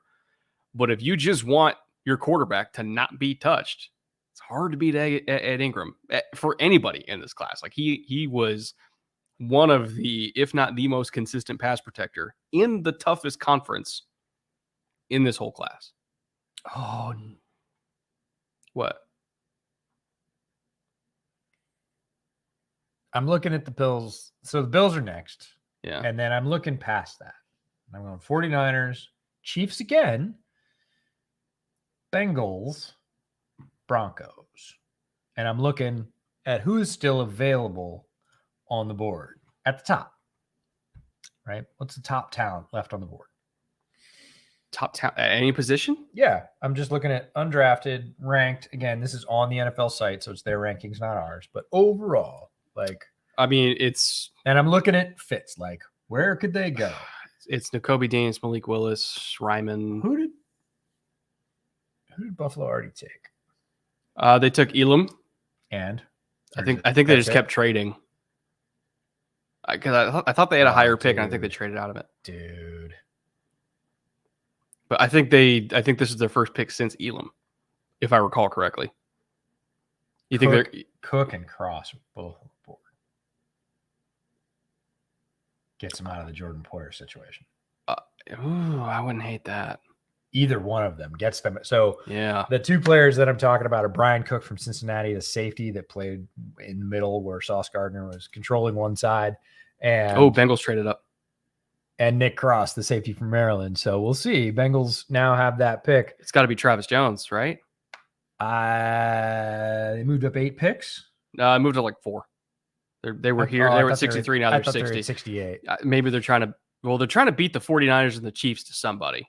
Yeah. Which makes me think, maybe you know, they could get Parham here, actually. Because they still need a guard or a center, which Karras can do whatever. But if they just want to attack guard. So their tackles are Jonah and Lyle Collins. I knew they grabbed somebody. Were you thinking Ryman? I was looking at where Ryman might drop to. It's tough to say if it's Parham, Travis Jones, or Ryman, because you could sell me on any of them. I don't think it's Ryman. I don't think they're going to play Ryman at guard, and they do need a guard. Oh, wow. They're taking Cam Taylor-Britt. I wonder if they're going to put him at safety. Well, they already got Dax Hill and Jesse Bates. They don't need him at safety. Oh, sorry. I thought you were talking about the Bengals. Yeah, they took Dax Hill. Oh, they took Cam Taylor-Britt. Yes. Oh, I thought you were talking about the Bills. Oh, yeah. And I was like, they just took Kyrie Elam. They No. need Jordan Poyer insurance. Like, Cam Taylor-Britt could be a safety. No, okay. Makes more sense. So, Bengals are taking Cam Taylor-Britt. Not what I expected. Yeah, Good corner. Corner from Nebraska. Tall guy, fast. He's not super tall, but he's like 6 foot. Yeah. Not surprisingly tough. Played at Nebraska, the black shirts, their defense carries that tradition forward. He will hit you. Yeah. I felt like he's better in zone. I didn't feel like he was like a man hips kind of guy. That's what they play though, so it's okay. Yeah. No. I just mean, trying to give everybody a picture of Cam Taylor-Britt, what he's good at, what he's not good at. He's a fit, but I'm with you. I'm a little surprised that if they were going to take corner, they would take him. But I guess, I need to go. There's not a whole lot of them left. Yeah, I mean, Alontae Taylor's already off the board, which is maybe a little bit earlier surprising. So let's go to corner. But I mean, these safeties, the Bills are almost guaranteed to get one of them. Okay. Yeah. I don't know. Oh, Kobe Bryant was there. Kobe Bryant's there. Josh Williams is there. Jalen Armour-Davis is there, who I actually like a little bit better in this particular role. We were just watching him this morning. Yeah. In the sort of zone off, playing zone off, coming forward. I also personally, this is just based on my personal grades, I also would have taken Mathis from Pitt ahead of him. But it's close, but Mathis for me is a slot. I think he could do either one. I really think Mathis is a slot, and I love him there. He's great, but if you're going to take a slot, Marcus Jones is still there. Yeah, that's true. True. And if you're taking an outside guy, I'm sorry. At this point, I'm going to roll the dice and take Zion. Yeah. Don't ever want Eli Apple to get on the field again. Well, true. You're the second, third no. fan base to say that at this point. Yeah. And we don't really either. Eli, bless him, plays hard, needed to be upgraded in our opinion. I wouldn't say automatically that like Cam Taylor-Britt upside could be an upgrade. His upside is an upgrade. Right. But in that terms actuality of right now. Who's starting week 1? Yeah. Still probably Eli Apple. Yeah. Seems Just even. Being real with you on that one. Whereas like Josh Williams, I don't know, Kobe Bryant, Josh Williams, Jalen Armour-Davis, or Zion McCollum, I actually would have taken all 4 of them before plus Mathis for me and Tariq Woolen. Yeah, but again, Mathis for me is a nickel. So yeah, I would have taken Mathis above most of those just as a player. Kind of wondering where Woolen's going to go. He's so different than everybody else. I think Zion goes before Woolen. That would not surprise me at all. Like because Zion's a better corner, he's a better player. Yeah, and equal as an athlete, and also a great athlete. Yeah. So, pick is in for San Francisco. Who are they taking here? Khalil Shakir is my moonshot. Cam listed as a safety. Okay. Okay. Cool. Well, you did say he's better in zone. I thought safety conversion when I watched him play. I was like, he's corner, right? Because again, we were talking about this the other night. Senior Bowl lists everybody as defensive back because some guys are going to play outside, some guys are going to play nickel, some guys are going to play safety, some guys play star in Sabanese. So they just list him as defensive back, and he was on the Senior Bowl watch list, and I pulled him up, and I was like, "What is he? Is he corner? Is he safety?" And I was like, "Watch!" I was like, "Well, they play him as a corner, but he looks like a safety to me." And he goes, it's not weird to say he plays corner like a safety would play corner. Yeah, no, not at all. Drake Jackson to San Francisco, by the way. Which, if Drake Jackson hits, the combination of Drake of a Drake Jackson at Drake Jackson ceiling with Nick Bosa is probably a top 3 edge duo in the league. Drake Jackson needs to find consistency. He needs a coaching staff that will get the most out of him. He needs to find some consistency. He is very gifted as an athlete. Yes. On the rushes where Drake Jackson does everything together. And there are a bunch. It's not like hunting 4-leaf clovers. I mean, you will find a bunch of rushes. They do not come back to back to back to back. But if you want like the ideal example of what like peak Drake Jackson looks like, watch the Wazoo game from this year. Wazoo's backed up against its own goal line. Drake Jackson's kind of been having that up and down Drake Jackson game. Some impact, some flash plays, some stretches where he kind of just disappears. Big situation in the game. Wazoo backed up in their own end zone. Drake Jackson, okey dokes the tackle. He's been playing him. He's not been going full dip or full speed. He goes full dip, full speed, nails the quarterback in the back, blindside, forced fumble. USC recovers, touchdown, not safety. Mm-hmm. Like that rush right there is peak Drake Jackson. Like he did everything right. That is maximum impact. Drake Jackson. He's another one of these guys with size, unreasonable bend and cornering ability for his size, a good first step, not an elite first step, but a good first step, and also packages it with length. And so when you package length, power, and cornering ability with just a good first step, it's a hard thing to deal with. It's very Cam Jordan-ish because all of a sudden you have to respect the first step. So you have to overset, but he still has the length and power to go up inside your inside shoulder and counter inside. So all of a sudden, if you're trying to short set it, he has the quicks and the cornering ability to then kind of olay you with a swipe move. It's a tough archetype to deal with if you can keep him on track. In the zone. You got to keep him in the zone. And he has your favorite body type for an edge rusher because he's 6'3", 254. Yes. So he's got that size, lower center of gravity, but plenty of mass, pretty long arms. You talk about Justin Houston a lot, having those dimensions. Ebiketie was in that group. The problem is he's not always in the 250s. Sometimes he's in the 270s. You will see it. 270s, looks a little bit more like a DE in those reps, more stand-up. Little rounder. Yep. And then, and that's what coaches want to avoid. Yeah. So peak Drake Jackson.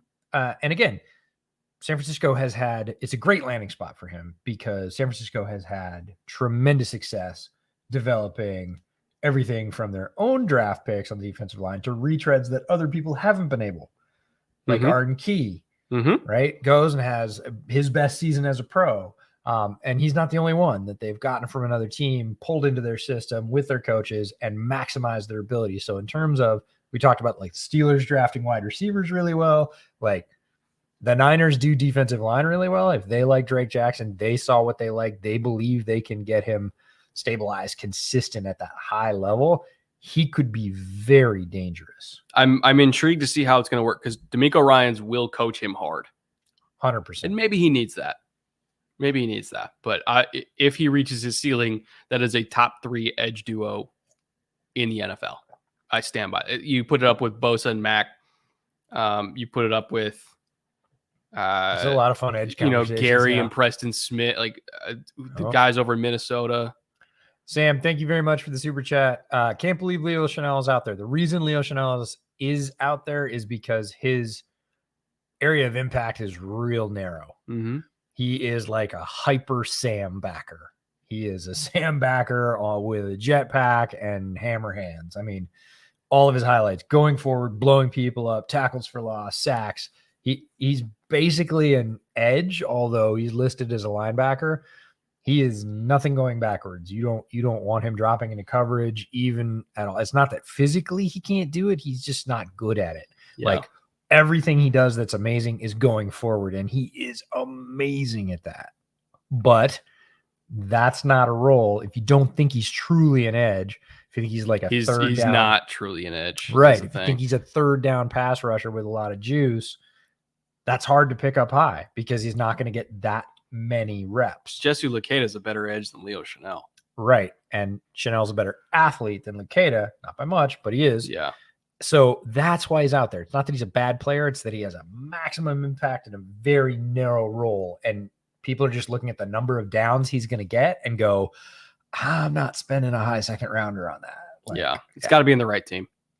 Right team. And I think right range in the draft. And I have said for a while that I thought I took a lot of garbage. I was like, I don't know. I wouldn't look at him really before the third round. But again, because, and people were like, what? He's the best linebacker in the draft. And I was like, he's really not. There's a lot of good linebackers here, and he's not it. So, Bryan Cook to the Chiefs. There you go.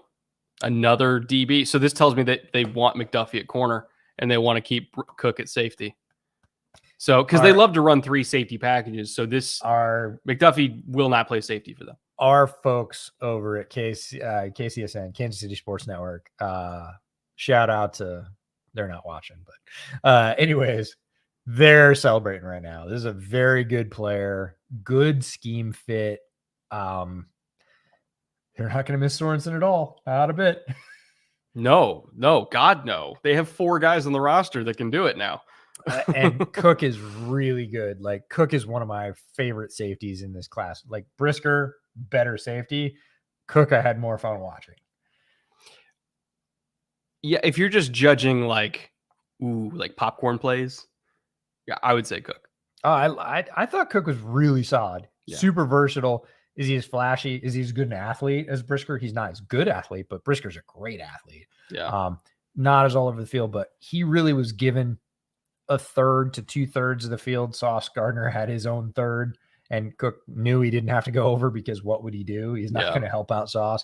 He ran the other third to 2/3 of the field for Cincinnati really well. High, low, running with running backs, running with tight ends, running with slot receivers when he needed to, playing physically up near the line. He's a very solid, fundamentally sound safety that's a good enough athlete. He's not a poor athlete, but he's not a blazing. He's not one of these 4.3, great size, loves to hit, just a really good safety, fun to watch. So I'm psyched the Chiefs got him.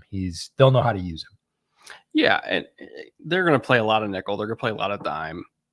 So this is a team that I think very clearly recognized that they were getting thin in a position group that they cannot afford to be thin in. Yeah, I know. So they're going all in. They're going all in. Zach $8, who do the Steelers put in the slot with Juju gone between Pickens, Claypool, and Deontay? I'd probably put Claypool as a big slot. Claypool, Deontay outside, Pickens outside. When we met and started Bootleg, it was at the 2020 Senior Bowl. And my theory that I was pushing after weigh-ins on Tuesday morning when we got to see Claypool on stage was, man, that guy could carry more good weight, and he's super fast. We didn't know how fast. He hadn't been to the combine yet. But he's big enough. He's got a good catch radius. He's physical. Like, he likes contact. Like, and I was like, this is pre-combine. Chase Claypool is a tight end conversion. In fact, when Brett was nice enough to introduce me to DJ in a coffee shop, I accosted him with this theory, and he was like, I could see it. And I was like, oh, okay, I can melt now. Daniel Jeremiah took one of my ideas and didn't say it was total crap. Then, of course, what happened. Chase Claypool goes to the combine, runs a Megatron time, and everybody's like, nope, wide receiver. Wide receiver. Yeah. Your theory's gone.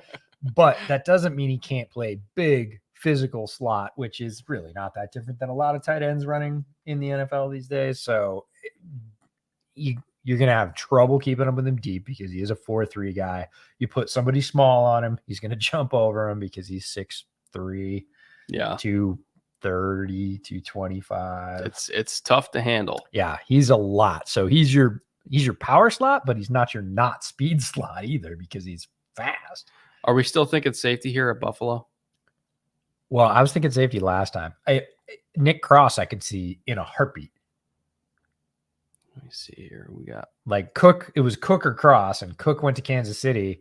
And if they traded down, which they did, right? Another Cook? James Cook to the Bills? That would be interesting. Well, it gives him a receiving threat out of the backfield. Yeah, I really think that's what he is. I would not consider him. I mean, if you still like your actually technically have 3 other running backs on the roster to get your early down work, but you want a guy that can contribute more in the receiving game on third down. And let's be honest, this is a team that is not afraid to throw it a million times a game. You might as well get a running back that's a supremely gifted threat as a receiver out of the backfield. Makes sense. Yeah, people think, I mean, this is Dalvin Cook's little brother. And people go, oh, he's like Dalvin. He's like Dalvin. And I go, no, he's like Alvin Kamara. Yeah. He's much more Kamara than he is his brother.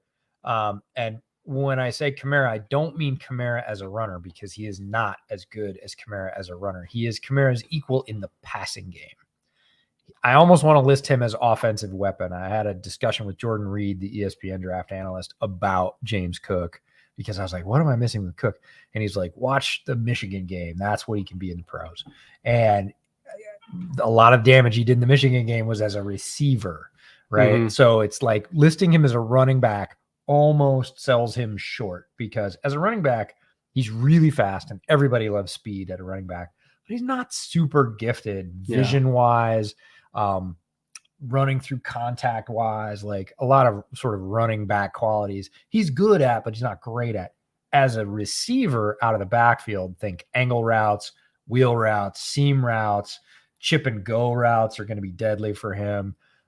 It gives Josh Allen another like legit receiving option with wheels that can make big plays. That's very different than what they have in Singletary or Moss. Yeah, it's a complementary piece to what's already on the roster. Yeah, and he will get touches in that offense. Oh, for sure. They will bring him in for 5 to 7 downs a game, and probably half of those or more will be passes. Now, there are a lot of other running backs in this class that, in terms of total grade, I have higher than James Cook. In terms of just that role, he might be the best out of all of them. Yeah, I had a lot of trouble just listing him as RB. I said to Jordan, I want to list him as OW. Yeah, that's what he is. Yeah, I just want to, because they can and did motion him out to slot, and then he's just a slot receiver, and he's good enough to be just a straight slot receiver. In fact, a bunch of teams were like, we're kind of just considering him as a slot receiver because we don't feel like putting him in the backfield other than the matchup, right? Because typically, if a guy's in the backfield, you're going to have to match up with him. with a linebacker, like your fast pass covering linebacker, or maybe if you're lucky and you're in dime or, whatever, you got your dime backer or your heavy third safety that might match up to him. Your Kyle Hamilton, if you're the Raiders, and that's not a bad matchup, but boy, Cook versus Kyle Hamilton. Yeah. Okay. I'm taking Cook because he runs like a wide receiver when he's in a pattern. So it's a strange, he's in a sort of, he's almost a tweener between like a slot receiver and a true running back. But a very valuable player. Oh, Bonito to Denver. Great pick. Nick Bonito to Denver. Nick Bonito, speaking of guys that don't really fit one role. Yeah, but he is a fire breather of a pass rusher. Yeah, and he can cover out to the edge and make athletic PBUs. He can drop. He can line up at middle and coffee house blitz.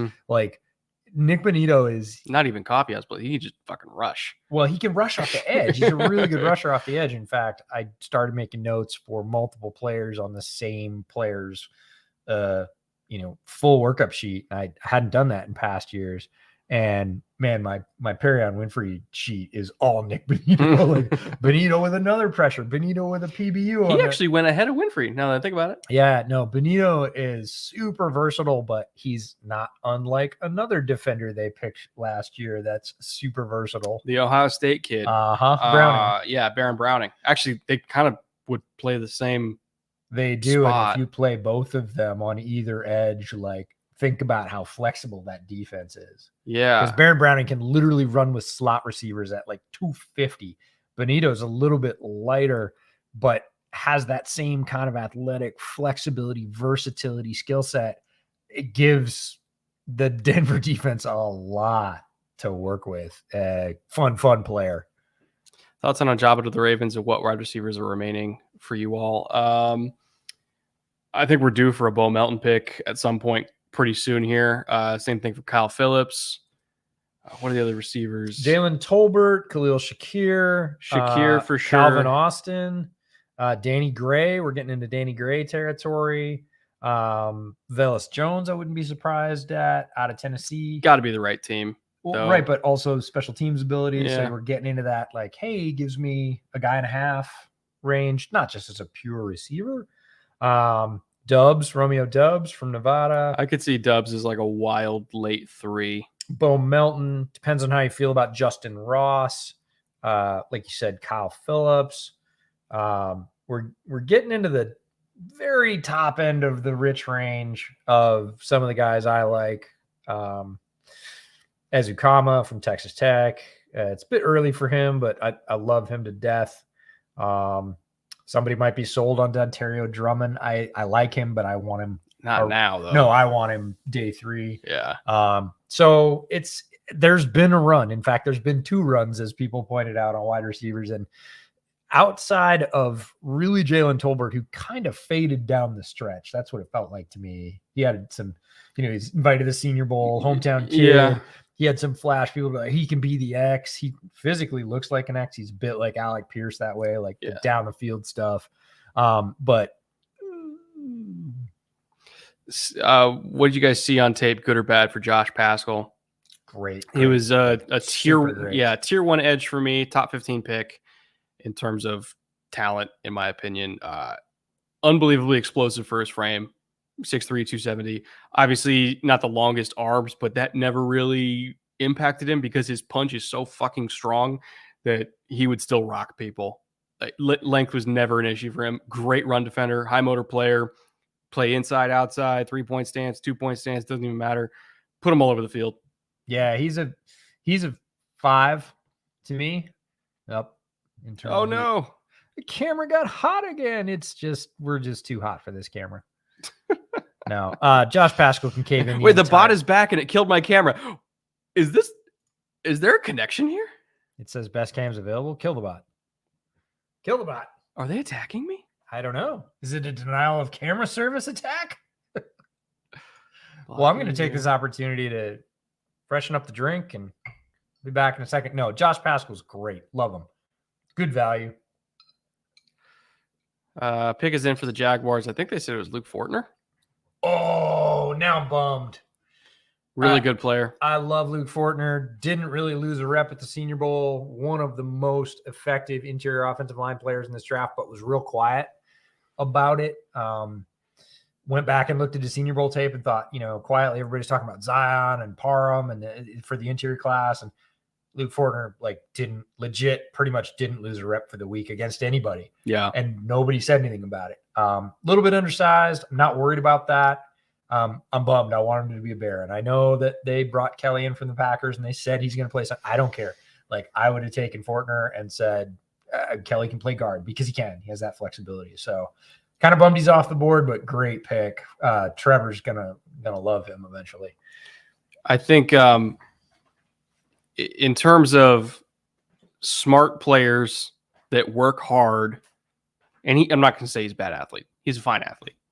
But in terms of that archetype of offensive lineman that should be a long-term starter because he's really smart, works really hard, studies, knows protections, knows fronts, can do all that stuff for Trevor.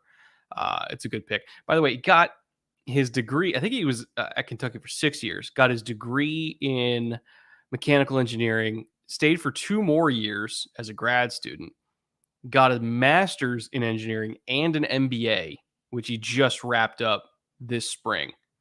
So he's really, really fucking smart. I think it's a good pick, especially top of the 3rd round. It's good value. Whoa. Brian Asamoah. Whoa. Okay. If you told me that Brian Asamoah was going to go ahead and Nakobi Dean, I would have thought you were fucking high. Wow. All right, then. They must have really liked the Baylor game. Because, man, the last 3 games of Brian Asamoah looked a lot different than the first 8. Holy shit. If they can coach him up and unlock his potential, he has a lot of potential to be a long-term Eric Kendricks replacement. But there are also guys that I personally had a higher grade on that I think could have also been an Eric Kendricks replacement that he went above. So this is very much... Huh? Who took Asamoah? Minnesota.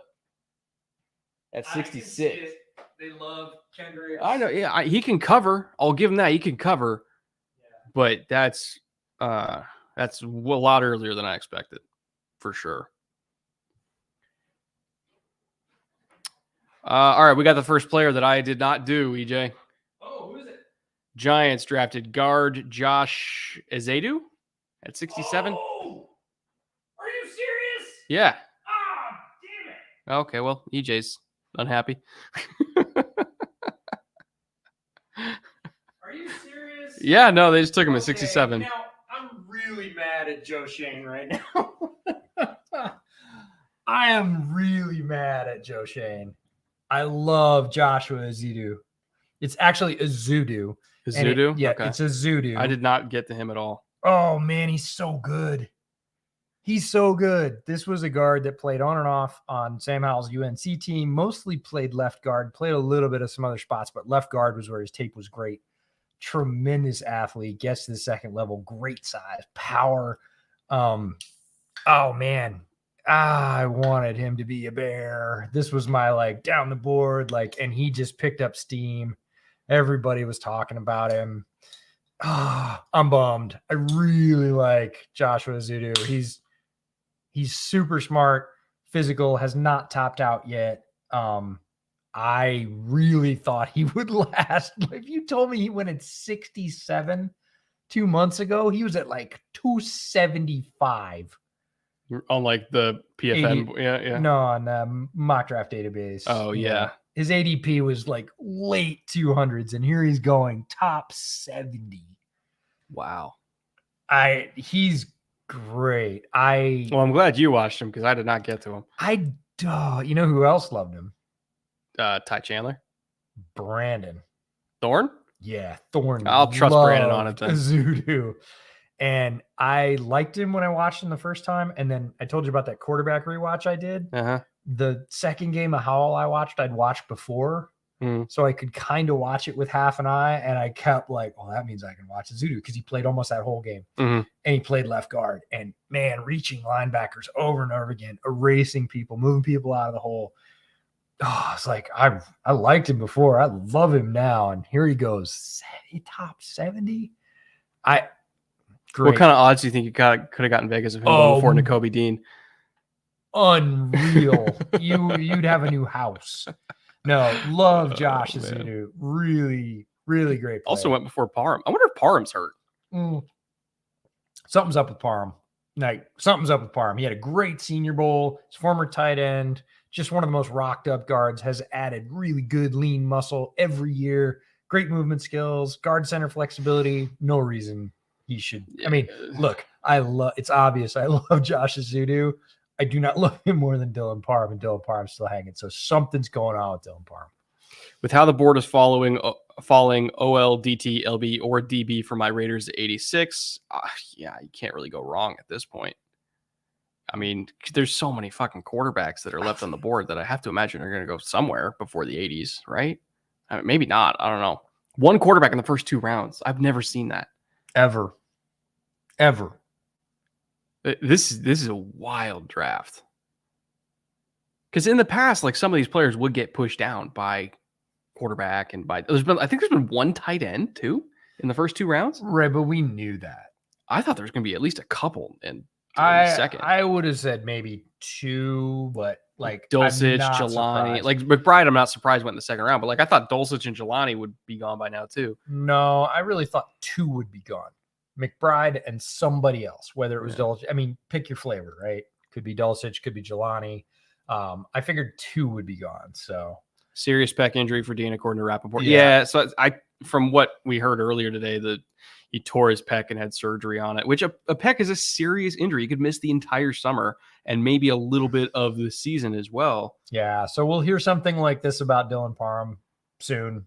Or something off field, something else, because on field tape and his flexibility, production, value spot, like he should be gone too.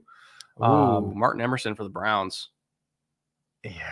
Hot boys sniped by the cam bot. Yeah. Well, our hot camera's been sniped like 4 times a day. Oh, Martin Emerson off the board too. I mean, They got Kyler Gordon, so I can't be super upset about this, but Martin Emerson was Mississippi State corner, 6'2", right about 200 pounds. Great tape against SEC wide receivers. Not super fast. He's in like the 4.55s, if I'm correct, but he uses his length down the boundary and has great tape against all these SEC wide receivers that you love. Plays very sound technically from a technique standpoint. I was much higher on Martin Emerson than most folks I knew. I love this move for the Browns. Emerson, great corner. So somebody asked in chat, why do they need corner? They already have Denzel Ward. He's the highest paid corner in the league. Greg Newsome had a phenomenal rookie year. Keep in mind, they get hurt a lot over in Cleveland for whatever reason. So they do want to insulate themselves from injury a little bit. Also, I don't think that they've been super happy with Greedy Williams as their third corner in case of injury. What? Do you remember? What? Last time I was down here. Yeah. So not Vegas, because the last 2 times I've seen you, it's when we met up in Vegas for 2 different things. When I came down here in the summer, it was preseason games. You remember that? In August? Oh, yeah. And we were watching preseason games on this TV behind us. And we were watching them on... It was the local Browns feed. Well, no, it was in preseason, they put the local announcers on and they don't cut them off during commercials. Yeah. They're hot mic during the commercials. So you get to hear all of them talking about, like, basically Brett and I talking before a stream or after stream, and so they go to commercial break. And because I think we were watching it on, anyways, whichever we were watching it, we weren't getting local ads. So it was just like the shot of the field just continued and you could hear the announcers. And I'm not sure the NFL knew this because it was with every preseason game. It stopped happening after that week. Yeah, but it happened in the 2 weeks before that with every game. And you could hear this. And we were watching the Browns preseason game. And literally in a sarcastic voice, the play-by-play guy reads off, and Greedy Williams is hurt again. What are the chances? The other guy goes, really? I'm stunned. And it was like, oh, okay. Local media is pretty low on Greedy. Yeah. So this is probably like a Greedy replacement, or at least a Greedy insurance. Greedy insurance, right? Yes. Yeah. If Greedy's not on the field or he's hurt, I actually think Martin Emerson. I think he's better than Greedy. Yeah, wildly underrated corner. Not super flashy again because he's not super fast, but uses his size well, uses power well. It really gets up through the catch point well. Even though he's not super fast, he uses that length down the field to really sort of make his shadow bigger.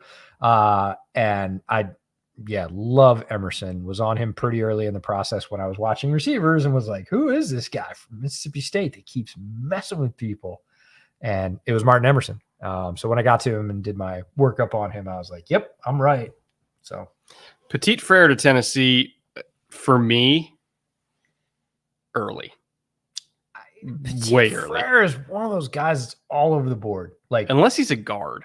If he's a guard, okay. Yeah, he just had crazy valuation. I talked to some people that he was like a top 5 tackle for them, and I talked to other people that were like, I wouldn't draft him. I have very low grade on him relative to the guys that are on the board right now. Zach Tom, Ryman. This one. I gotta think he'll be a guard for them. I don't know. He was one of the most difficult evaluations for me to pin down in the entire draft. If you told me he's kicking inside, I can see it here, but that's the only circumstance. Yeah. So just a very odd player in terms of depended on who you talk to. It wasn't like, oh, I have him in the 3rd, I have him in the 4th. It was like, I have him in the 2nd, I have him in the 7th. Exactly. And you were there just was like, no middle ground. Yikes, that's 250. Oh no, really? Yeah. Rosemary, is this true? Muma to Jax. Oh man, Jack. Okay. I'm sorry. Jacksonville, we all love to be upset at Balky, but he's not having a bad draft. No, he actually is having a good draft. He is not having a bad draft. Now he's overpaying people like crazy, but he's I'm having a good talking about draft. Yikes. All right, Jacksonville, just as a quick summary for those of you playing along at home. Trayvon Walker, number 1, of course. Devin Lloyd and Muma on the same team. Yeah. Oh, man. And Luke Fortner is a center. Like, all 4 of those players I love. I mean, flat out love. Not like, love. Bears are on the clock. 71. Please trade down. Please trade down. Get some picks. Please trade down. I'm sorry. I haven't been able to manifest that yet. I don't know that we're going to get it. Well, there are quarterbacks on the board, so there are things that maybe people would trade for. Maybe, but it's getting harder. You're down here and people are like, I can get what I want. Again, this wide, same level of talent throughout the draft, this ribbon that runs through that's very equal level talent within maybe a round and a half grade. People don't feel like they need to move up. Let's see. I would love Ryman here. It would be tremendous. Nakobi Dean apparently refused shoulder surgery and he's been medically flagged. Oh, I thought it was Peck. It's not shoulder? Well, Peck and shoulder run together. I get, yeah. Okay. That's interesting. I never heard anything about that, by the way. But why is Tyndall not off the board? That part I don't know. Because Tyndall, I thought, could have very easily been a 2nd-round pick.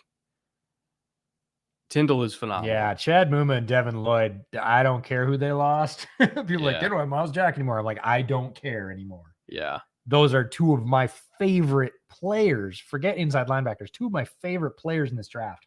They both went to the same team, same position. Like, they are stacked there now. I know that's a thing to put on rookies. Don't care. These 2 rookies, both of them can play. It's Peck and he refused surgery. That's how do you refuse pec surgery? Well, maybe like are we talking try and rehab during the season? I don't know. Because if it's refused surgery and then got it after the season, or if he just like never got it. Because if he just never got it and he has a torn pec, you might not get drafted at all. Yeah, no, I think that's what we're talking about. If it's not healing the way people like it, like medically flagged. When people say medically flagged, Some teams that means we won't pick him for like 2 rounds later. Yeah. And some teams it means We're not won't pick picking him. Yeah. Like we don't want him in our building. We think he's a liability in terms of medical liability. I'll dig in on that tonight and see what's going on because I'm assuming he's not going to get picked today. Then Jordan Love to Seattle for DK. I think they would pitchforks and torches the VMAC. Like they would march to Renton and burn it to the ground. That would be insanity. That would be robbery by the Packers. Jordan Love has Bears made a pick. Yeah, Jordan Love has basically 0 value right now. Like 0. Giving him away would be difficult. Okay. We're thinking Ryman or Bo Melton or Parham. One of those 3. I am not thinking anymore because I was very surprised by defense for the first 2 picks. Not upset, but I wouldn't have I was surprised too. Yeah, I wouldn't have said this is where they're going. Velus Jones? Is that real? I don't know. Velus Jones. Jones. It is. Okay. So they got a receiver. Tennessee, Velus Jones. Not the one I would have expected. Not the one I would have expected either, but he does bring special teams value. And he is, in terms of ball in his hands, one of the more dynamic receivers in this class with the ball in his hands. If we're just looking for a guy, got to get it out quick, go do something with it because we know we can't pass protect. Yeah. Velus Jones and Khalil Shakir are probably 2 of the better ones that you're going to get here for that. I think they're basically saying we know we can't protect for more than 2.5 seconds. So if we're going to get yards, they're going to have to be after the catch. I'm really surprised from a strategy standpoint. Now, I like the player. Like, I think the player's cool. The value's not crazy out of line. Like Brett, there are other receivers on the board I would have picked first. But, like, I'm not like 71 is so early for Velus Jones. 71's about the range of where I would start looking at him and down to maybe 100 something. Right. Yeah. After that, it would be like, why is Velus Jones still on the board? So we're in that sort of 1 round, 30 pick range where Velus Jones kind of makes sense. I would have picked another receiver if I was picking a receiver. And that's the thing is I either would have picked a receiver early or this weird middle gap. I would have skipped them and saw who fell or who was maybe undervalued or other teams didn't like or was still on the board, like Eric Ezekama or, Makai Polk or some folks that are farther down the board. And I would have picked Ryman and I know Ryman's overaged. I don't care. Well, so is Velus or Velus. He's like 24, going to be 25 in a couple weeks. Yeah. Again, we're talking about the portion of the draft where age doesn't matter. Like if you get 1 contract out of a 3rd round pick, that's good. Yeah. And it's a good productive contract. That's fine. We don't even care about getting a second contract at this point. Just get a good player. Yeah. So I think he's a good player. I think he definitely has a role. Obviously, there's huge opportunity in the Chicago wide receiver room. Not necessarily the player I would have taken value-wise for this player. The beginning of his range, it's not crazy. I know people are going to be upset, but people have been clamoring for offense and receiver. Now they finally take one, and now people are still upset. So just be upset. It's okay. Yeah. You're going to see him on the field. He is going to add to special teams. He's a great returner. Also a gunner. Yeah, great slot guy. With the ball in his hands, definite yak threat. Has some of that. We talked about Wan'Dale Robinson. He went way earlier. Kadarius Toney is sort of a different player, but that player inside that once you get the ball in their hands, physical, like he's got some size to him. He's not little like Wan'Dale Robinson. Physical will run you over, will run around you. Like as far as I'm concerned, I don't care that he's going to be 25 when he's playing because I'm just trying to get Justin Fields to be good by the time Justin's 25. Whatever age his receivers are, doesn't matter. Just give him weapons. And somebody says Daz Newsome is better than a 25-year-old Velus Jones. I was not a super huge Daz Newsome fan. So, Daz Newsome had, Abe Lucas to Seattle. Local kid stays home.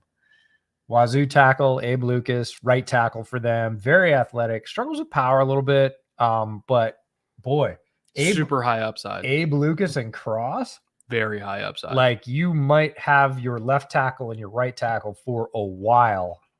Super more draft pick investment than Seattle has thrown into their offensive line in a bit. They know what Drew Lock is, and they're like, we can't subject him to the same thing we did. Yeah, Russell is not gonna be able to run away like the others. So I don't know that Lucas starts right away. I don't think he does, but he has the potential to be a starter. I was kind of looking up who's their so right now their current slated right tackle is Jake Curran. He might actually start. I think he probably will. He's not he's in the building, he starts, but it's based on who else they have. Yeah.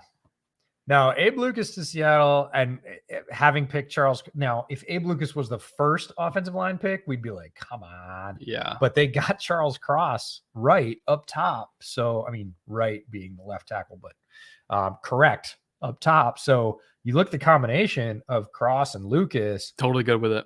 I'm pleased because they did not have a tackle on the roster. So, Brandon, if you're watching, celebrate. Brandon Schultz, who runs the Field Goals podcast, shout out to you. You should be celebrating. Like, these are two good picks that are going to help your team win in its current situation. Let's put it there. Plus, we might see Baker. There's any number of things that can happen before the season, but this is a good foundational start for John Schneider. I'm pleasantly. I mean, obviously, we kind of had like a little wild card with Kenneth Walker, but if anything, okay, so we got 2 tackles, Kenneth Walker, and then Boye Mafe. Other than the Boye Mafe pick, they're basically saying we believe in Drew Lock and they want to build around him, or Geno, or Baker, because they already got receivers. And you got another running back. You got 2 tackles. They got tight ends. Like, if Drew Lock fails, it's not on anybody but Drew Lock. If Drew Lock fails, they will have spent no extra capital this year. Yeah. And they're in position to grab one of whoever comes out next year, which looks to be a stronger class. And they already have the weapons and the young linemen. And by the way, there's only been 1 quarterback taken. Yeah. I'm aware of this. I mean, they've been linked to Matt Corral, and they could very easily still have Matt Corral on the board by early 4. Yeah.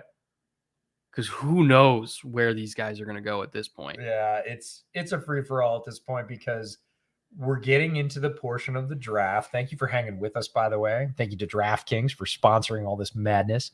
We're getting to the portion of the draft where draft boards within teams, we're talking about teams draft boards, are starting to vary wildly. Like, way off. Yeah. Different system. No good for us. Love him. Would pick him right now. Jelani Woods to Indy. We said. With Mo Alley Cox. Yeah. The other Jelani Woods. That is twin towers of tight end. So Jelani Woods. With Pittman. Yeah. With, who'd they take in 2? Where'd he go at? 73. Yeah. Okay.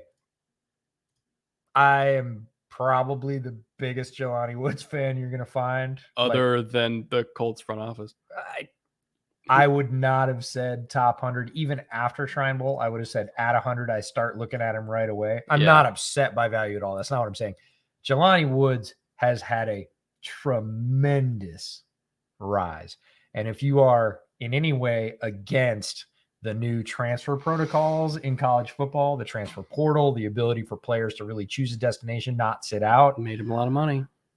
Jelani Woods is the poster child, but there are so many others. Jameson Williams was at OSU doing nothing. He would have been the first overall wide receiver in this draft if he was healthy because he went to Alabama, put up 1 billion yards. Jelani Woods was doing nothing at Oklahoma State, went to Virginia. They said, whoa, we don't want you to block. We want you to catch like 100 balls. Can you do that? And he was like, hell yeah. Because you talk to any tight end and they're like, yeah, I'd love to catch the ball. Mekhi Polk was at Cal doing nothing, goes to Mississippi State, has a 1,000-yard season as a wide receiver, going to get drafted because of it. There are as many examples. Keontae Ingram is a transfer. Velus Jones is a transfer. You mentioned Keontae. Tay Martin, I think, was a transfer too, wasn't he? Yeah, there's just so transfer rules are good for college football. It gets guys into situations without costing them eligibility. The extra super senior year, COVID, all that. A lot of these guys showcase their talent in a different way. Jelani Woods benefited from that as much as anyone. Super tall tight end, like tall enough when he's standing with the offensive lineman. You're like, wow, who's the dude that's taller than the offensive lineman? Like 3 inches taller than the offensive. Oh, that's Jelani Woods. Then you see him run and you realize, oh, he's not just a huge post. Like he's fluid and obviously a massive catch radius. My favorite thing about Jelani Woods is that he is a nightmare in the red zone. You have to mug him. When the Colts get in the red zone, they will probably do what Virginia did, which is line him up outside. And if that's wide slot or fully into X, which Virginia did a bunch, because then whoever's on him, and you can't put a small corner on because he's 6'7". But you also can't put small corner on Pittman and Pierce and Cox. They lined Jelani Woods up outside, and they ran slant. Yeah. And you have to mug him. There is no way. You're not big enough if you try and post him up to the face. Behind him, all he has to do is this and box out, and you have to come over his back and foul him, basically, if you want to use basketball terms. So he's either getting a flag and you're getting 4 shots from the one, or he's getting a touchdown. There's no way to win against him. He is a red zone nightmare matchup. And they have 2 of them. Yeah. And just 3 of them, actually. Post up Mo Alley Cox in the middle, like literally post him up, have him run straight and turn around. And he's big enough that you have to mug him too. And then you have wide receivers, including Des Patman, who's nobody's even talking about, who's also 6'3" or 6'4". Oh, and by the way, Jonathan Taylor. Yeah. And so you, again, spread it out to cover those trees, and Jonathan Taylor runs it down your throat. So, and come on, Matt Ryan is just at home doing this. Matt Ryan is They're going for it. Yes, please. Thank you for all the targets. I wish Justin would get this, but I'm happy it's me. I want to talk about Desmond Ridder of the Falcons, because what was our one criticism that we have talked about multiple times in the lead up to the draft? It's ball placement, and how if you're going to give Desmond Ridder receivers, they better have a catch radius. Yes, they better have this catch radius to give him a margin for error. Gee, who did they pick? Drake London. And also they have Kyle Pitts, and they have 2 of the biggest catch radiuses going right now. Like that's a perfect receiving core for Desmond Ridder. Now, whether or not you believe that he can become more accurate, if Jordan Palmer can work his magic just like he did with Josh Allen, that's awesome. But in the meantime, having that receiving core to just make Desmond Ridder right, I think is a very good situation. And oh, by the way, he's very mobile. So I think if Marcus goes down. And oh, by the way, he's got Marcus Mariota in front of him, who is, can you find a better mentor? Right. No, Marcus is great for that role. Yeah. Egoless, professional, quiet, very intelligent. You're bringing a young guy in who has a lot of physical similarities to Mariota, like a lot. No, you can do the same type of No, you stuff don't with change them. that. You don't have to change your game plan. Marcus can teach him everything he needs to know about being a pro. And they both have all of these targets to throw to that have this huge catch radius, and they're loading up the offense. I would not be surprised if they get a guy down, like throw Pierre Strong in there. Like they're going to get another running back. Arthur Smith is going to load this up and run it as far as he can with a combination of Mariota and Ridder. And guess what? What we talked about at the top of the show. If it doesn't work, he doesn't get better, who fucking cares? It's a 3rd round pick. Go get one next year in the 1st round.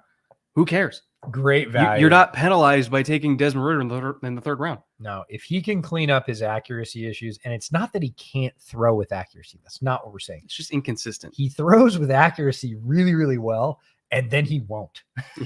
And a lot of his footwork based. If you watch his footwork on throws where he misses, and there are enough of them, you'll find them. He usually has his base all screwed up. He has his hips square to the line. He has there was one dump off that we watched this morning when we were watching Cincinnati film. He's right-handed. He actually had his right foot in front of his left. I was like, run that back, Brett. His right toe was ahead of his left toe, and he was throwing. And he's like, what? How do you even do that? I'm like, I'm not exactly sure. So there's some inconsistency mechanically there. When he sets and throws, he throws one of the prettiest balls in this draft class. It looks great. It's just that he needs to not throw that one ball a quarter that's like 5 yards over somebody's head. Am I missing something with Ryman? Why is he taking such a harsh tumble? With somebody as talented as him, you never know. It could be a variety of reasons. Like, why is Nakobi Dean tumbling? And then we find out, there's an injury thing. You can ask the same thing about Parham. Like, Parham shouldn't be should not still be there, but he is. Yeah, we'll find out something about Parham too. We'll find out something about Ryman probably. Well, Ryman age. Some teams age. Some teams Yeah. have a hard limit with age. He's going to be like 24, going on 25 when the season starts. Some teams. Speed. Do great. Again, Speed. Okay, if you name your kid Nick Casario, go for it. Like The only problem with Christian Harris, I mean, the only problem I don't have a problem is inconsistent tackling. His missed tackle rate is really fucking high, so, and he does miss a lot of tackles. But if you fix that, which it's a coachable thing, he is a top tier linebacker in this class. he might be the top linebacker in this class, and that is not. He's really fucking good. Not hyperbole. I just want him to finish the play. That's all. Here's the thing. We talked about a player much earlier, right up at the top of the stream, as a matter of fact, because he was the first pick. Mm-hmm. Where if you watch tape from the beginning of the year, you see one player.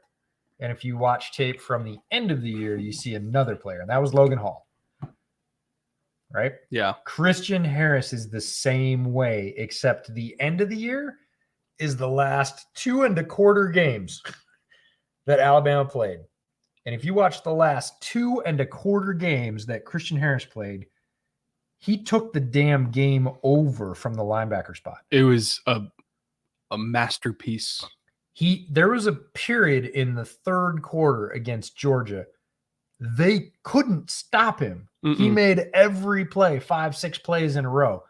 Christian Harris, like if you were listening to the broadcast, like Christian Harris with play, Christian Harris with a flush, Christian Harris with the tackle. Like he just ascended in those last 2 games. Now it was just the last 2 games, but as evaluators are watching that, they're going, well, if he can continue that rise, he's the top linebacker in this class. From a physical standpoint, from production standpoint, he can be there, but it's all about the same thing with Logan Hall. Like, can he be as good as he was against Cincinnati all the time? They're asking the same question about Christian Harris. Can he be as good as he was against Georgia all the time? Because if he can, there's not a better linebacker in this class, including Devin Lloyd, who I love. Freak athlete, unbelievably rangy. Yeah. Used to play DB in high school. Yes. And you can tell. Yeah, he looks like one of those safety to linebacker converts. And I mentioned that in the linebacker rankings. Like if he's dropped weight, he could play safety and be good at it. 100%. They just got to clean up the tackling. That's it. And also the fact that he went behind Brian Asamoah. What the fuck? Well, somebody loved Brian Asamoah a lot more than we did. But honestly, the Houston draft right now, Derek Stingley, Kenyon Green, Jalen Pitre, John Metchie, and Christian Harris. You can't do better than that. Woof. That's like I have seen every Texans draft since they've existed.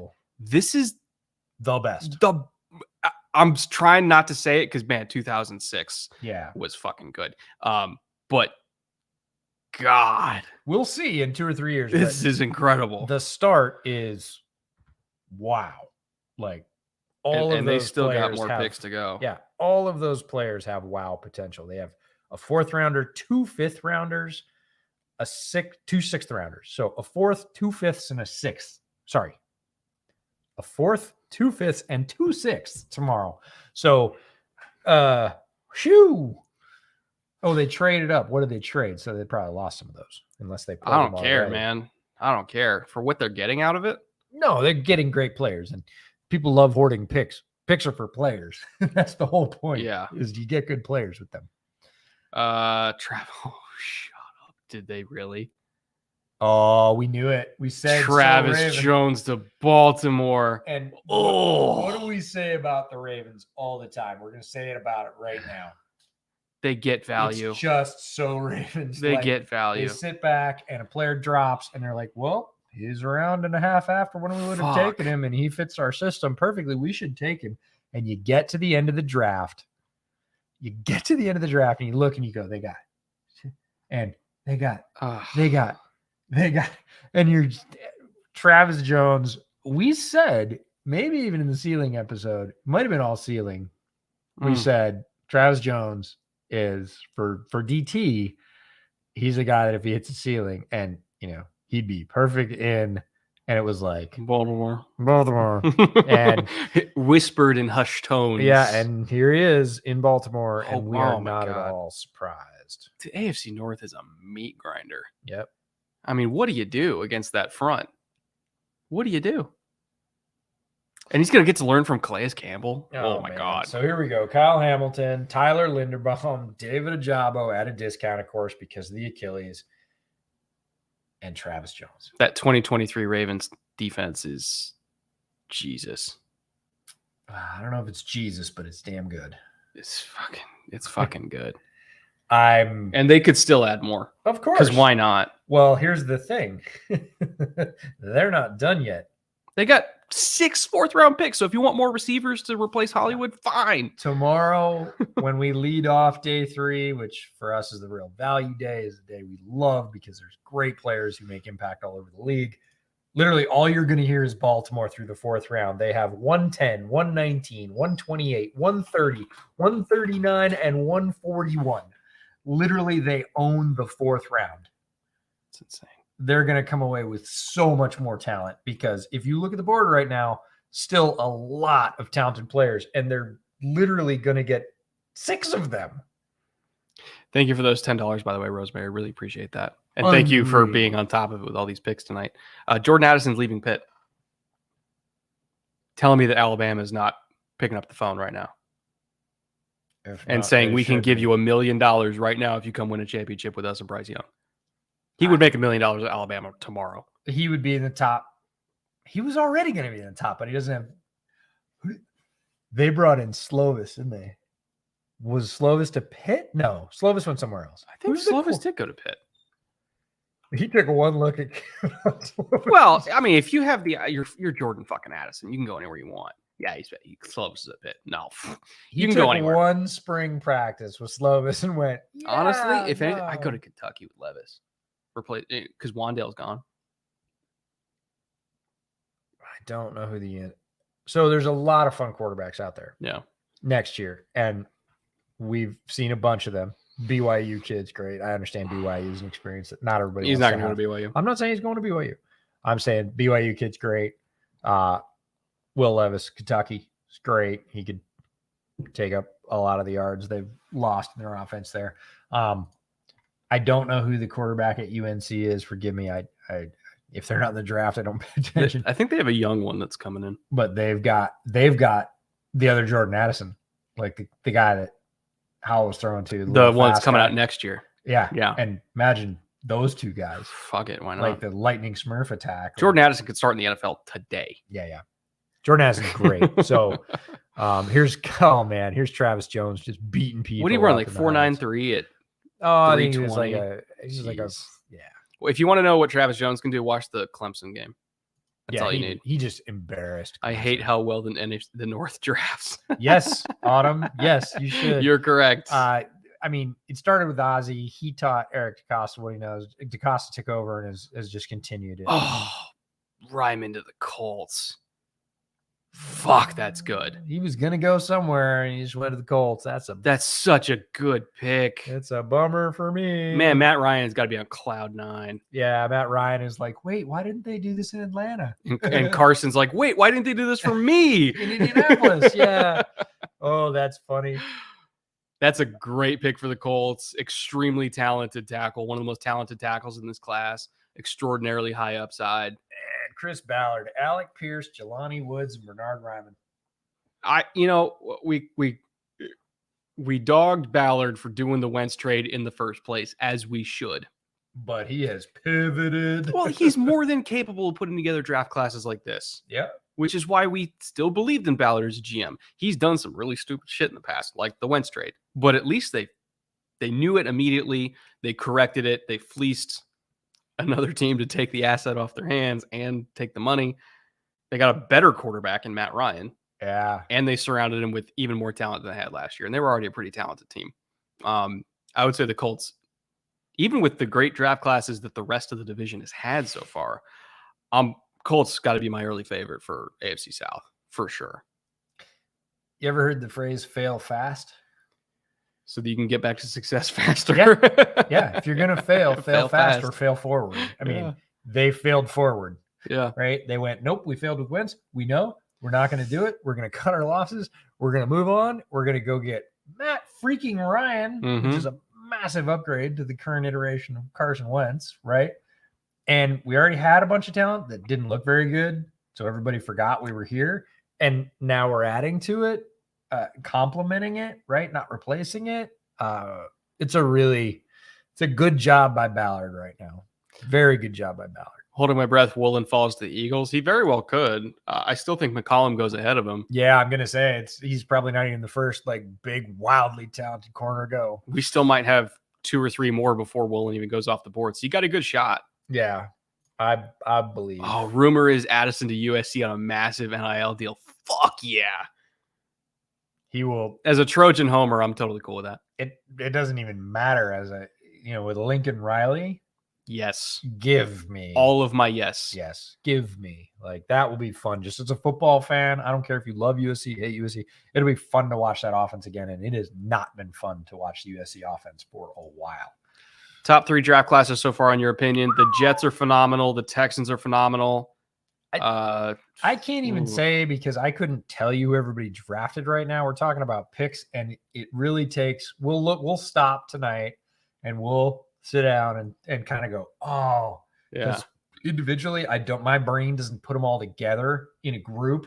I think individually for a team, oh, nice. And then I look back and, oh, they had 4 nices. Like, we'll have that to lead off tomorrow. I can't tell you right now. I can tell you a lot of teams have made a lot of picks I liked in terms of amalgamated classes. I'm loving the Texans so far, at least. That's Texans have done great. I'll tell you that because I just looked their class up. But JT Woods to the Chargers. I didn't see him going that early. Oh, the Browns took Alex Wright? Oh, I totally missed that. Yeah, whoa, the Browns took Alex Wright. Speaking of earlier than expected. Yeah, for sure. 78? I thought we still had another 30, 40 to go for that. Minimum. Okay, let's talk about Woods, and I'll look up who's left. And again, when I say I thought we still had 30, 40 to go, that's not me saying that this is a reach. We're at the area of the draft where there's a 40-pick range on everyone. This is probably the upper end of the range that I expected for him. Okay, but you could justify it. Oh no, you can't. I don't know. I think he's a good player. Why? Who's left? Oh, Cam Thomas is left. Oh, that's a no-no for me. Like, I like Alex Wright. I love Cam Thomas. Like, this is not justifiable unless there's something going on with Thomas. If you look at the tape, there has to be something going on with Thomas. If you look at the tape for Alex Wright and Cam Thomas and tell me you think Alex Wright is a better player, you and I evaluate defensive end very differently. I had both of them as defensive end. Famously, I had defensive end and edge separated because I do think they are separate players, separate types of players. I had both of these guys in the same ranking, so it's not that. Alex Wright was in the low bottom of the also ran category, and Cam Thomas was like number 3 or 4. I'll look it up. And also Michael Clemens is there too. Shit. Michael Clemens I had as an edge, so that's a difference in category for me. Yeah. But Cam Thomas and Alex Wright, what I'm saying is I had them evaluated on the exact same criteria, and Cam Thomas was way up here and Alex Wright was definitely draftable, but that's where I would have taken Cam Thomas. That's not where I would have taken Alex this Wright. This is literally the highest I could have imagined him going, with would, probably another 50 picks of range in there, but him going ahead of Cam Thomas is very surprising. I thought Thomas was going to be gone a whole round earlier, but Odomewa is still there. Yeah, but he's got some injury stuff he's working through right now. Yeah. But it says the Odomewa is like insanely talented. Yeah, I love Odomewa. And Ryder Anderson's down there. I'm not saying he's better than Alex Wright. He's not. But like the idea that Alex Wright went with all these guys on the board at 78, like Cleveland loved him more than anybody else. Yeah. JT Woods to the Chargers. He's not Jack. He's a good safety. You got to dig in. He's a good safety. JT Woods is a ton of fun. So we covered Alex Wright. We're going to talk about JT Woods. JT Woods is great. I would have loved him on the Bears. Now they got Brisker. That's super high, which was surprising. This is the range I would have been like, again, the Bears were at 71. Yeah. JT Woods was in play for that pick for me for sure. Played in Dave Aranda's defense, was the other safety besides Jalen Pitre. Much more of a zone 2 high safety, but has corner-like skills, right? A lot of teams have worked him out at corner, saying you could play zone corner for us. He is a ball hawk. I know it's fickle in terms of interceptions, but he is in the right place at the right time a lot. That is not fickle. He hits, and he is You have to hit to play for Dave Aranda. fast in the straight line. So he can handle all the complex concepts that Dave Aranda has, which, quite frankly, Dave Aranda is one of the most creative defensive minds working, college or pro. Yeah. And JT Woods was not necessarily his signal caller, but his signal runner in the back half of that defense. And he did it flawlessly. That meant he was close to the line, played deep, on the edge, one-on-one, man, zone, flashing. He's great flashing up to the run to sniff out screens, blow up little tunnels, all that stuff. JT Woods is a ton of fun. What you don't want is typically him, man, running deep with his back to the quarterback. Not his strong suit. All the other stuff I said, JT Woods, a lot of fun. What I'm very curious to see, and when I go 20 miles that way to Chargers camp this August, I want to see, are they lining him up deep, or is he more of a kind of a rover? Maybe this is more of a complimentary pick to Derwin. Derwin can do whatever you want. Yeah. I'm very curious to see how he fits together with their existing DBs and where, because I kind of think he can do a lot more of that kind of, like, because, when you're playing quarters, everything turns into man coverage eventually.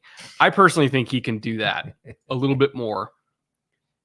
I speculate that he'll be a little bit more deep than as that kind of, roll down to the slot. Oh, Eckler made the pick. Eckler and a fan. Oh, that's cool. Yeah.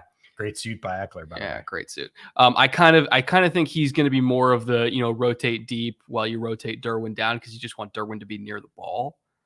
But I'm very curious to see how he gets used in camp. That's going to be something I pay attention to for sure. Did you see that the other guy on stage is a YouTuber? FaZe Rug? Yeah. I'm right here. Give me a call. We're on YouTube. Give me a call. We're literally on YouTube right now. I'll make picks in Vegas. Hell, I'll fly out for tomorrow. Give me a call. I'll do it. No. Long lean, yes. Track star, yes, for JT Woods. They're putting up highlights now. Tough kid though. Not a track guy playing football. That he's a football guy that also ran track. There's a difference. Will hit for sure. You have to hit for Rana, but elevates, good hands. Yeah. Someone said it's dangerous to not get surgery on it. He may go undrafted because of it. I just want to know why he didn't get surgery. Yeah, it's odd. We hadn't heard about the injury at all, so we'll be digging in. We'll be asking folks we know. What I had heard, on the day of his pro day, what I had heard was pec strain. I didn't hear torn pec. Yeah, or ruptured pec. Not an injury you're going to play with. No. I'm completely with you. That is not something you leave undealt with. Not also likely depending on the medical ease in terms of, is it a tear, is it strains that are ruptured? As a linebacker, it's not something you're just going to strap up. That's not. You got to get it fixed. So, oof. You know who the Broncos are taking right now? Russ Moonballs to Greg Dulcich. That's going to be a thing this year. Yeah, they're taking their Fant replacement is who they're taking. Because the combination of Alberto and Dulcich, now you can run 12 personnel and still go into 4 verts. Yeah. And feel totally comfortable. That was my first thought. Is they can run 4 verts out of 2 tight end sets. Yeah. Second and 1 is no longer safe territory for Colin, fucking single high max fits. You can't do that on short yardage anymore because this big ass moose is going to be running behind you. Yeah. Oh man. I love that pick. Yeah, so does Russ. Dulcich is as talented a receiving tight end as Russ has ever played with. The most talented receiver. Well, I guess Jimmy was there before Jimmy popped his patella. Nothing. No, he did before he popped his patella. He was good for them before that, but it was a very narrow window of time. Very narrow window of time. And Everett played there, but they didn't really use him. Yeah. So this is not a shot at Gerald Everett. It's Dulcich, deep receiving tight end. There's no comparison. He's not played with a deep receiving tight end better than Greg Dulcich. That's Dulcich's money ball. Get down the seam. He's surprisingly fast. So Denver fans, when the first time you see him get loose down the seam, you're going to be like, man, he runs like a wide receiver. Yeah, he's a converted wide receiver. Cordell Flott to the Giants. Cordell Flott was like the most popular mock draft sim pick because on one of the most popular mock draft sims, he was the only corner available in this range in like the 4th round range. So everybody picked him. Flott's athletic, jumps really well. You see some highlights of him dragging out ball carriers in the back. You're also seeing some highlights of him mugging people, which he's going to have to that's get my over. kind of thing. I was like, man, if you want a corner that is, well, that's the thing. Cordell Flott's the kind of guy where it's like, if you love he's either really physical and you love him, or it's he's really grabby and you hate him. But it's the same. What can he get away with? It's like what side of the coin do you come down on? It's like, is he super physical or is he super grabby? That's my first Joe Shane pick that I'm like, I'm kind of Zion McCollum. I'm like, whatever. Yeah. Whereas the other Joe Shane picks, I've been like, damn. Like, I don't hate it. It's just earlier than I expected. I'm not wild about it. Like, I think they're more talented corners on the board. It's not hate. Like, it's just fine. It's just fine. It's fine. It's one of those things where, like, would I do it? No. No. Is it an objectively bad pick? Also, no. Not at all. Yeah. Not at all. Like, I can understand why they did it. Yeah, we'll groan loudly when somebody reaches 4 rounds outside the box for a UDFA in the next 20 picks. But no, it's just the first one. Basically what this is I've been spoiled through the first part of this draft by the Giants, because it's been like, oh, nice. And this is the first one I'm like, D'Angelo Malone to Atlanta to go with AK. Yeah. They took Malone, AK, right? Yes. Okay. Yeah. D'Angelo Malone, underrated, got less looks, pub talk out of Western Kentucky than I thought he would, because he's a talented player, good frame, had tons of production, and in a very talented edge class, I think kind of just got pushed down because there's 12, 13, 14 other edges. Doesn't mean Malone's not a good player. And we said this, that there are going to be quality edges available. We said into the 3rd. It's now into the 4th. We're in the 18th pick. No, we're in the 3rd. Oh, late 3. Late 3rd. Sorry.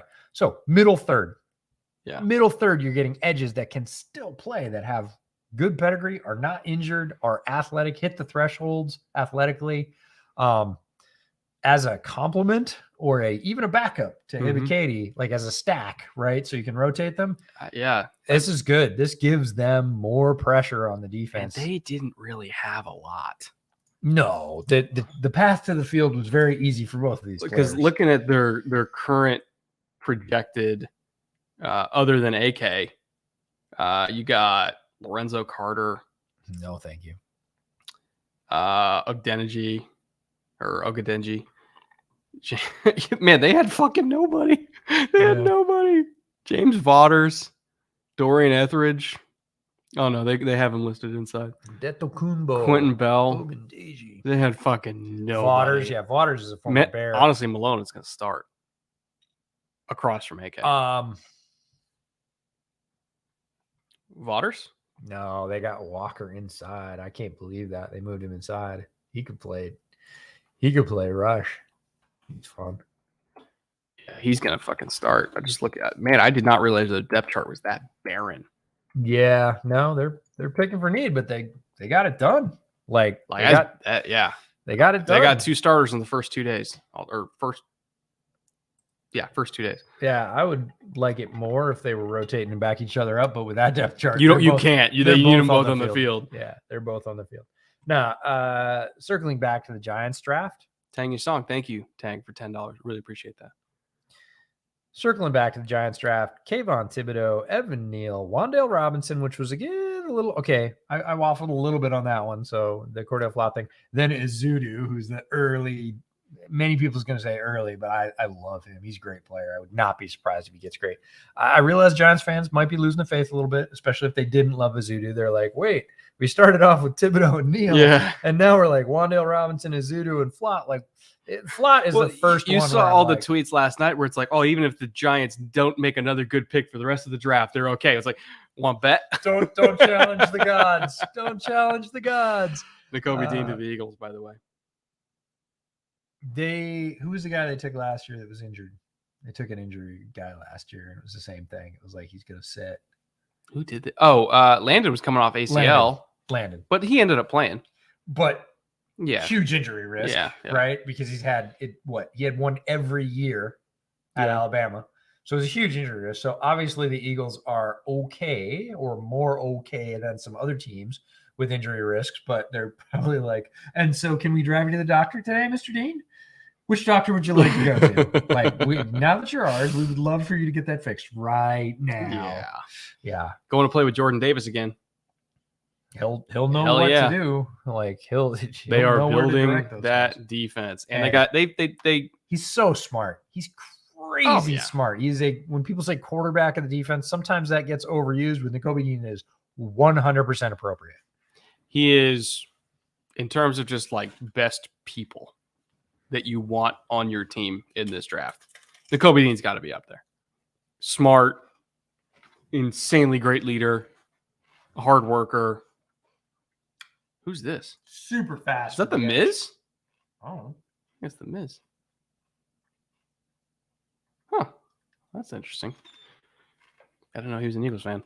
Oh God, the fucking hot girls are back. Terrible. If I block this bot and the fucking camera turns off again, I'm gonna have a conspiracy theory. It's not gonna be conspiracy. It's gonna be confirmed. That's different.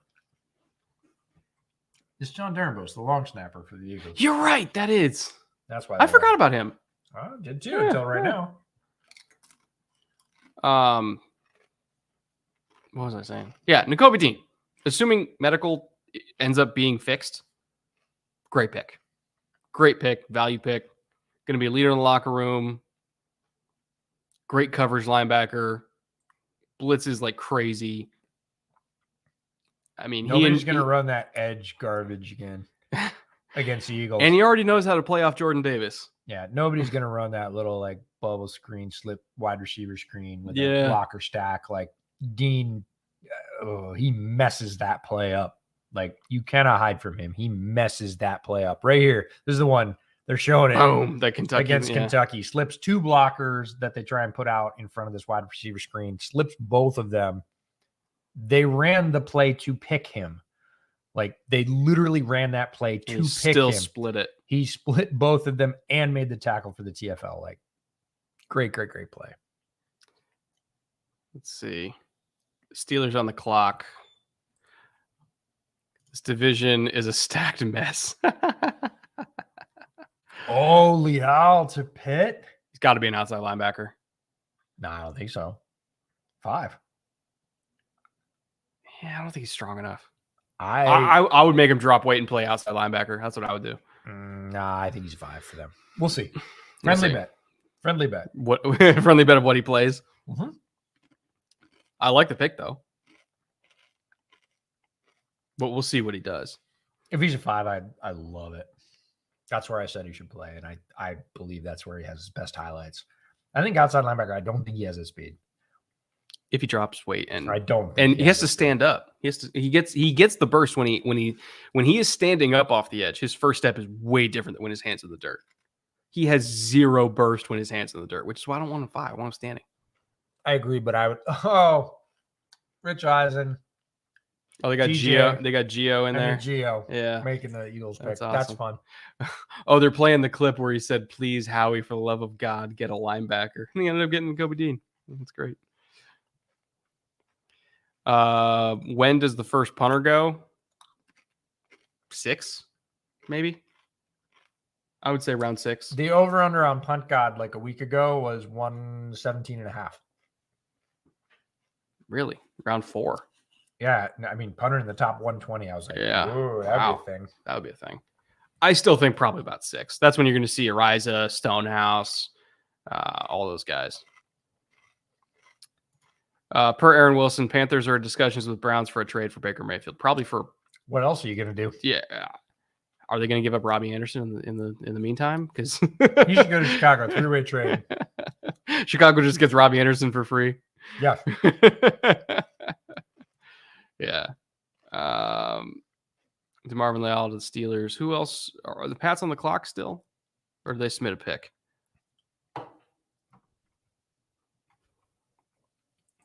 Oh, is it Marcus Jones? It's funny. I heard earlier today Marcus Jones to the Pats.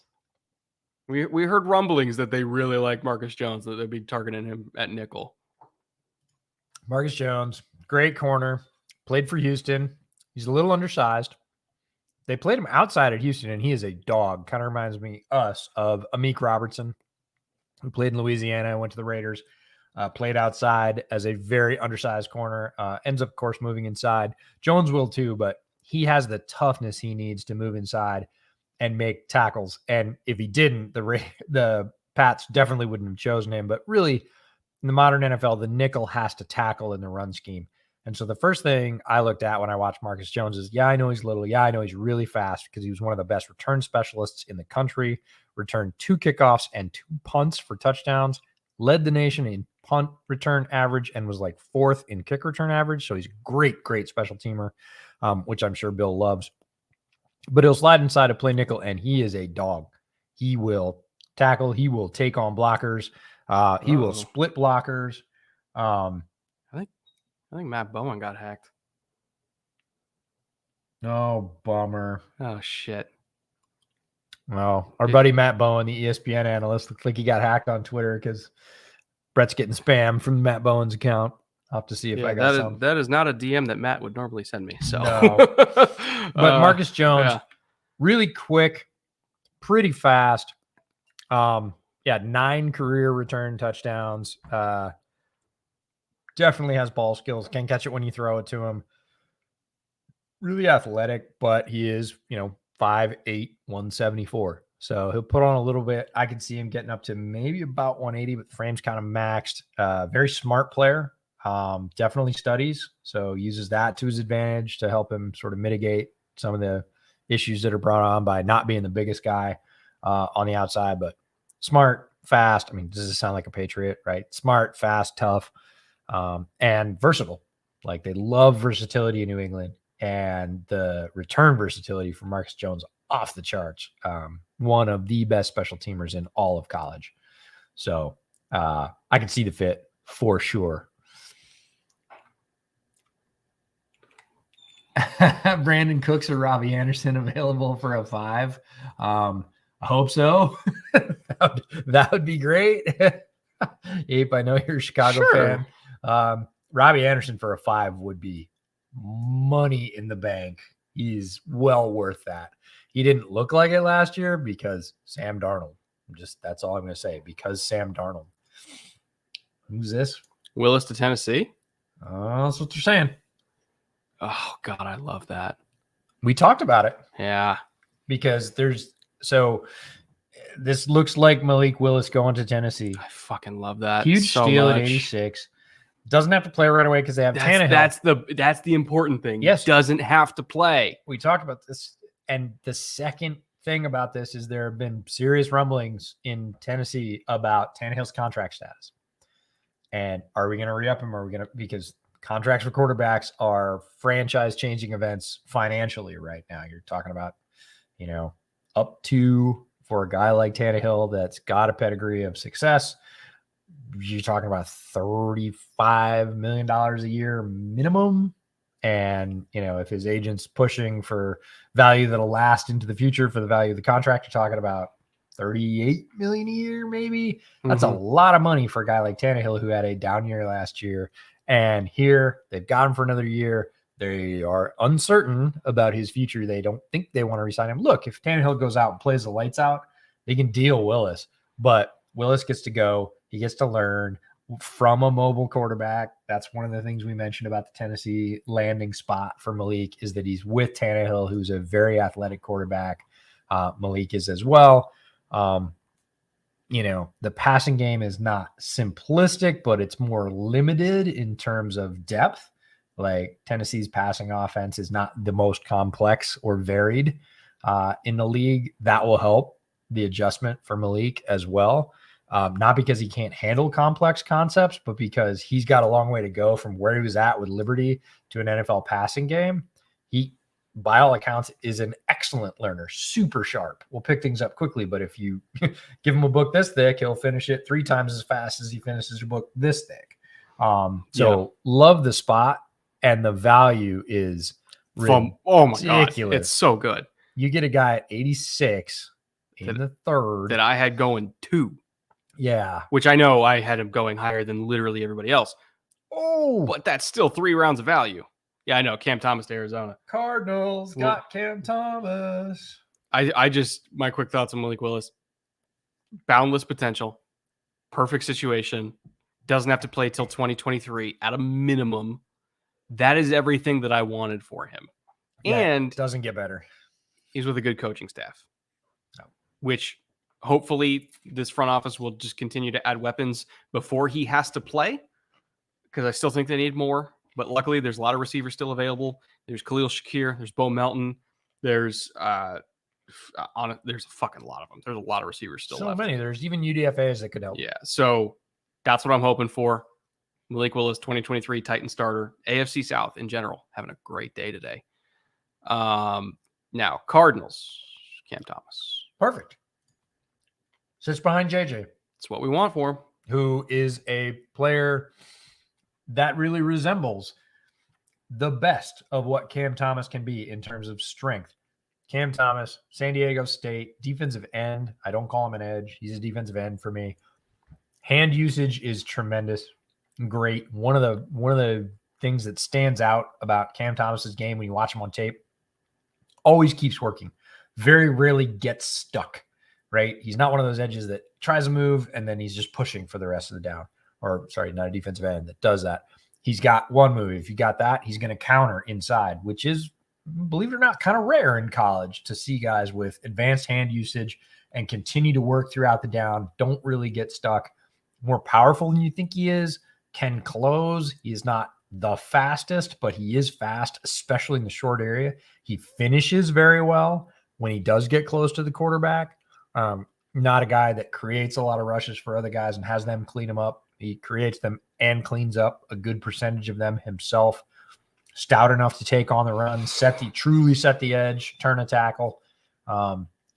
Gets to sit behind JJ Watt and learn all the things that JJ Watt knows from all his time in the league. It's a perfect sort of baton passing setup. Yeah. Also, the thing with Cam Thomas to me, he rushes with instinct, which is a weird thing to say. Like his pass rush, what? Tolbert. Oh yeah, I know. His pass rush instinct in terms of understanding how the lanes of a pass rush in total fit together. You know, he doesn't if he knows that the other edge across from him likes a certain move in a certain down and distance, he knows he's not going to take up the same lane. So if the guy across from him is going to try a dip and rip, he's not going to go deep too, because then you're going to have escape lanes on both sides of the front for the quarterback. So he's going to go, more of a power move, wait for the quarterback to have to step up from the speed rush, disengage inside, and then get the pressure or the sack. It's part of the reason why his pressure numbers were absolutely insane. He was top 3 in pressures in the nation because he rushes with instinct. He understands the layers of a pass rush and how those layers fit together. Extremely smart, great hands, way better athlete than he's given credit for. He didn't get to do testing, unfortunately, because of injury, but he's really, really good player. And getting him in the 3rd round here, I think, is tremendous value for Arizona. That's probably about a round later than I would have expected. Malik Willis looks stoked. I love that for him. That's my favorite thing not my favorite thing about Malik Willis. One of my favorite things about Malik Willis is how stoked he is playing football. He loves football. He was that way. His Brody was smiling, and it wasn't just smiling for the cameras. He just smiled. You saw him at Liberty sometimes when he was getting his ass kicked, and he was just like, "Come on, guys! Come on! It's Saturday. We're playing football. Let's go!" Yeah, that's just who he is at his core. And as a guy that likes watching football, it's fun to watch people play it like that. If Bo Melton goes, Brett should take a shot. I'm still not convinced he goes today. Mm-mm. I thought actually, we have a lot of comp picks to go. He probably will go today. I don't know. He's too good not to. He's too good. He still might not. He could go to the Packers at 28 and they get Christian Watson and Bo Melton. Every time Brian Asamoah's get picked, Bo Melton gets pushed down. I know. The board. Honestly, if the Packers come out of this with Christian Watson and Bo Melton, I forgive them for everything from yesterday. I know. I don't want to put it into the ether either, but what do you think? That's funny? Brutal. It'd be the worst day You know Worst day what? possible for Bears fans. That's for damn You know sure. what? I don't think the car's going to break down for quite some time now. I haven't had a flat in weeks. What are you doing, it's gonna man? happen. It's gonna happen. Jackass. Jalen Tolbert to Dallas. I kind of looked at him as like a best case scenario is Corey Davis.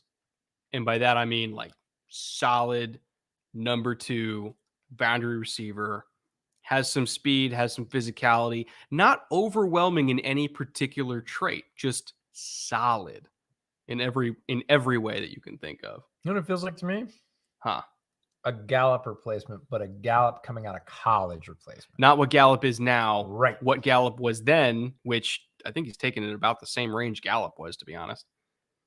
This is grabbing the next Gallup and Yeah. hoping he develops. Because when Gallup was coming out of college, nobody knew he was going to be that. No, but he They was a hoped. lot like Tolbert. Yeah. He was good down the boundary, tall and fast, Yeah. one with athleticism more than with savvy. Tolbert, I think, is bigger than Gallup, but Gallup gets up there. Yeah. Like, he is a really good jump ball receiver for his size. And he was faster. Yes. Like, that was the thing, is coming out like Gallup ran a crazy time. Yeah. And Colorado State would just run him deep. Because they could, which Dallas does too. So Great deep threat. not the same physical player, but it feels like has the same range of strengths in terms of how many he has. Oh boy. I'd rather do a shot of chartreuse than a shot of absinthe. That's for damn sure. Although, do you know what the ABV on chartreuse is? No. It's like 55%. Let's do that at the end. It would fucking destroy me. Let's do that at the end. That even if he No, chartreuse does not mess around, man. People like those monks go hard if they make those monks go hard. Might be the quote of the stream. Those monks go It's a hard. 400-year-old recipe. I don't think they really measured ABV back then. No, they just were like, we all got to sit here all the way through the winter. Like, make it strong. Did you see the Jordan Yes, Addison transfer news? we We did. did. I'm gonna go to a USC game next year for sure, and go see that live and in person because Jordan Addison, You know what's really funny? he's different. Slovis, Pitt, Addison, USC. Get the fuck out. But USC, right? Yeah. You go there, I'm gonna go where you left. Uh-huh. Oh. Oh, the cam bots got me. Oh. Kyle is In doing the pick. Zubaz. Oh my god. The I love it. Bills Zubaz. Kyle Brandt. Is he an upstate New Yorker? I thought he was a Chicago guy. He's a Chicago guy. But But he just loves Josh Allen. loves Josh Allen, loves the Bills. Oh man. I love Kyle. You know he was on The Real World? Yes, I do. You know whose college roommate he was? Who? Freshman college roommate. Was on the football team with him. Where'd he go to school? That would kind of tell you whose roommate he was. Uh-oh. Who was his roommate? Ross Tucker. No way. True story. Shut the fuck up. Really? Kyle Brandt and Ross Tucker were freshman roommates on the football team.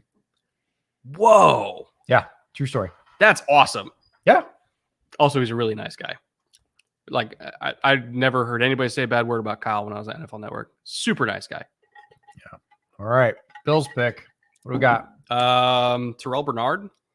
Oh, Is that real? I think it is. yeah. Who would you have taken at 66 for the Viking? Honestly, I would have hardcore considered Christian Harris there, Channing Tindall. Depending on medicals, maybe Nakobi Dean. If they, I'm just talking about linebackers, but all of them would have made sense personally for me. When's the next Hawks pick? Tomorrow. Yeah, tomorrow. Okay, here's the question. Look at the teams that are left. There's not that many. Does anybody take Corral? Tampa's got to be considering it. Lions? Flyer? And third. Why not? Yeah, you just take him. I mean, Goff goes down like okay. Commanders, maybe? Yeah. Commanders definitely could. Yeah. I would say Lions, Commanders. If he gets by Lions or Commanders, like Dolphins. I mean, nah, they won't. they won't. Yeah, but who's their backup? That's the thing. Like, if Tua gets hurt, who's their backup? No, they won't. Like, I'm not even thinking about starter at this point. No, but they won't. Yeah. Rams would be intriguing. Rams would be intriguing, but they have Perkins. They really like. Oh, that's right. Perkins They as a do. I backup. forgot about that. So I think If Matt Corral makes it by the Commanders at 34th pick of the round, 98 overall, Then he goes day 3. he'll go top of day 3. And who is at the top of day 3? Oh, I don't Let's mean look. just the top pick, but somebody could. No, I just want to see who's there. Somebody could go up for him. Yeah, let's take a look at where the Hawks pick is on day 3. I mean, Buccaneers are there again. There he is, right there. Yeah, 109. man. All right, that's my prediction. Is if Matt Corral makes it past the Commanders in this round, he goes 109. Wow, the Power Rangers Raider helmet is amazing. That's right. We're finally getting a Raiders pick. Yeah, hometown pick. Did they trade down? I think they did. Yeah. Hometown Okay. pick? Tennessee traded up for Malik. Great. Yeah. Fine. Yeah, sure. Oh, come That's cool. on. Daryl LaMonica, the Mad Bomber. Tribute to Daryl LaMonica. Love that. That's amazing. In Vegas. Hey, guys, I had to dip out for a bit because the Mets threw a no-hitter. What did I miss? Oh, they threw a no-no? Is a team no-no or individual? Well, either That's way. what I got to know. Yeah, that's what you got to know. No. That's what. Shut up. Dylan Parham to the Raiders. That's strong. It's a lovely pick. That's strong. Lovely pick. We should go back to Vegas and watch another game. It's gonna be fun. That's a good pick. Just on value. Yeah, a lot of value at this point. We were talking about why Parma's still on the board. Not sure. Raiders are comfortable with whatever that is. Get a very good player with guard and center flexibility. Oh, Marcus Allen making a pick. Nice. Yeah. Real quick, Terrell Bernard. Yeah. Undersized linebacker to Buffalo. Yep. You know who's going to sit behind? Milano. Yep. 100%. He's going to sit behind Matt Milano and learn the ropes. And it couldn't be better because I do think he's got to put on a little weight. I think because it's one thing to be 215, but have like super long arms like Darius Leonard so you can get out blocks. I don't necessarily think he's got that in the toolbox. So if he does want to be linebacker full-time, maybe put on a little weight if his frame can take it would help. Worst case, I think he's a dime backer and he's just kind of a sub-package player, which you could sell me on. But that being said, if we're just talking about sub-package linebackers, there were some guys on the board that I felt maybe fit that a little bit better.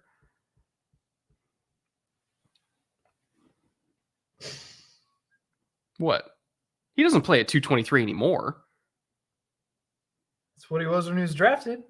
Yeah, but then he put on weight. Like I said, if he puts on weight. It's the same thing. I know. It's literally the same thing. What I did was just looked up Matt Milano's RAS, and he was flat 6 foot at 223 coming out of Boston College. And both of those measurements for an inside linebacker are red, flat at 6 foot and 223. 223 is light. 6 foot is a little bit short for a linebacker. Well, Terrell Bernard is light and not super tall, but really quick, which Milano was as well. 4.67, 165, 10-yard split. Like, that's why they picked him. And then he had a lot of explosion, vertical and broad. So Terrell Bernard, a perfect understudy for Matt Milano. Like, What did he weigh? What did Terrell Bernard weigh in? I think it was might have been even less than 223. well, let's find out. Oh, I've got it here. Linebacker Bernard, he was 6'1", 224. Okay. An inch taller and he doesn't look as filled out as Milano does. I'm telling you, he's Matt Milano. He's like, it's a perfect fit. There's my guy right there. Jeremiah Gemmel. Yeah, from UNC this year. I didn't get to him. Yeah, he's gonna be a great late pick. He's not anybody you take early, but he's a great late pick. I don't know. I personally had Bernard as like exclusively like sub package player. Join the revolution. Yeah. Anyways, I'll be right back. He's not Give us bad. Something to drink. It's a little get you early. A anything? little early in my opinion. Cool beer. We're almost to the end of the round. Yeah, get me one of those blood orange hefts. Get you one of those blood orange chaps. What? From the fridge. There's a word. Please. There we go. Yeah. Can you tell EJ's a dad? Yep. There it is. All right, put it in the bottom. All right, you can't let us loose yet. Can we? I just had to block the Cambot again. Oh, man. I know.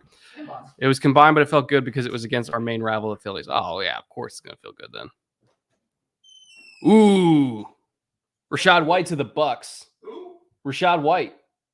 I love that pick. 2 good picks back to back. Dylan Parham, Rachaad White. Rachaad White's one of the more underrated running backs in this class.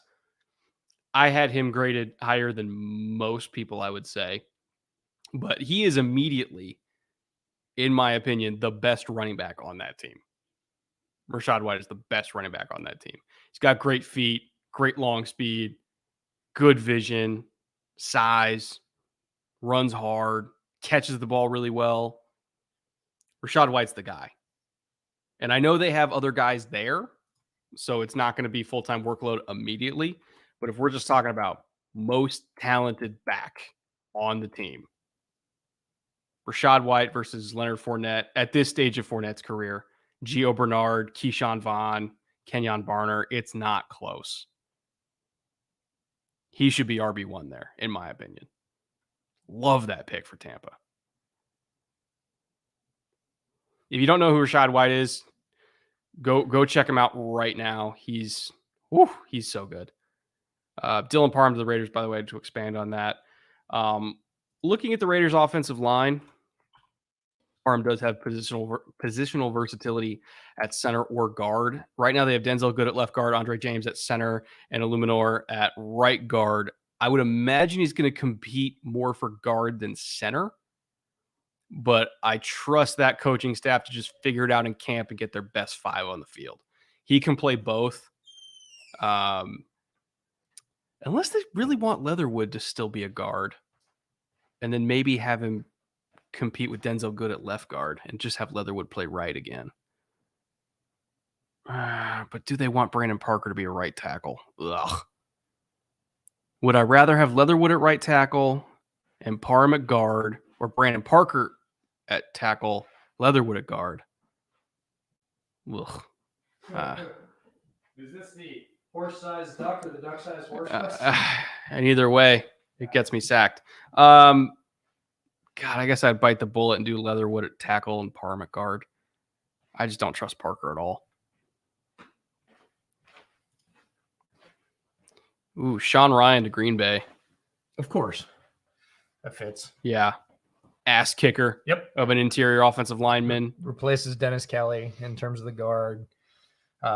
Doesn't have the guard center flexibility with guard tackle flexibility. He's straight up a guard. Yeah, but straight they're going up to use him guard. at tackle because they always do that. They take tackles with short arms, and he's going to play both. Because he'll start at guard for sure, 100%. Well, this is where we need to plug the channel a little bit. Like, if you've been hanging out with us for the last 2 hours and you haven't clicked subscribe yet, just do that right now, because this is all we do all year. And we talk about the pros, we talk about college, we talk about the draft, we talk about best fits. We come up with some creative, fun stuff. Yeah, if you have been hanging out with us, watching round 2 and round 3, having a great time, and you're still here through all this nonsense, yeah, click subscribe if you haven't, because we'll be doing it again all day tomorrow.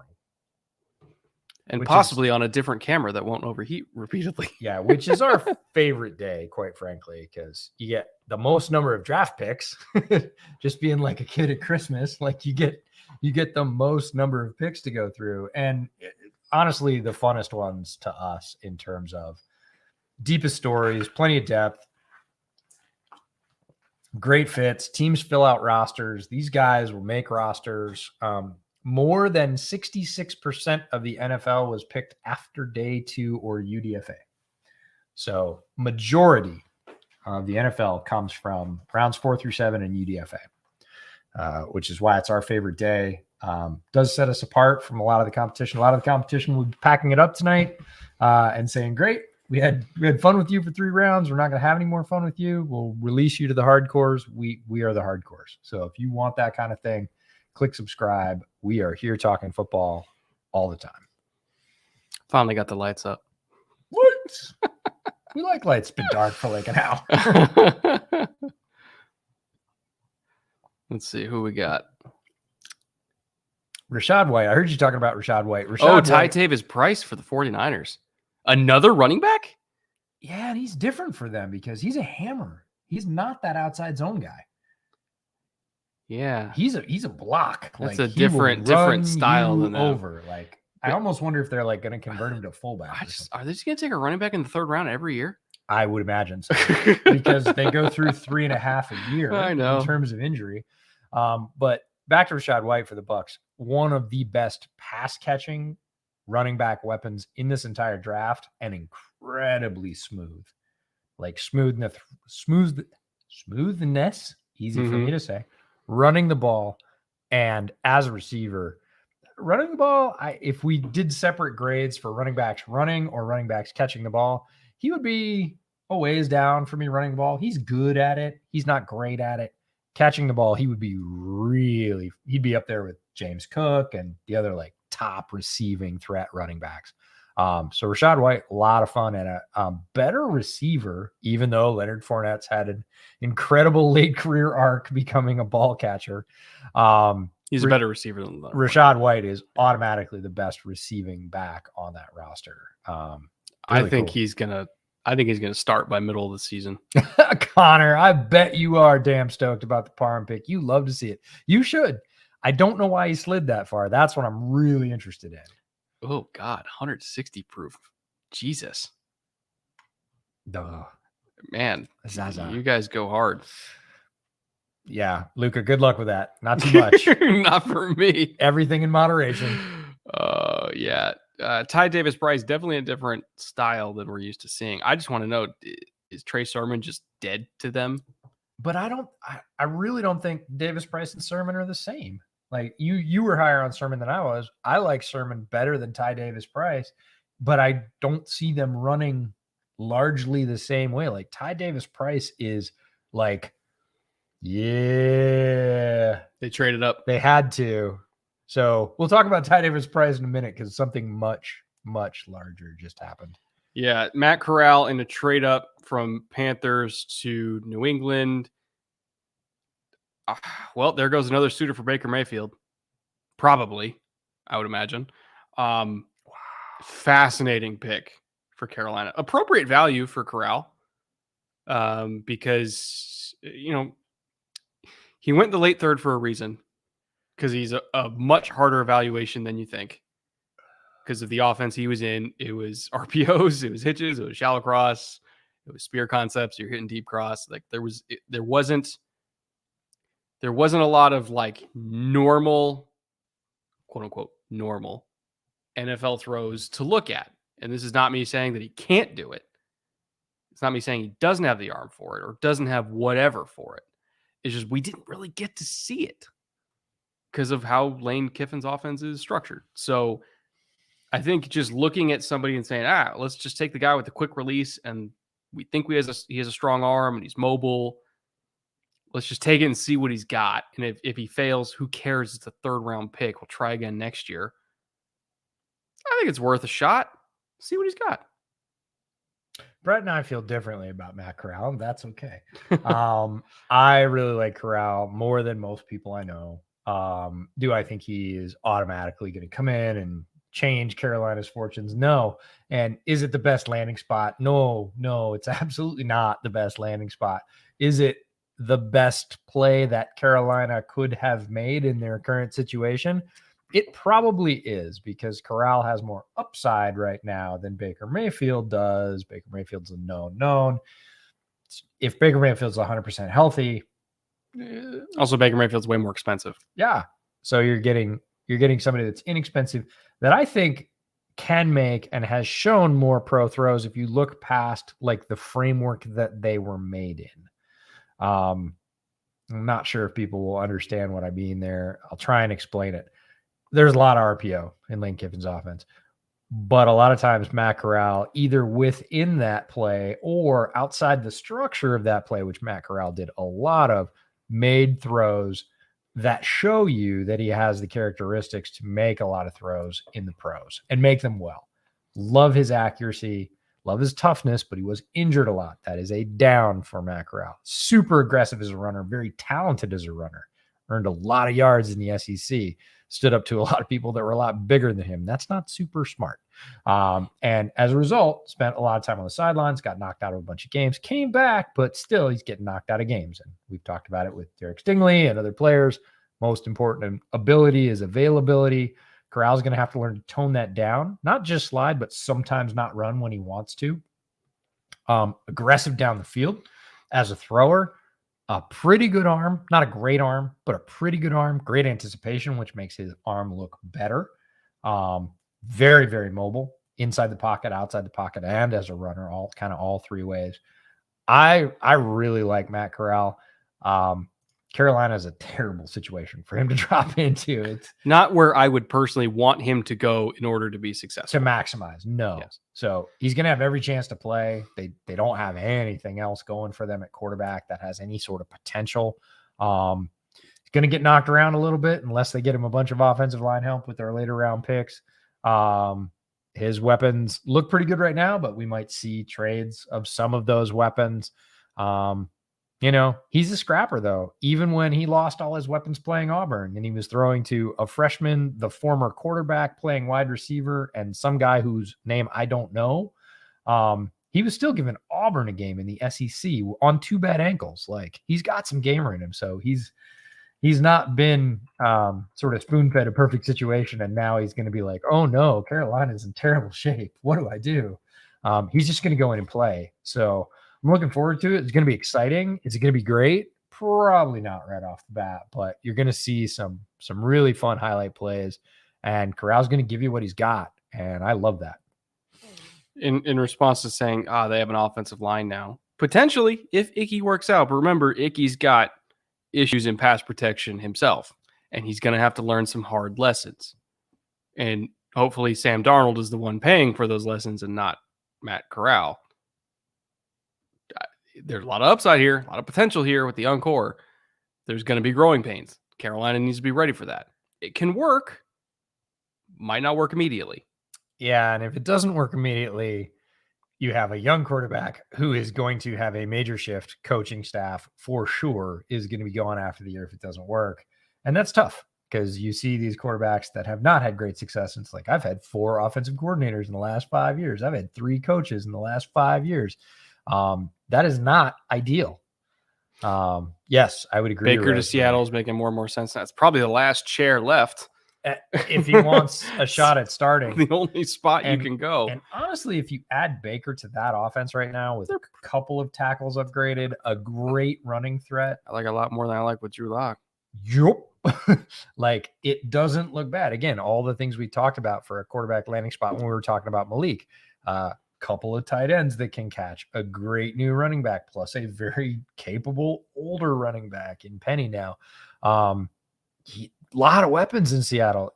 Baker's just got to come in and pull the trigger. He doesn't have to be Patrick Mahomes. So if he plays within himself a little bit, Zachary Carter, help fans feel better about this. Okay, I'll try. Ahead of Michael Clemens, ahead of... A little bit different player to me again. I know. But I'm going off value. As a value, they just believe as an athlete that they can unlock him. Zachary Carter, defensive end, Florida, big guy, very athletic body, played DE and played kind of like a classic space-eating DE. He looks like he could do so much more, but he just really doesn't very often. If they wanted somebody in that kind of role that I think had a lot more potential at it, Sezi Odomewo from Minnesota, unless there's an injury thing we don't know about. 100, I would take Odomewo over Carter based on both production and potential.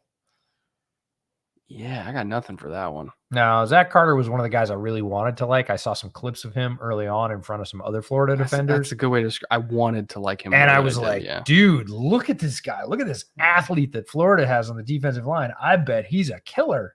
And he's not. He's not. He's really straightforward. He plays with power, but that just generally means lean into a guy and push. He doesn't have a great hand usage. He doesn't rush with a plan.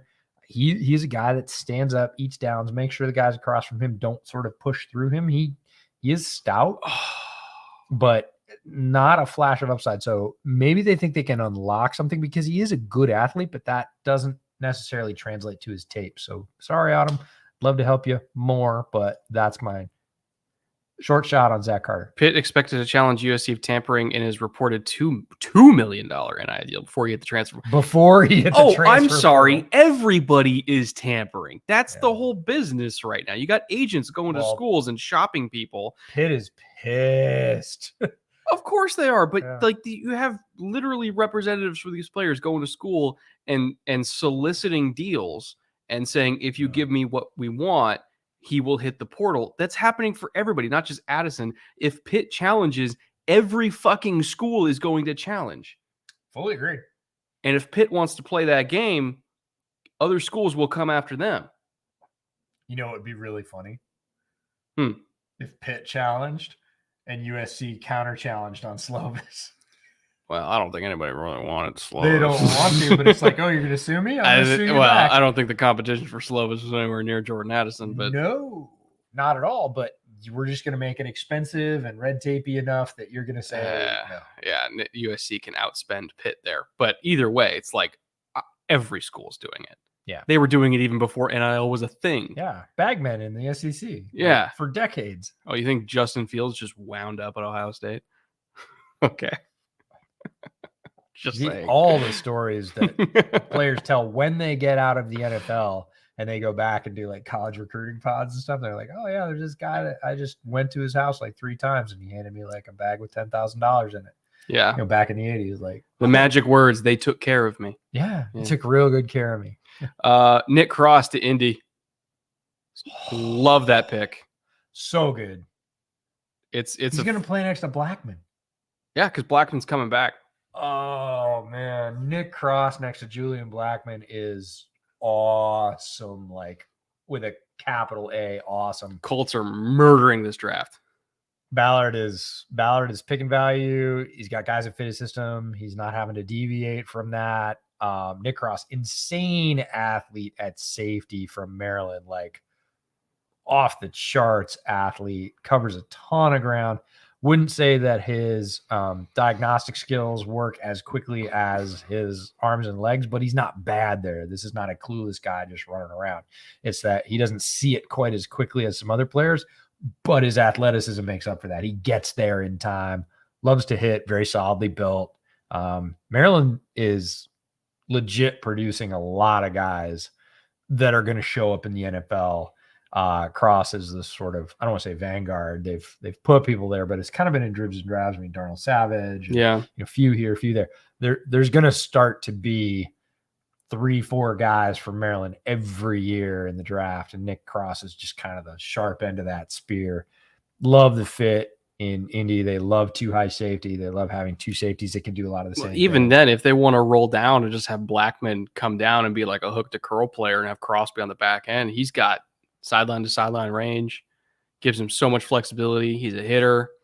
Very much reminds me of Andre Sisco from last year coming out of Syracuse. Yeah. And Sisco was crazy. Yeah, Sisco's awesome. Ended up with the Jags. Very similar players. And picked in a similar range. They're both 3rd rounders, right? I think Sisco was 3rd round. Yeah. So somebody said they want Carter to be a 3-tech for the Bengals. I would like that better than where he played at Florida. Better than end, I would say. Better than a stand-up sort of 4-5 out there, just kind of standing up, banging into tackles. Give him, if you want to give him 1 gap, 3-tech penetration. That I could see. And teach him how to use his hands. Because he has to get better with his hands, even in that role. But, I would be more intrigued there than what they did with him at Florida. I was thinking of him as like a 6 there, and I was like, I don't know about that. As a 3, I could see that. Better chance. Better I get chance. More excited about it. Yeah. Yeah. Thank you, next chat, here? For letting us know that there's more going on in the world than we're Kirby Joseph off the board to the Lions at 97.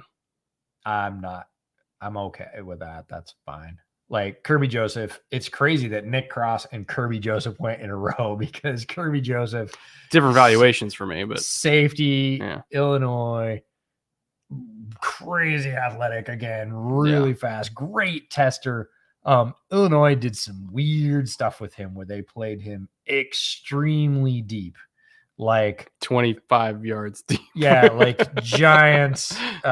When what's his name was there from Bounty Gate? Oh, yeah, Greg. Yeah, him. Yeah. Anyways, when the Giants were playing, when they were playing their safeties 25 yards deep, couldn't even see him on all 22.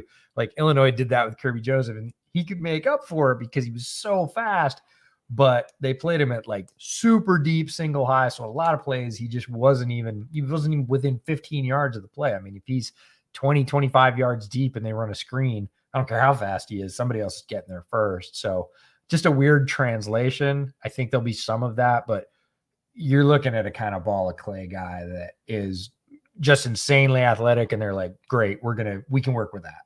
I trust Aaron Glenn with it. Yeah, he's got Aaron Glenn. That's the thing. I trust Aaron Glenn. Yeah, he's got Aaron Glenn, who was a great DB in his own right and is now the defensive coordinator of the Lions. Like, if anywhere, as rough as Matt Corral's landing spot might be with Carolina, Kirby Joseph's might be good with Detroit because of Aaron Glenn.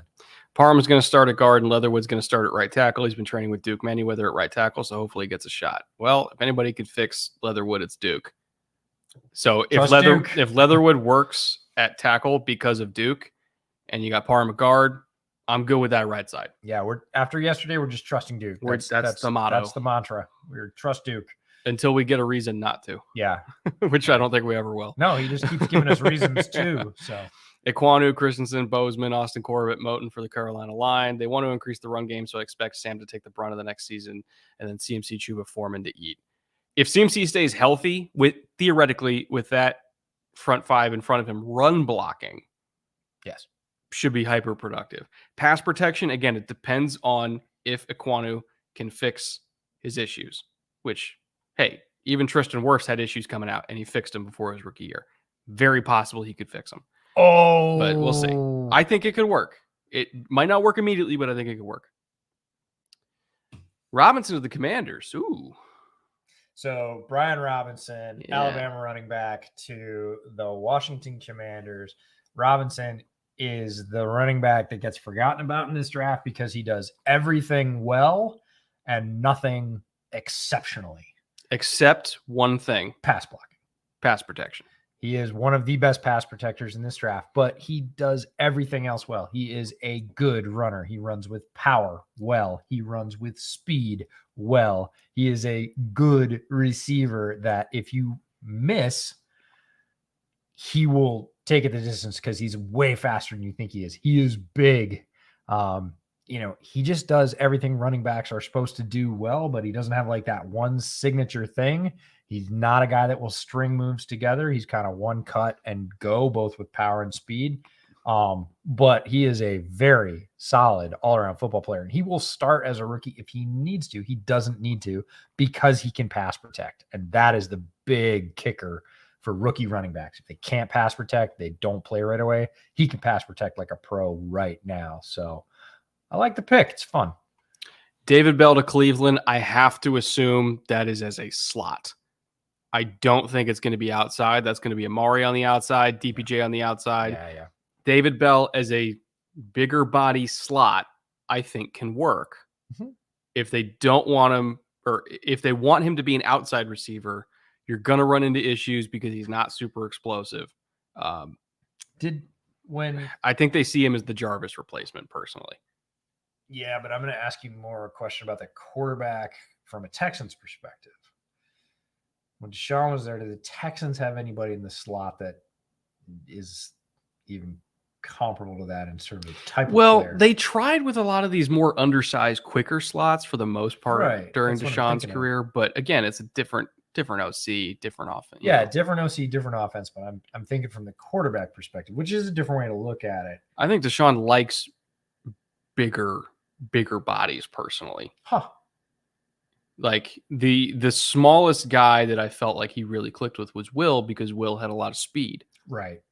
But in terms of giving him margin for error to work with, I think he's always kind of he loved having Hopkins because Hopkins would give him margin for error on contested catches.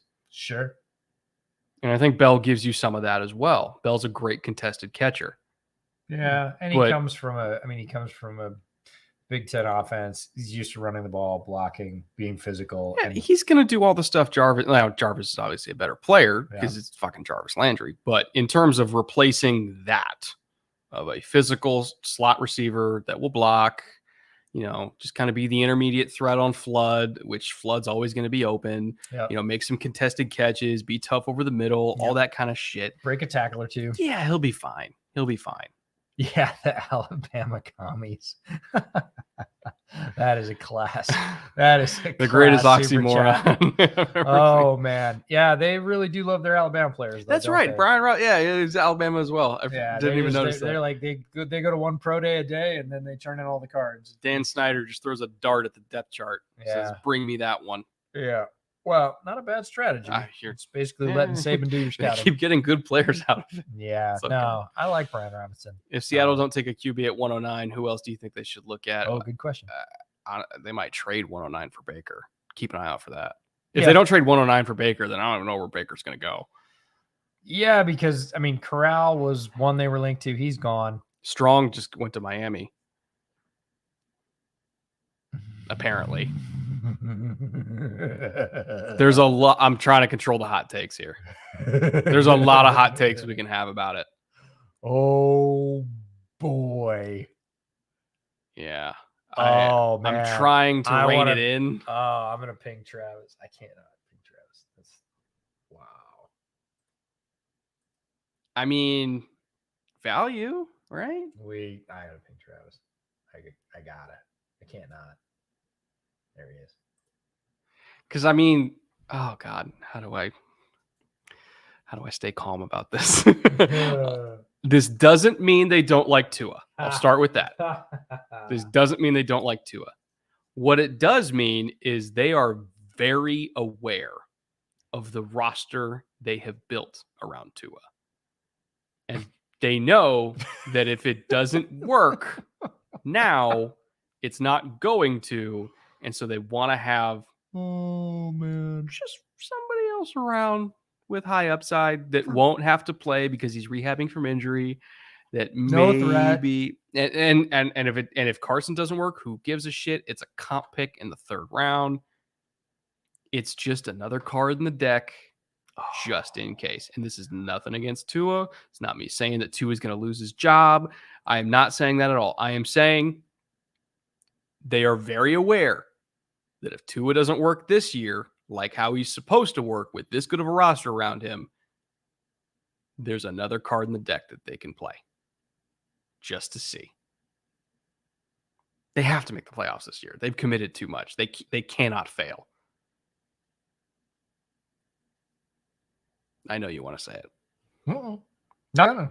I know you want to say it. Nope, not gonna. I'm going to talk about Myjai Sanders going to the Cardinals. We said they needed edge.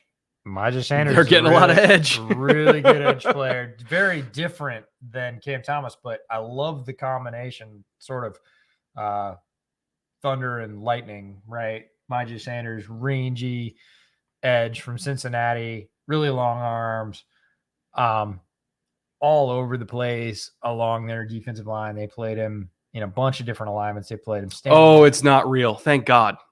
Oh, Carson? Yes. Oh, shit. Oh, man. Oh, no. Travis is going to kill me.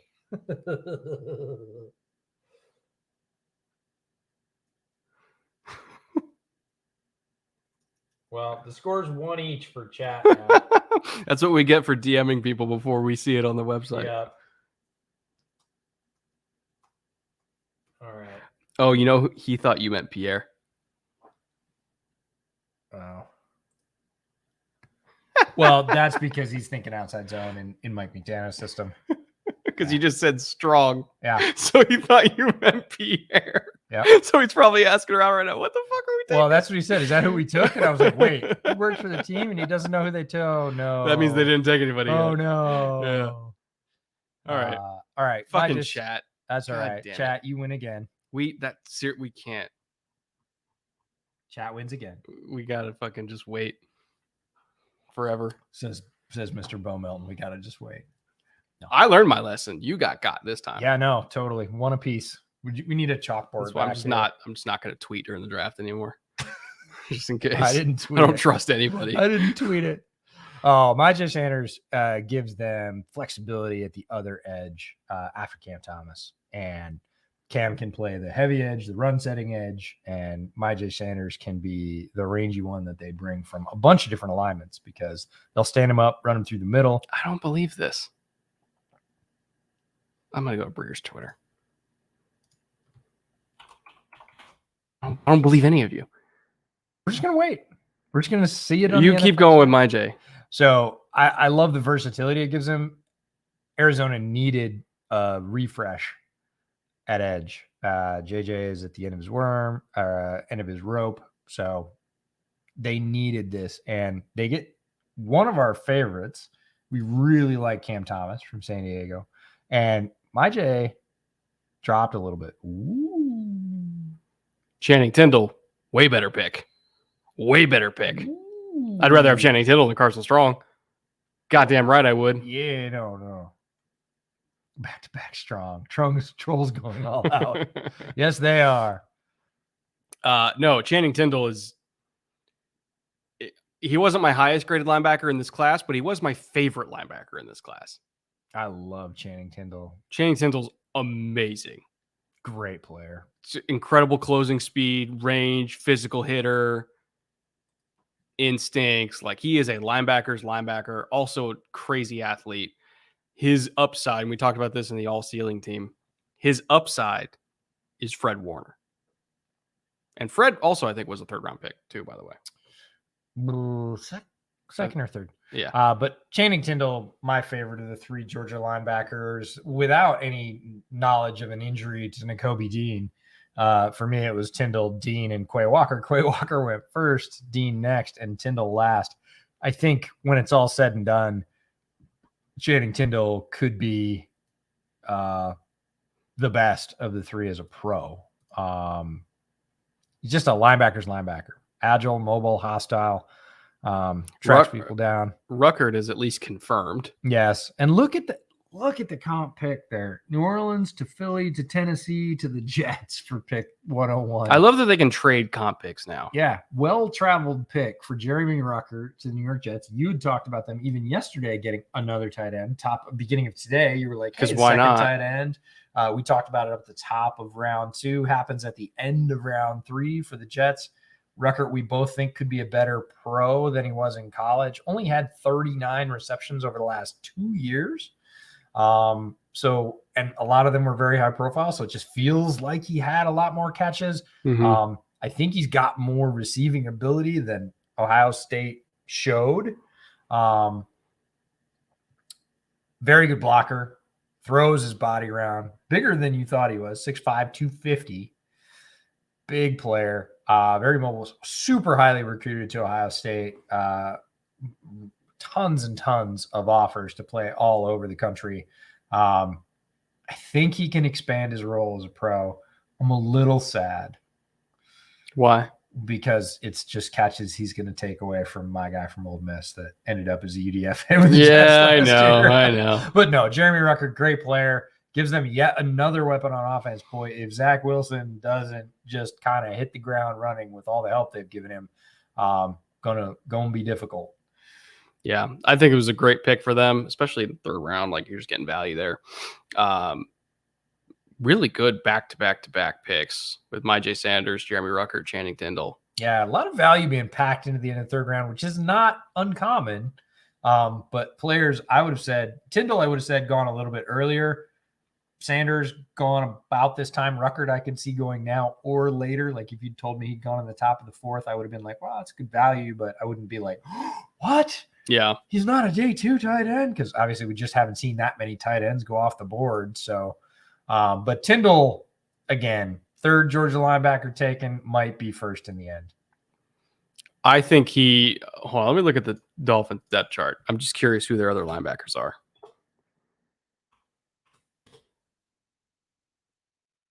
So we got Andrew Van Ginkel, who's kind of a totally different role. Yeah. Jerome Baker. Baker's good. Landon Roberts. Tyndall's starting there for me. I think Tyndall's starting. If Tyndall's not starting by the time the season starts, I'd be surprised given their depth chart. And I like Jerome Baker. Again, not my highest grade linebacker, but is my favorite one. Like in terms of like the only linebacker in this class that 100% gun to my head I would take ahead of Channing Tindall. The only one is Devin Lloyd. And there's been a lot of linebackers between Devin Lloyd and now. Yeah. So to me, this is a value. Yeah, I love Tyndall. I loved Harris.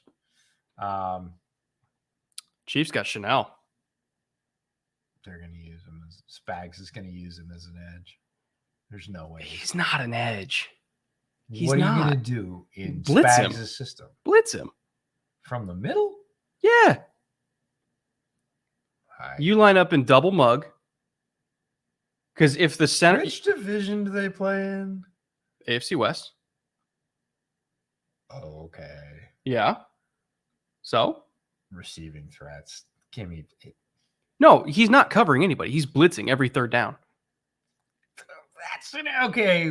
This is just a semantic argument. No, but I'm saying no blitzing every down. Okay. Yeah, but not blitzing off the edge. We're talking blitzing up the middle. Make them block him with a running back. When that doesn't work, then they have to slide the center, and all of a sudden you're getting a one-on-one with all the other edges. You're getting a one-on-one with Karlaftis because you have to slide the center. They're just using him as a defensive lineman. That's a defensive lineman. They're using this pick so you can get a 5-man front on third down to give Karlaftis a one-on-one. That is the whole reason for this pick. Yeah, it is like a giant crowbar. It is a big lever that says, we're going to move your line with this because you have to account for this guy because a running back's not going to do it. A tight end's not going to do it. You're going to have to shift to wherever he is because we have been saying he is a one-way missile. So the semantic argument about where you line him up and what you call him, he is a blitzer. You can put him in the middle. You can put him on the edge. It doesn't matter. He's just taking up an offensive lineman. He is coming, and you need to put something very substantial in front of him, or he's going to hit your quarterback really hard. Him next to Chris Jones, who's next to George Karlaftis. You can't double Chris Jones if he's on the center because that means it's him versus a 210-pound running back that has no fucking prayer of stopping him. No. So you have to slide away from Chris Jones and Karlaftis. They're going to eat you up with stunts and games. This pick is entirely designed to get Chris Jones and George Karlaftis sacks. That is the whole purpose. Oh, and by the way, he's a good run defender. He's not covering anybody on third down. No fucking way. Yeah. And if you leave him alone and try and go after the other two because they're more high profile, he will annihilate. He will get sacks on running backs because he is so fast and so strong. But that is what he does. He comes forward and blows people up. And if you don't put somebody big in front of him, it's going to be your quarterback. So it's going to be real interesting. And it's interesting that Tyndall and Chenal ended up going in the third round. Yeah. Two of arguably the best pass rushing linebackers, inside linebackers in this class. Oh, okay. Rams finally get their pick, 104. They didn't get Strange. Who knew? And instead they go and get another interior blocker. If they take something wild here. San Francisco? No, the Rams. They took after making fun of the Cole Strange pick, they took Bruss. Oh, okay. I'm all right with that. Yeah, Logan Bruss. Kind of thought they might go Zach Tom there, but I could have. No, but they wanted an interior blocker. That was pretty clear from their press conference last night. No, solid. Yeah, that's what it is. And this is, we say all the time, middle third to the fifth is mono territory for guards. Yeah. Like this is where you pick guards at a value who start, play well, play long, don't cost a ton. Like we have entered the realm of the draft where you can get solid interior linemen who are going to play a long time that you don't have to pay a lot. Yeah. And Logan Bruss fits that description in every way. Dirt cheap, solid. More importantly, dirt cheap. Because they need him to be dirt cheap. They do need him to be dirt cheap with all the contracts they've taken on. But solid pick. Like, just super solid. No great or terrible. I do want to know why Zach Tom is following, though. There must be some sort of injury thing. Because he's your Stone Forsythe. Nobody had Zach Tom as high as you did. He's really good. But nobody had him as good as you did. Nobody. And if you think about it, his strength, this is your kryptonite. His strength is the same as Stone Forsythe's strength. Stopping premier edge rushers. No, pass block. Yeah. They're both great pass blockers. And they were both not great. I wouldn't say, I don't think he's a bad run blocker. From the tackle position, his pass sets are what make you go, oh, Yeah. He's so athletic. I want that. Then you look at his run block and it's, Stone's was meh. Stone couldn't run block at all. But. Right. But he was a great pass blocker. Yeah. You know, and so you apparently like very athletic tackles who are great pass blockers. And who are the teams that win football games? The ones that throw. It's wrong. I'm saying you are higher on Zach Tom than anybody I've seen. And I like Zach Tom a lot. You've heard me. I like his pass sets. I would try him at tackle, like all that. But day 2? Danny Gray to the Niners at 41 or 105, excuse me. What? There goes Debo. Oh, we know Debo's gone. Well, there goes Debo. As in their new Debo. Yeah. I mean, I still would have preferred Khalil Shakir in that type of role, but I can they're see. not going to run Danny Gray, but they're going to use Danny Gray to take. I think you can give him like the sweeps and the screens and all that kind of stuff. So I'm not saying you give him like fucking inside zone like Debo, but yeah, that's the thing is like he's going to take all of Debo's passing reps. Yeah. Yeah. As like technically the number 3 behind Ayuk and Kittle. Yes. Or who's the other kid, the big body Tennessee kid that they love? Oh, Juwan Jennings? Yes. Yes. Who also low-key kind of clutch for them. Yeah. So, he's like their option number 4. Yeah. And he's super fast, right around 6 foot, 200 pounds, bigger than I thought. Good hands. Yeah. Really good ball tracking down the field. Does not fight the ball. Does not drop very many balls. If you single him up, you better have somebody fast on him because he is bigger and faster. Yeah. So no, very intriguing pick. Thanks for hanging out. So yeah, if you haven't clicked subscribe yet and you're here to the bitter end, do that now. Click subscribe on the channel. We will be back tomorrow morning, a half an hour before the draft starts. Starts a little earlier tomorrow, y'all. It's a Saturday. Yes, we are going on at 11:30 Eastern. I believe that's right. I think it's 8:30 West Coast time. Yeah. Because draft starts at 9 West Coast time, which is noon Eastern. Is that right? Yes, and then it goes until whenever it ends. Yeah, it'll go on for a while. Yeah. Picks come faster, but there are many more picks because not only are there more rounds, there are also more picks in each round because there are added compensatory picks. We had some of those here in the 3rd, but we'll have more in the 4th, even more in the 5th and 6th. So it'll be a long day, but it'll be super fun. Thanks everybody for being here, for trolling us. Yes, we like it. Do we? Super chats. Do we like it? If it doesn't involve absinthe, we think it's okay. No. And for giving us so much good information. Yes, you give us some bad information sometimes. Yes, we bite. But look, if you weren't here, we wouldn't be here. Thanks again to DraftKings for sponsoring another day of the draft live stream. Yeah, I was going to say same bat time, but it's not same bat time. Much earlier, same bat channel tomorrow. And our favorite day of the draft, rounds 4 through 7. Just a ton of great stories. Hopefully a ton more good team fits. I'm sure some head scratchers about both why somebody got picked or why they didn't get picked. We'll try and iron out the camera heat issue because that was a bummer. Yeah. But overall, thanks for hanging with us. The hijinks, the ups, the downs. We'll see you on Twitter in between. But yeah, till tomorrow morning, we're gonna look at some of these team draft classes and try and get a handle on what's happened over the last 2 days and sort of see where we're at and see what's left. Guy with no vowels, real quick. Just because you were the last super chat, I just want to get you real quick. David Ojabo, fantastic value pick. He's going to be one of their best pass rushers in 2023, assuming he comes back from the Achilles. Travis Jones is a literal bear of a human being. Great value, like on brand Ravens. Yeah, like right down the middle. Right down the middle. Baltimore, great defensive value for them. Yeah, no, it's classic Ravens draft between Hamilton, Ojabo, Linderbaum, Travis Jones. They're nailing it. But they have 6 more picks in the 4th round tomorrow, so come by tomorrow early in the stream because they pick 5th, like right off the top. So we're going to be talking a lot more Ravens early tomorrow morning. So hope to see you here. And for everybody else, thank you again. We'll see you guys tomorrow, 11:30 a.m. Eastern. Until then, later.